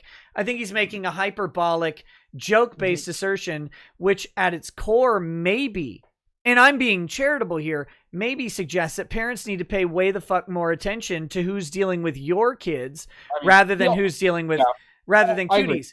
And that's true, I just right? want to make the point that the guy also outright lies about statistics. For example, when he's debating Warski, because he won't debate me because he realizes I'm not a total retard. When he debated Warski, he said 1 in 4 children are molested. That's not true. There's no study that would suggest that 1 in 4 children are molested. The guy lies constantly. I don't think these are joke points. I think he makes these points seriously because he does not understand reality. And he's fucking completely off his rocker on drugs and alcohol all day long. But the final point I'll make on this, because I think we got to move on from Dick and this pedophile stuff, and you got to wrap your, because we've been here three or 4 hours already. Yeah. Final point I'm going to make is I really don't think that it's smart to defend pedophilia, to associate with people like Digibro and that fucking weird guy that Vito associates with. Do you know why? Because this is honestly smells to me like the next fucking Comet Pizza, where somebody is going to fuck, God forbid it ever happen, but go to the Barbie dream mansion with a gun and try and see what's there. This is why you don't fuck around with the pedophile question, because people into this are crazy as fuck. Okay? I disavow anybody taking violent action against Dax, but I think that it's almost an inevitability with how hard he is doubling down, defending Lolicon, defending Cuties, defending his friends who are pedophiles. And I just don't think it's a smart move that way. I don't know what you think about that, if that's a possibility. I know it's fucked up for me to even say such a thing, but I genuinely have the concern. Look, as what I know about Dick, and again, you know, everything is on the internet. A lot of people think that you know people really well or whatever. I don't know. My interactions with Dick, my interactions with Marie, I don't get any of those vibes. I can sort of gather the idea. With Digibro, I absolutely do get those vibes, right? That is pretty clear. But I know Dick is an edgelord. I know he's a contrarian. And so when I read his stuff, talking about these, specifically these takes that I don't agree with, I'm left to question. I'm like, okay, what does he actually mean here? And then second, do I even take this seriously at all? Or is he trolling someone here in this tweet? I don't know the answers to that, but I'm not a guy looking for life advice from Dick, right? Like that's so far off my radar of things to do. So maybe I have a different perspective on it than other people, and that's fine. But I get nothing out of that in my interactions with Dick. And what's interesting, and maybe this is off brand for him, and maybe he'll hate me for this, is you know, I've been around Dick with my wife with me and stuff, and I've never gotten an untoward impression from him towards her. I've never gotten, and I think my wife's a pretty sexy lady. So it's not like she's some hideous ham beast or something like that he wouldn't be into.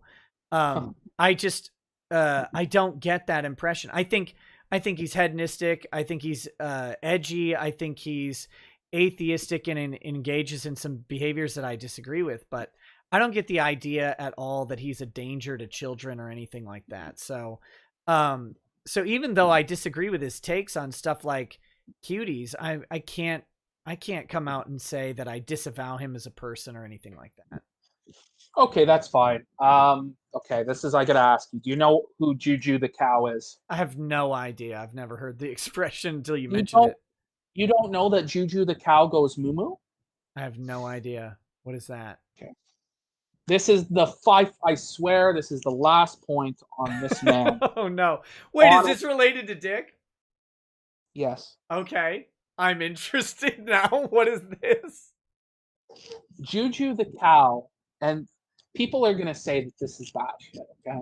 But according to Jamie Lynn Hughes, his ex-girlfriend, and we have to take everything from a jilted lover with a grain of salt, of course. But yeah, I think that's fair. That's fair, and I'm being fair. I'm being as charitable as I can be when I attempt to describe what Juju the cow is.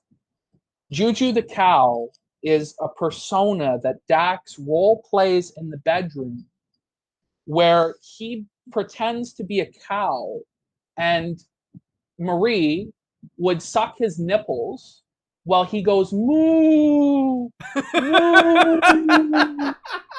And it's his persona. I don't know. Apparently, he had some sort of costume he would get out for this. And with Jamie, he wasn't Juju the cow, though. He was Wolfie the wolf. Okay. Okay. And as Wolfie the wolf, he would like dominate Jamie. So he had like has like two different personas. He has Juju the cow, where he gets his nipples sucked and he's more submissive and he gets pegged with a dildo. And then he has Wolfie the wolf, which is his dominant persona, where he howls while he's fucking them. He goes, woo, and fucks them. So yeah, that's Juju the cow and Wolfie the wolf. And I'm not making this shit up. Like, this is shit Jamie has said. And so I just think that that's fucking hilarious. And I just wanted to get that in. Woo! Juju goes woo! Oh, I almost hope that's true. Because that's funny. It really is fucking funny, And I mean, it's his business what goes on in his bedroom. You know what I mean? But it's fucking funny because from the guy that says men are better than women and, did all this comedy bit about how women are terrible and he's a big alpha ladies man pickup artist, to hear him like getting his nipples sucked on and going moo, or getting tagged with a sparkly purple dildo, is just some shocking fucking shit. I don't know if that's the same for you, but it is what it is. Man, I don't know anything about what happens on the internet. So if that's someone proclivities, that's what it is. Of course, who knows? Who knows, man? People are fucking weird. So yeah. I want to automatically say, I disbelieve everything, but you can't anymore because it's the internet and it's 2020. You never fucking know, man. You never fucking know. And I wouldn't be shocked. I wouldn't be shocked if it was true.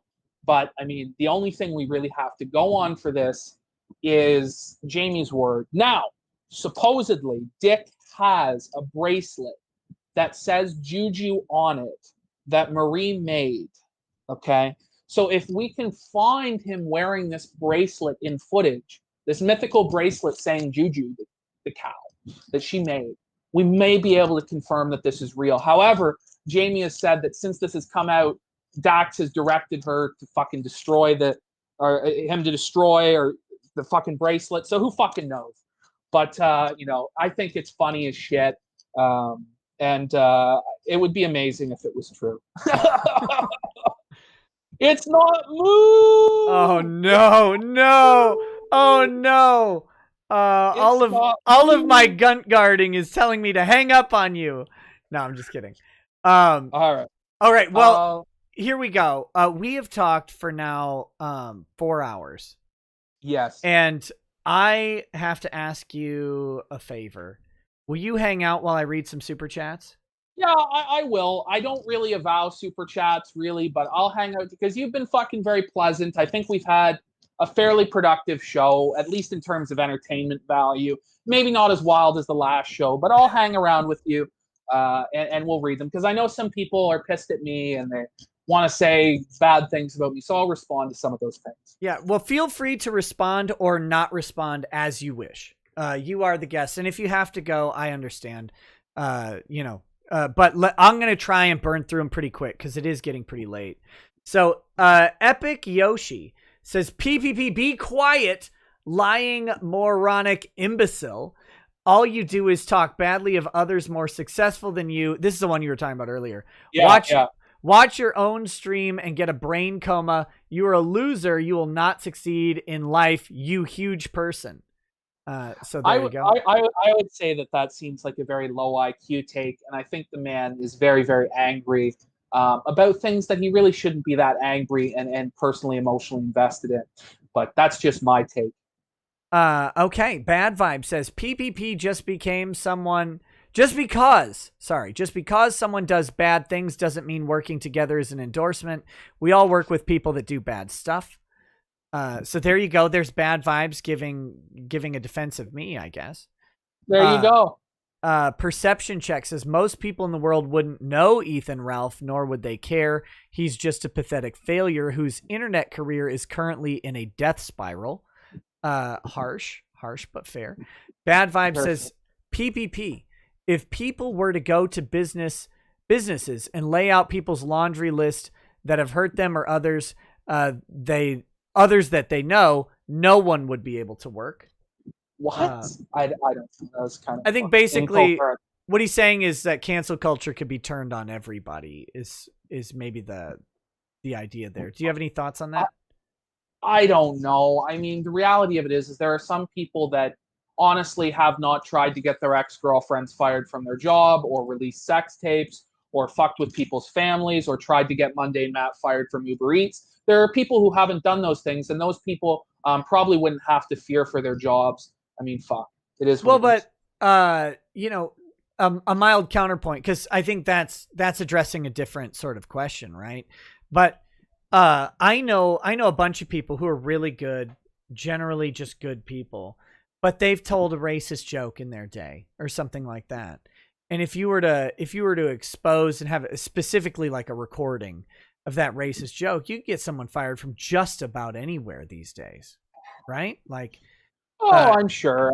I mean, I think at the end of the day, as the internet becomes more and more prolific and every thought and action is being recorded, cancel culture is going to kind of come to an end anyway by necessity. God, I hope so. I hope so. Otherwise, everyone will be canceled. I mean, the reality is, in 40 years, politicians will have sex tapes out there. Right. Like, you know, there are naked pictures of me out there, and I'm sure there'll be naked pictures of politicians and dick pics and all sorts of things that get leaked and embarrassing messages. And this is just something that we're going to have to deal with as society evolves. And I'm hoping it goes in the direction of, you know, people recognizing that, fuck, we can't cancel every motherfucker, you know. But, you know, that may be wishful thinking. Yeah, and thanks for hashing that, because I was going to ask you, I was like, do you think that you could be canceled from a job? And I think I certainly could.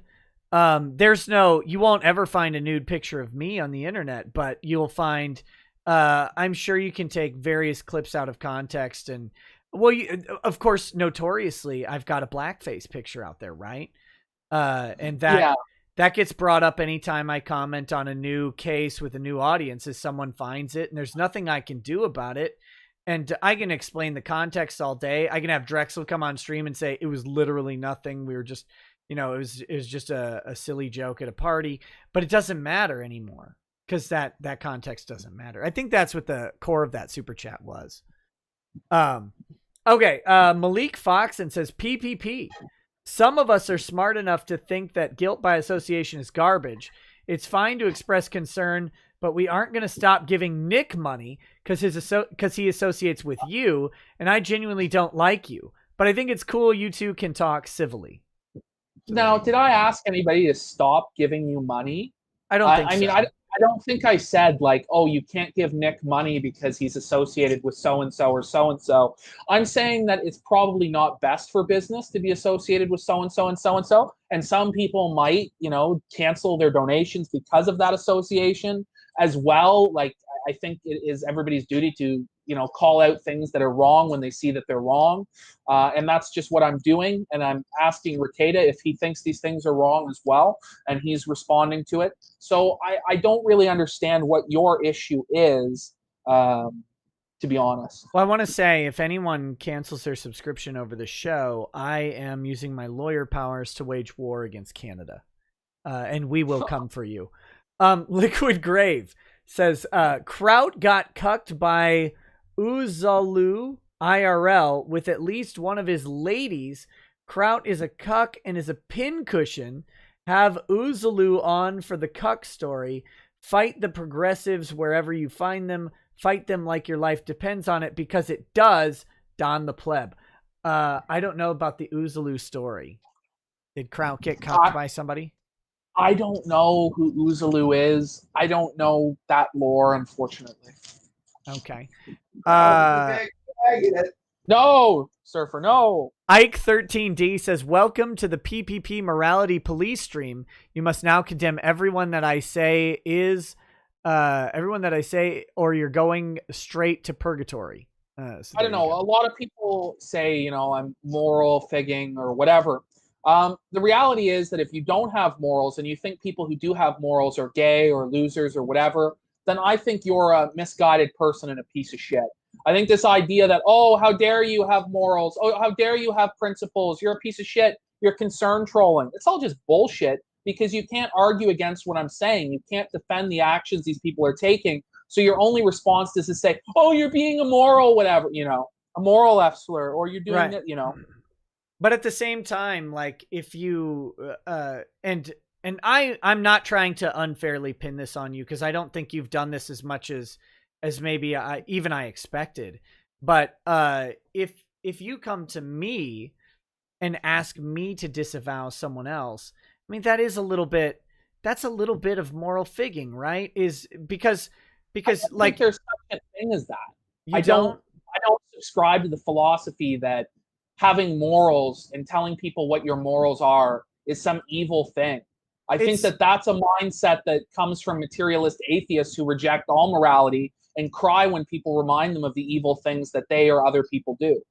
But I think it's demanding that someone else ascribe to the exact same moral principles as you, whereas because I believe in moral objectivism because I believe in God. Right. So I believe that people should all adhere to the same morality.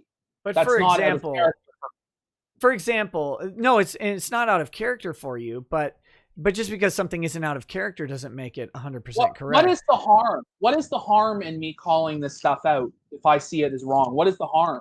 I don't know that there's harm in it. But so what's the problem then? Well, I don't know. I'm exploring the topic with you.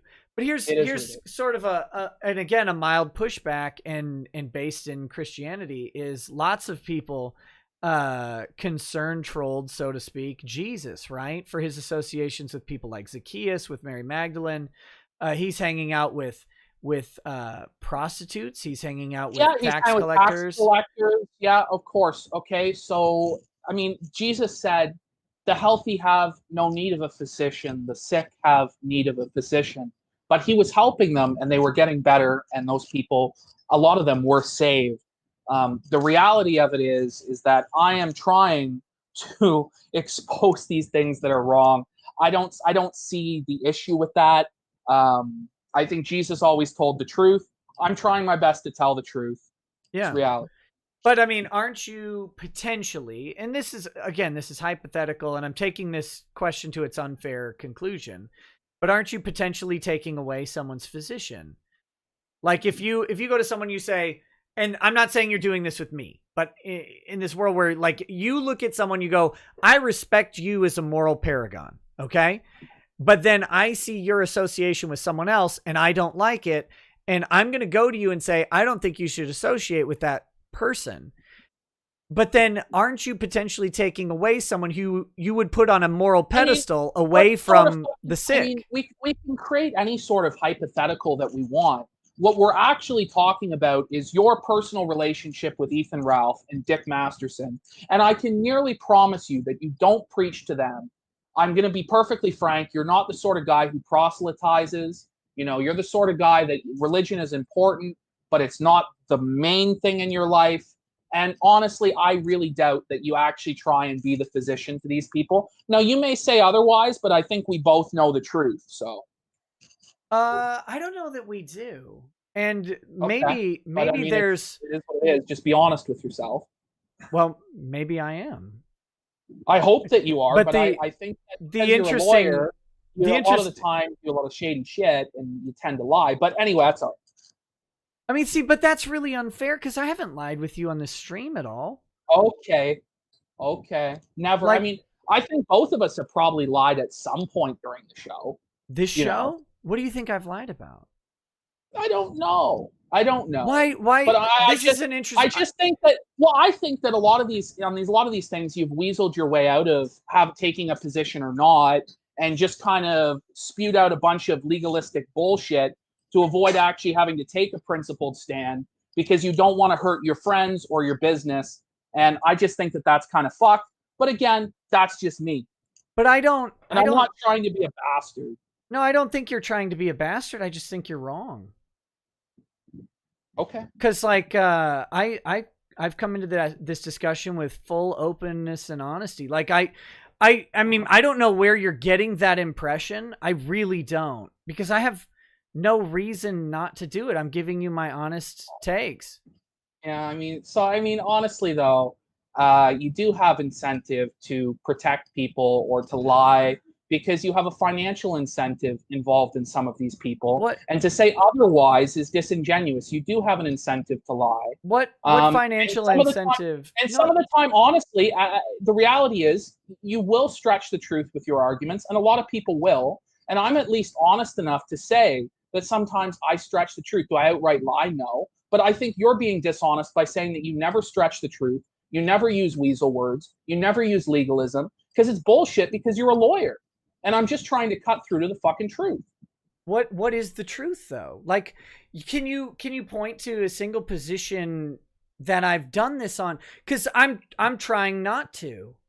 So no, I'm gonna move off of this, because to be honest with you, I just don't think it's worthwhile. But anyway. But I mean, isn't that a coward's fucking perspective? Like, so here's what you just did. You refuse to morally condemn these people because you go, oh, I'm not going to disavow. I'm not going to disavow because you tell me. So it's a weasel way of getting out of taking a principled stand. Where didn't I morally condemn them? I don't know. There's been a lot of instances here where you've said, well, you know, it's probably not a big deal that Dick's done this or Ralph's done that. Like, to say that you haven't. But I didn't say those were moral positions. I never said I endorsed the positions or that I even thought they were correct. Like, look, we've had a good conversation for 4 hours here. I haven't thought that you've been disingenuous or lying in any sort of way. I don't know if you are or not. I'm taking you at your word, but I think it's a little bit, frankly, I guess I'll have to call out your moral position here to say that you're a lawyer, therefore you're a liar, which I have to take a little bit of umbrage with, because that's ridiculous. Assess me as me. Live in reality. Lawyers lie. You would lie for your clients. You don't fucking bullshit people, man. I do not lie for my clients. Bullshit. Lawyers do that constantly. And if you're not doing that for your clients, let's face it, you're not doing a very good job for your clients as a defense lawyer, are you? I think that's an absurd You can't admit position. reality. You can't admit reality because you could get disbarred for admitting reality because you're a shady lawyer. That is such a tautology, right? You're saying it's true because it is true. It's just a common known fact. That's not a common known fact. That's a logical fallacy. It totally is. How many people would disagree with that lawyers lie? I have no idea. I think people would disagree with that. I think lawyers are the worst people on earth, but I know who I am. Oh, fuck. All right, man. Look, you're the only lawyer in the world that's never told a lie. You're perfectly honest. I didn't say I've never told a lie, but I don't lie for my clients. Okay. You've never told a lie for a client. You've never, let me put it a different way, because an outright lie. But have you spun the truth to make it look favorable for someone? I don't know what that means. Spun. Okay. How do you wait? If it's the truth, how do you spin the truth? Now you're playing verbal. You're the one playing verbal games. I mean. You said know what I mean. You've never lied, but I don't. You know what I mean. You do. Explain it to me, though. You're just being disingenuous at this. I'm not being disingenuous. Okay. Well, we'll have to agree to disagree on this point. We don't have to agree to disagree on this point. Okay. That's silly. You want to keep fighting it? I mean, I don't want to keep fighting. I don't want to fight you at all. Okay. Well, we can move on, or we can continue to talk about whether or not lawyers lie. But I'm not lawyers. I'm me. You're saying lawyers lie, therefore you lied. But that's silly because I didn't lie. Oh my goodness, man. I don't know, man. I'll let it go on that, buddy. Sure, you've never lied. You've never told a lie. I didn't say I've never told a lie. You've never ever spun the facts to make it look a certain way for a client. You have always been 100% completely But I'm not even concerned about that. What I'm concerned about is the fact that we've had 4 hours of discussion, which I thought were good, and here I'm finding out that you're thinking I'm lying to you the whole time. I've had an experience with you in the previous stream where you lied constantly and constantly defended motherfuckers and said shit that was fucked, like that video games were more important than Christ and more important than your family. And you try and spin that as jokes or not taking shit seriously. Look, man, I'm not going to fucking go into the minutia of, oh, this point or this point or this point. Look, I'm just going to say flat out, lawyers tend to lie or misrepresent the truth. I think you can agree with that. I think 99% of people can agree with that. I don't think that this is an out there take. I know you take it personally because you're a lawyer. I don't. I hate lawyers. I think they're the worst people on the planet. But while I am a lawyer, I'm me. Right. And on this conversation, for sure, I've approached this with candor. 100%. I have no reason to lie to you about anything. Okay. Like, you honestly ask me whatever I agree with you. I agree with you. You have no reason to lie and you've not lied. All right. I think that was I apologize, Rekieta, for implying that you have ever lied or that you may have lied in the stream, or that you may have not been 100% consistent with the truth. I apologize because there's no way to know for sure. Yeah. Well, it's also, I think this might be one of your issues in general. And I'm honestly not trying to condemn or call you out on this. I'm not. But I've alluded to this before, and I think it's pervasive on the internet, right? Is we see someone associate with someone else, and then we think that there's a lot more context to that than what maybe exists. And so how do we not know that there's more context to that? I mean, most people are going to assume, right, that there's more context than just what you see publicly, just by virtue of the fact that there is a private communication. So there is going to be more than what you see publicly, right? Yeah. So it's speculation as to what the nature of that private relationship is, but we can go off what people have done in public, right? Sure. To maybe make some level of idea of what those private relationships would be like, which is what I was doing with the new Project 2 thing. It's not to say 100% for sure that Dick told people not to make fun of him. That might not be reality at all, but it's a conclusion that I came to based on what I had seen in public. May or may not be true. Yeah, and what I can tell you, and again, I'll relate it to that point, is Dick never told me not to make fun of him. I don't know what he told anybody else. I've never maintained otherwise. But what I can briefly say is, because I want to do this. Self accountability is important, right? Is that and I thought I covered this, but maybe I didn't. In that initial stream with you, Dick, and Drexel, I didn't know you from Adam. I thought you were a random troll, and I thought you were trolling rather than doing what appears to be. I think there is a combination of a little bit of trolling, but I think that you are also trying to bring some exposure to issues that you believe were valid and true.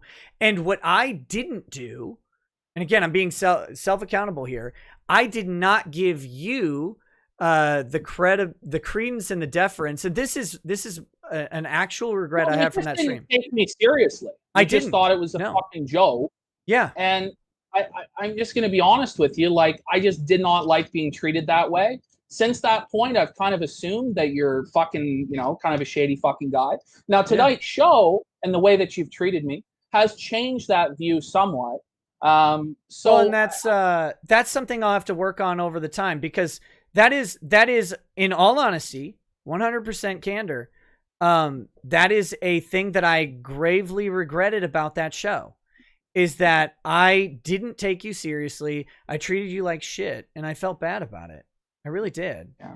Well, and I feel bad about, you know what I mean? Like, you're being open and honest with me. I'll tell you this. I do feel a bit bad about suggesting that you're dishonest or that you lie or this or fucking that. However, the point still stands. Lawyers do lie, and I don't think that I'm crazy for saying that. But I apologize if I've given you or your audience any offense by what I've said. But again, the audience with the super chats is being quite hostile. And so therefore I might show some hostility back. Okay. Well, I fully understand. I wouldn't expect you to take a super chat lying down ever either. And by the way, I think we can also unite on this. If every lawyer was buried at the bottom of the ocean and I had to be the sacrificial lamb that goes with them, then so fucking be it. They're terrible as a class of people. I'm with it. They can all go. You know, okay. It's just, yeah. Okay. Moving on. Perception Check says, all hail the grifter in chief, Nick Rekieta. Loric Project says, this stream is making me want to watch the Trailer Park Boys. Bad Vibe says, PPP, you apparently are aware of 230 being reformed. Did you see that? Yeah, so there's been a lot of different proposals around Section 230, haven't there? Yeah. I think that Lindsey Graham drafted a plan. A couple different congressmen have drafted a plan. It looks like there's a final version of it that I haven't looked over yet that is expected to pass Congress. So I don't know. You're going to have to kind of break down to me what this proposal is and what it kind of means.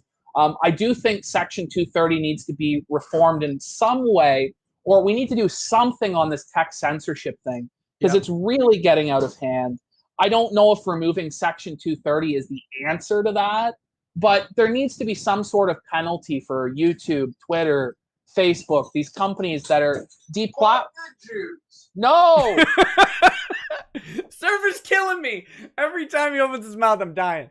No, I agree. I won't presume to explain it because I read the red line proposals of the reform of the statute that came from the government office that Trump asked for. I'm hoping to do a stream. I'm hoping to involve like Josh, because I know he has a different take on 230 reformation than I do.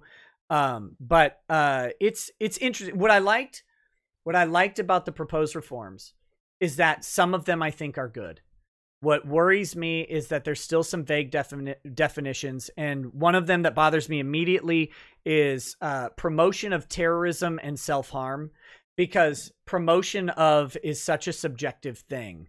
And it's like, if I tell some idiot to jump off a bridge in Minecraft, am I actually promoting self-harm or am I making a joke? So that type of stuff worries me, but I'm curious. My interest is piqued. So let me get through these. I know we're getting real late here. Bad Vibe says, wait, Drexel being your boyfriend was supposed to be a secret. Exposed, hashtag. Joskby says, what I dislike about the lolly stuff is that police are wasting resources going after people jerking it to cartoons. Meanwhile, genuine pedos are out free or worse, disturbing actual victims. On top of that, they reoffend. Do you want to comment on that particular one? Because I have a comment on it, but I wanted to give you the floor if you have it. Honestly, I didn't even really hear what you were saying. I was a little bit zoned out there, man. Oh, I'm getting a bit fucked up. It's like 5 a.m. almost. Yeah, I know. Okay, I'll be quick on it. Look, again, what I said earlier is the same here. The good thing about Lolly is that not an actual child is harmed in the making of this production. The bad thing about Lolly is that the people who are attracted to it are a risk to children, and there's no way around it. If you're attracted to drawn children, you are a risk to children, and I think you should get therapy. I don't think you should be put in prison. I think you should get therapy. But I agree with nearly everything that you said up until the very last part. Obviously, it's a good thing that a real child hasn't been harmed or exploited through Lolicon. However, I still don't really think it's ethical, because I think it enables these people's attraction to children. It's an outlet for them to continue to build up, that sort of attraction to children. And I think that the people that do look at it are a risk to children. And I think that they're such a risk to children that I think they should be removed from society, whether that be put into a mental hospital or put into a prison in order to rehabilitate them until they are no longer a risk to children. That's what I believe, because I think there is a genuine risk if somebody's looking at Lolly to society that they're going to harm a child, and so therefore they need to be removed from society. That's just my view. Yep, that's thank you for sharing. Romeo Garbo says, completely off any sort of topic y'all are on. I know I'm only just now joining, but how do you guys feel about the background music in movies? Like, does a film suffer from a subpar soundtrack? Absolutely. Easy answer for me. Bad Vibe says, your rights end when measurable harm to others is committed. Synac 8 says, hey, California just announced they will ban gas-powered cars in 2035. Check LA Times. Have fun with that. Keck7Go says, I love duck. I think he means dick and not Dick Masterson. I think he means cock, literally. But I hate the celebration of sexual identities and people who dedicate their personality to who they want or don't want to fuck. Anyway, can Trump nominate Baron Trump to SCOTUS? Can he name himself? I guess theoretically, yes. I don't know. I don't remember if there's my brain's broken. I don't remember if there's an age requirement for SCOTUS, and the Judiciary Act may require a law license. So I don't know, but it'd be an interesting question. Overcloud says school articling, licensing fees, Law Society dues, the paywall to practicing is horrific. New Greer stream when? Very soon. Also, PPP, come up north. I'll buy your extra wide gut a beer. Get North Ontario wasted. Well, I like Northern Ontario an awful lot. My family is originally from Northern Ontario. Well, you know, in the past 50, 60 years. Not even Northern Ontario, like halfway north. Well, I don't know. It's not like the fucking far north. Yeah, Bancroft isn't that far north. I mean, there's way further north. I don't know how far north this guy is. It doesn't really matter, but I'd have a beer with him. Sure. Bad Vibe says, in regards to examples, there are things to remember. 1, be the example you expect others to be. 2, humans are fallible and we rarely measure up to our own expectation. 3, your mentor should be someone you actually know. He also says, the reality is the potential of anyone harming a child exists. Truly is inherently the issue. If you don't know, trust they will harm your child, while paranoid giving you the ability to protect your child. That's fairly safe, I guess. Bad Vibe says, actually, there's a CDC study that states 1 in 3 children reported being abused. So that was counter to the 25% thing. Studies. I mean, I just find that really hard to believe. I don't know about you, but I always question those studies because I don't know what they mean by abused. And I think some stuff like there was some joke that could be taken sexually means abused in some circles of feminism. So I don't know if that's you know, it's like this saying like that 1 in 5 women have been sexually assaulted, or is it higher than that? Like it's either it's 1 in 4 or 1 in 5, like women on college campuses. And I'm like, no, I'm sorry. There might be some regret in their decisions, but I can't say they've all been assaulted like that. That's a bit much. Yeah, I think it's a bit fucking much. But again, I'm a man, so, you know, I'm a piece of shit. True. All men are shit. Bad Vibe says, lead by deed, not word. Opinion is not necessarily fact-based. And he also says, PPP, perspective and interpretation is a pain. That is this why there are lots of Abrahamic-based religions that don't agree. Night Blue Mage says, and here we go, the logical fallacies. Here's my money to pay for you for that loss of time. Oh, fuck. Look, the chat can be a cruel mistress. Okay, here's what I want to do for you, because we're 4.5 hours in. I've read all of the $20 super chats, and I know it's really late. It's way longer than we plan on going. So if you want to peace out at any moment, you can. Okay. I'll probably stay with you a little while longer. Okay. But eventually I gotta fucking go to bed. I wanted to let you know that we have more to go, and I didn't want to like make you feel obligated. No, it's fine. How long do you think you're gonna go? Another hour? I'm hoping to be done in 18 minutes. Really? So, I'm gonna burn through. But I'll again, stick with you. I'll stick with you till 5 for sure. I could probably stick around till 6, but at that point, I always hate to ask people, and I appreciate when they do. So, Bullcut Nation says, Bullcut Nationalist says, I am censored Tonka Saw style in this channel by being marked as a hidden user rather than timed out. Please go to YouTube Studio Community section, then scroll to hidden users and take me off the list. Likely mods some guy sent this to me and told me to bring it up to you, and I forgot about it until now. So I don't know. He wants to be a fucking, I don't know what he's done that the mods have determined that he's a piece of shit. I don't know. I don't do the moderating on the channel. I will go ahead and unhide you, buddy. Bullcut Nationalist.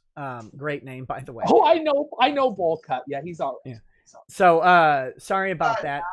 Let's put a fucking bowl game. He's probably been a fan. He's been a fan of my channel probably since I had under 100 subscribers. If it's the same bowl cut.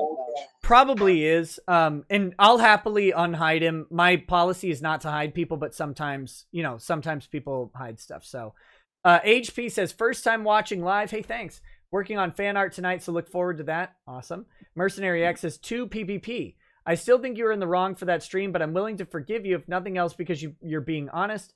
To Nick, I'm not one for the Bible, but I'm still a faithful follower. I believe more of a personal relationship with God and Jesus. And then he says, I'm not against the Bible. It's just that I think it's too complicated for me. I'm to the point where I can't get into it. All I can hope for is just pray for the sake of praying and ask God to help me. I believe the more personal relationship is the way straightforward. That's a tough situation. So first of all, I'm glad he's willing to forgive me. He may have a different view in light of the last 15 minutes of this program where we got a little off the rails. I think we sorted it out, honestly. I really do. Yeah. So it's really not a big fucking deal. But when he's talking about the Bible and that he can't understand it, I think that the Word of God is simple to understand. I think a lot of the problem people have is that they go to the King James Bible. Not that there's anything wrong with the translation. It's Surfer's favorite, and a lot of people only use the King James. But because it's written in Shakespearean English, it's not very accessible to the common person of today. Right. So I personally use the New King James Version. So maybe if he was struggling with the Shakespearean English, I'd suggest the New King James or the New American Standard Version. If it's just that he feels like he's not mentally sufficient or capable of understanding, the gospel message is very, very simple. You know, believe, repent, confess, be baptized, and try and live your life in the best moral fashion according to Christ's standard that you can. That's as simple as it is. That's all you need to do to be saved. And so I encourage him to do that, and I encourage him to develop a personal relationship with God. Organized religion may not be the answer for him.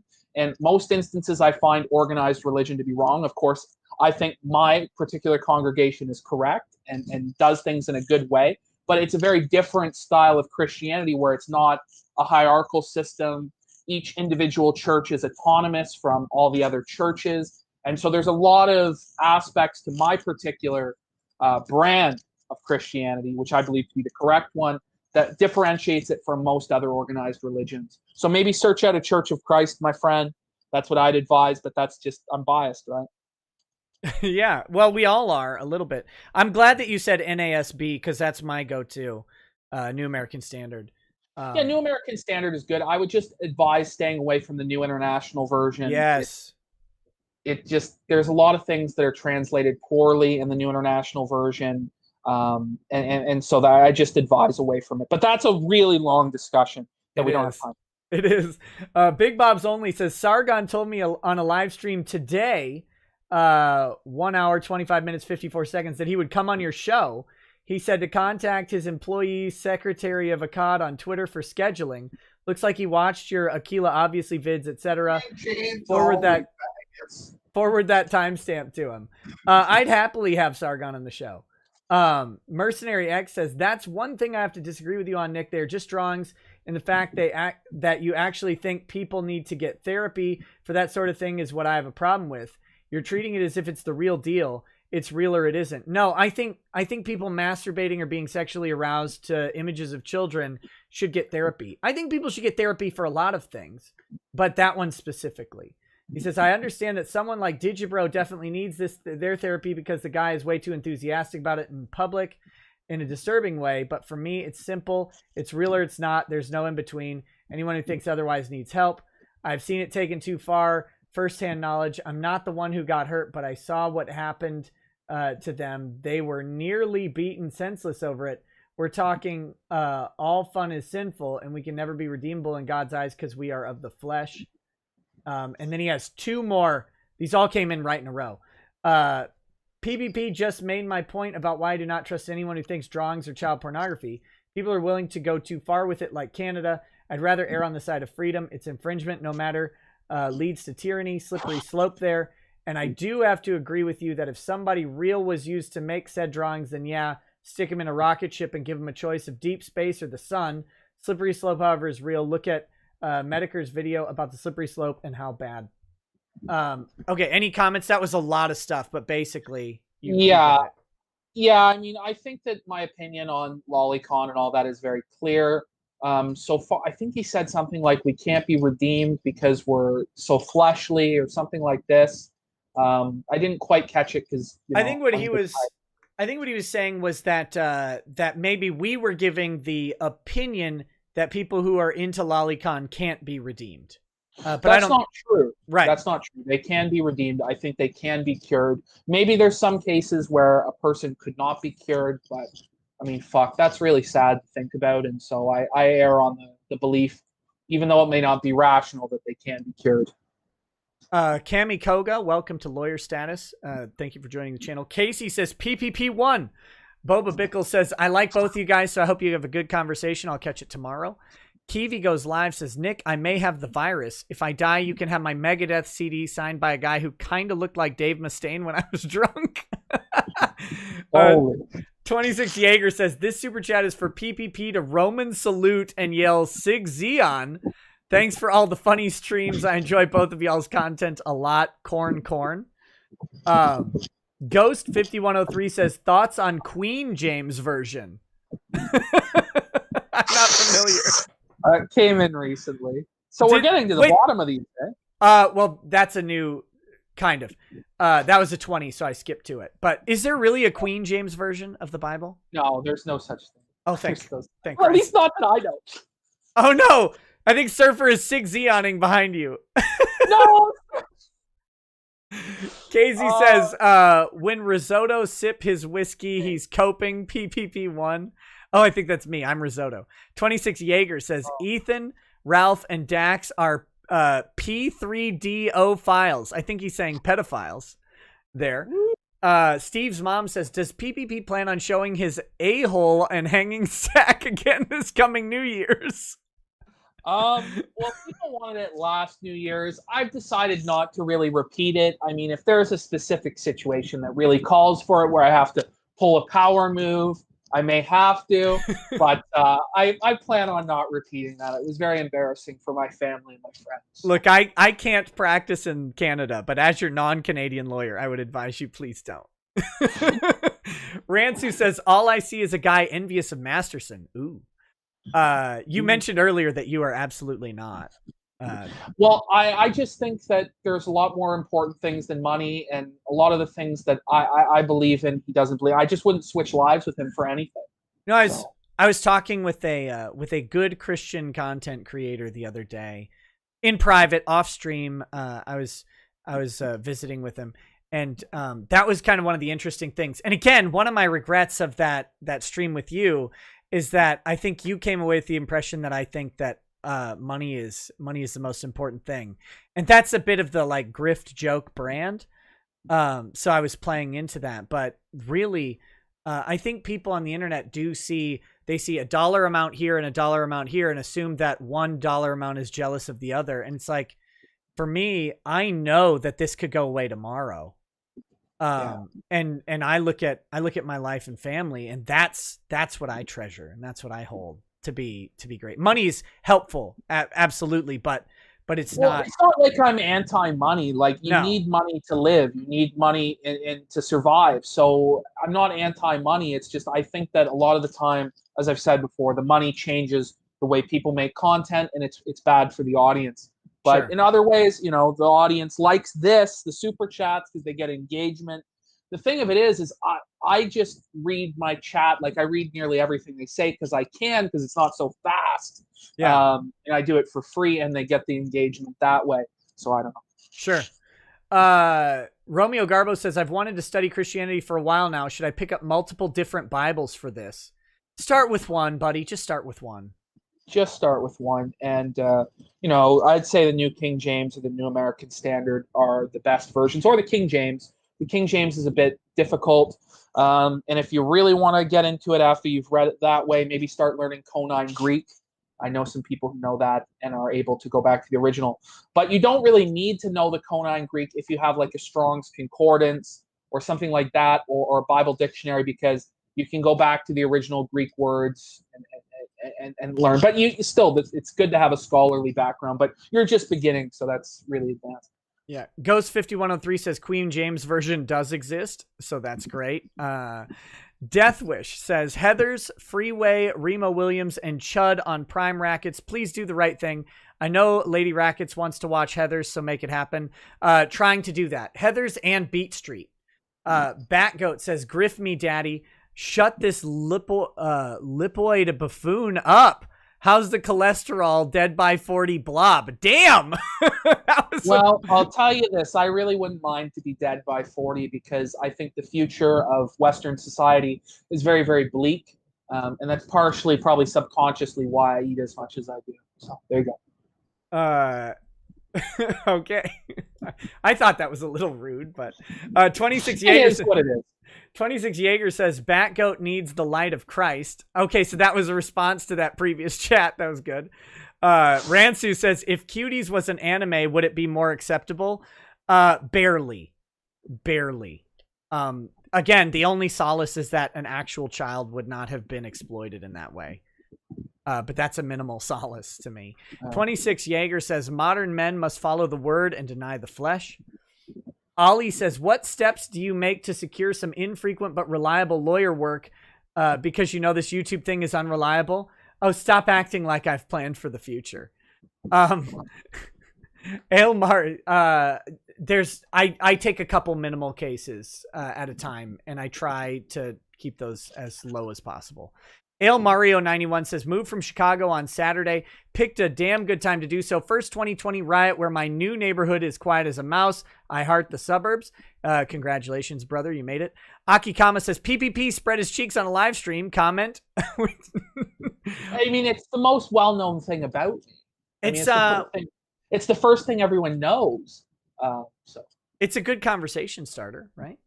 It is. Like, and people go, why did you do it? I go, because it was a power move that was based. But in reality, I was really drunk. So. There's way worse things you could have done, in all honesty. Like, what you have to live with is whatever mild shame is attached to people seeing your anus, right? Like, that's... Yeah, there's a lot of people who have, like, mooned people and stuff like this. Now I actually spread my ass, which is a step further than mooning. But honestly, like, a lot of people can relate to mooning somebody when they're drunk. And so, I don't know. It's not the worst thing in the world, but it's certainly somewhat embarrassing. And it always keeps me in perspective is that I'm not infallible. I make mistakes. I'm just a normal person like everybody else. So.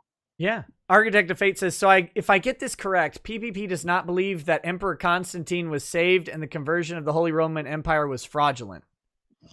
I mean, I don't believe in the legitimacy of the Roman Catholic Church. I'm sorry, Rekieta. I don't believe in the legitimacy of the Orthodox Church either. And so therefore, I don't believe in the legitimacy of any of this. And I don't know the specific instance and the minutiae of it. So I can't comment beyond that. Sure. Sorry. No, you don't have to apologize to me. I'm the worst Catholic ever. Satanic Potato says Richard Owner's male descendant. Okay. I don't know what that means. Agnostic Kazumaki says, why is this Chubrock on? Because we had a good conversation. Chubrock's interesting. So we had a good chat. Sika Lothar says, nice guest, nice show. You should have People's Populist Press on again. I'm open to it. Earjuice says, oh, go ahead. No, I'm open to it again as well. Hopefully, you know, if we do another show, it wouldn't be about Ralph and Dick as much. I know it's kind of a retread of the first appearance. It's just that the reason I kind of wanted to, I was just getting so pissed about the lolly thing. It was really actually burning me up inside. Like, I really can't stand the defense of it and the Cuties. It just really bothers me. So, yeah, no, I get it. I get it, man. Earjuice says Josh is a sketchy D-gen. Never forget. Ludwig World Order says, in my opinion, the best form of evangelism is living well. Proselytizing is second. Big up Nix the lawyer and based Cockman. May you both live well. So there you go. Oh. Casey says, Gator, PPP and Ricotta are dabbing on me, Gator. He also says, Gator, they're dabbing on me, Gator. Save us, Gator. He also says, Gator, it's not poo. Gator, it's not true. It's not poo, Gator. I didn't suck the shit off my thumb. In fact, it was probably you who sucked the shit off your thumb and sniffed it. Damn. In fact, damn. Randy Randerson says Diddler Dax. Viden the Cold One says Nick, bathwater when? I'm tired of asking. Soon, brother. I gotta fill a lot of bottles. Super Iron Bob says PPP's inability to think anyone has good faith is deeply sad.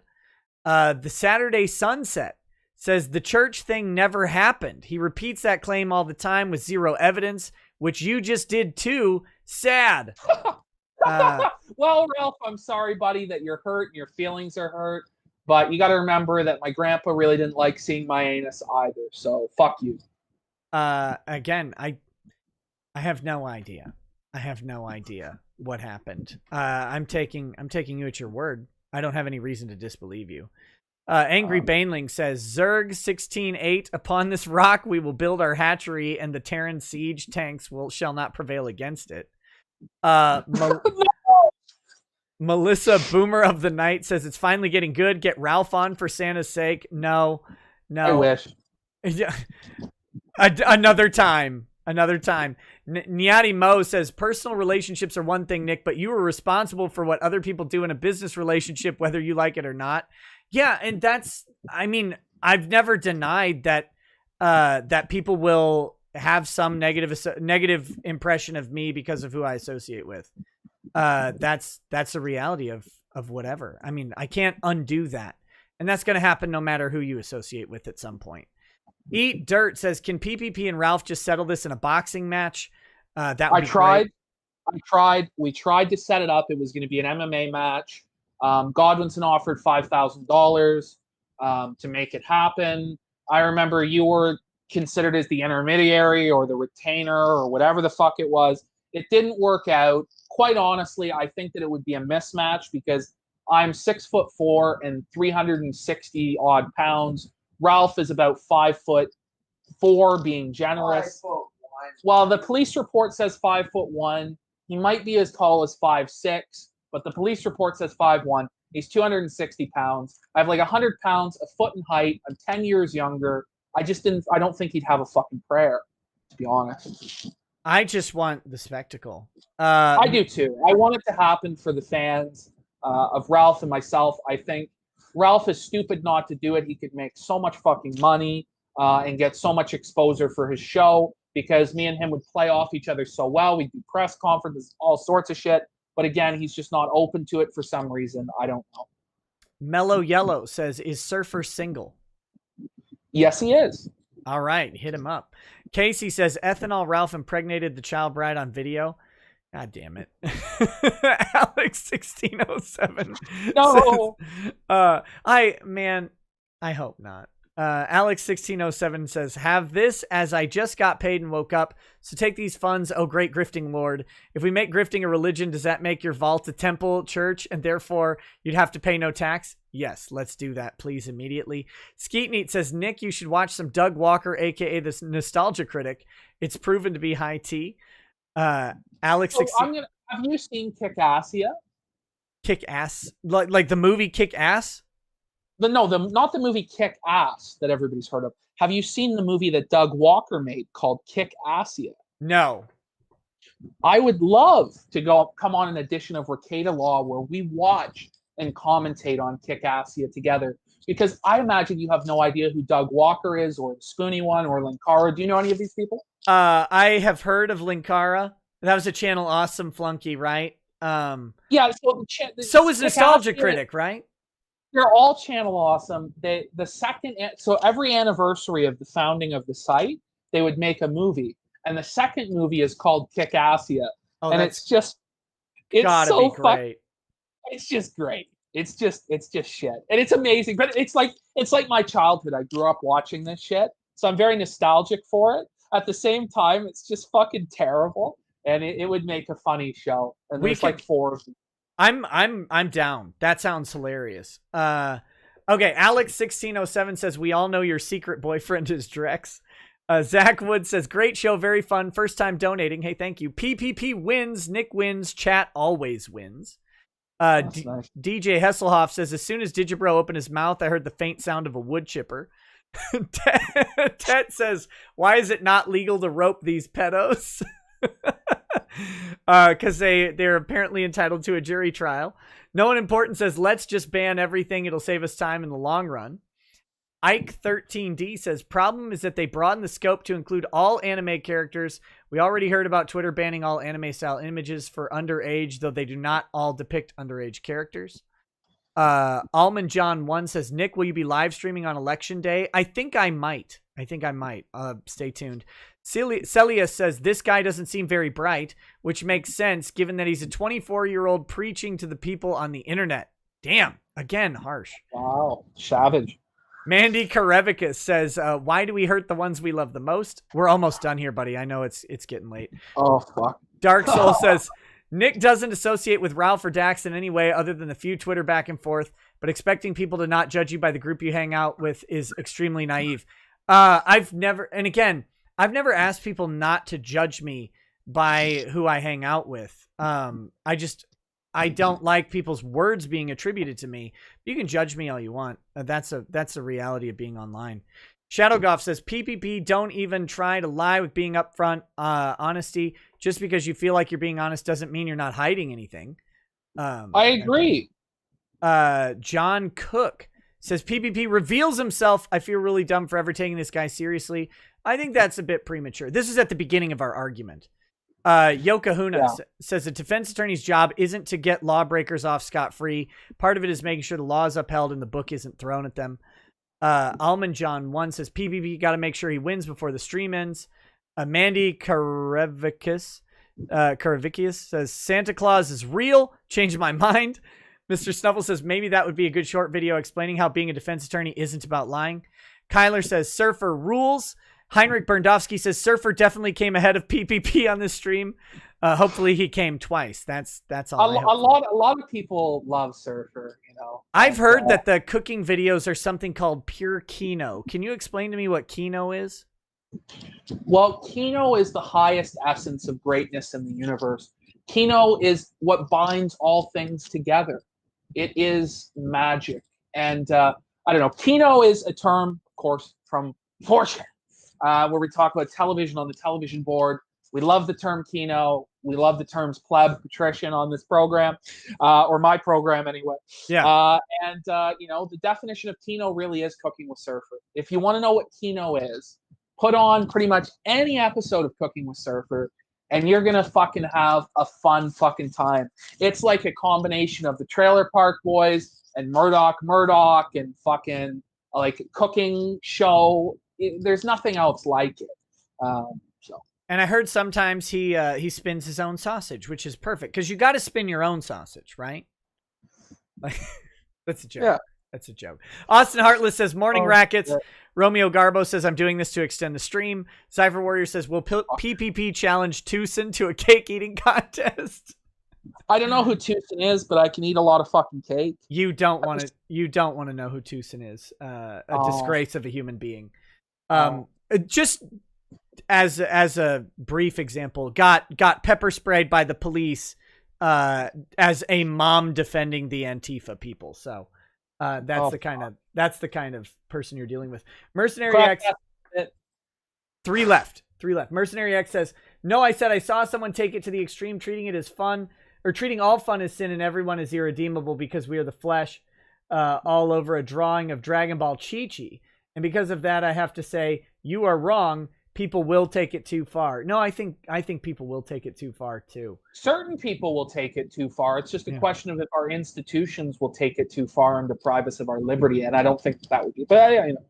Well, and the other question is, people are going to take one or the other too far, right? Like, so they'll take it being acceptable too far, and someone else will take it not being acceptable too far. Like Digibro does. There's always going to be motherfuckers that take things too far in either direction. We can't control that. We just do the best that we can and advocate what we believe in. There we go.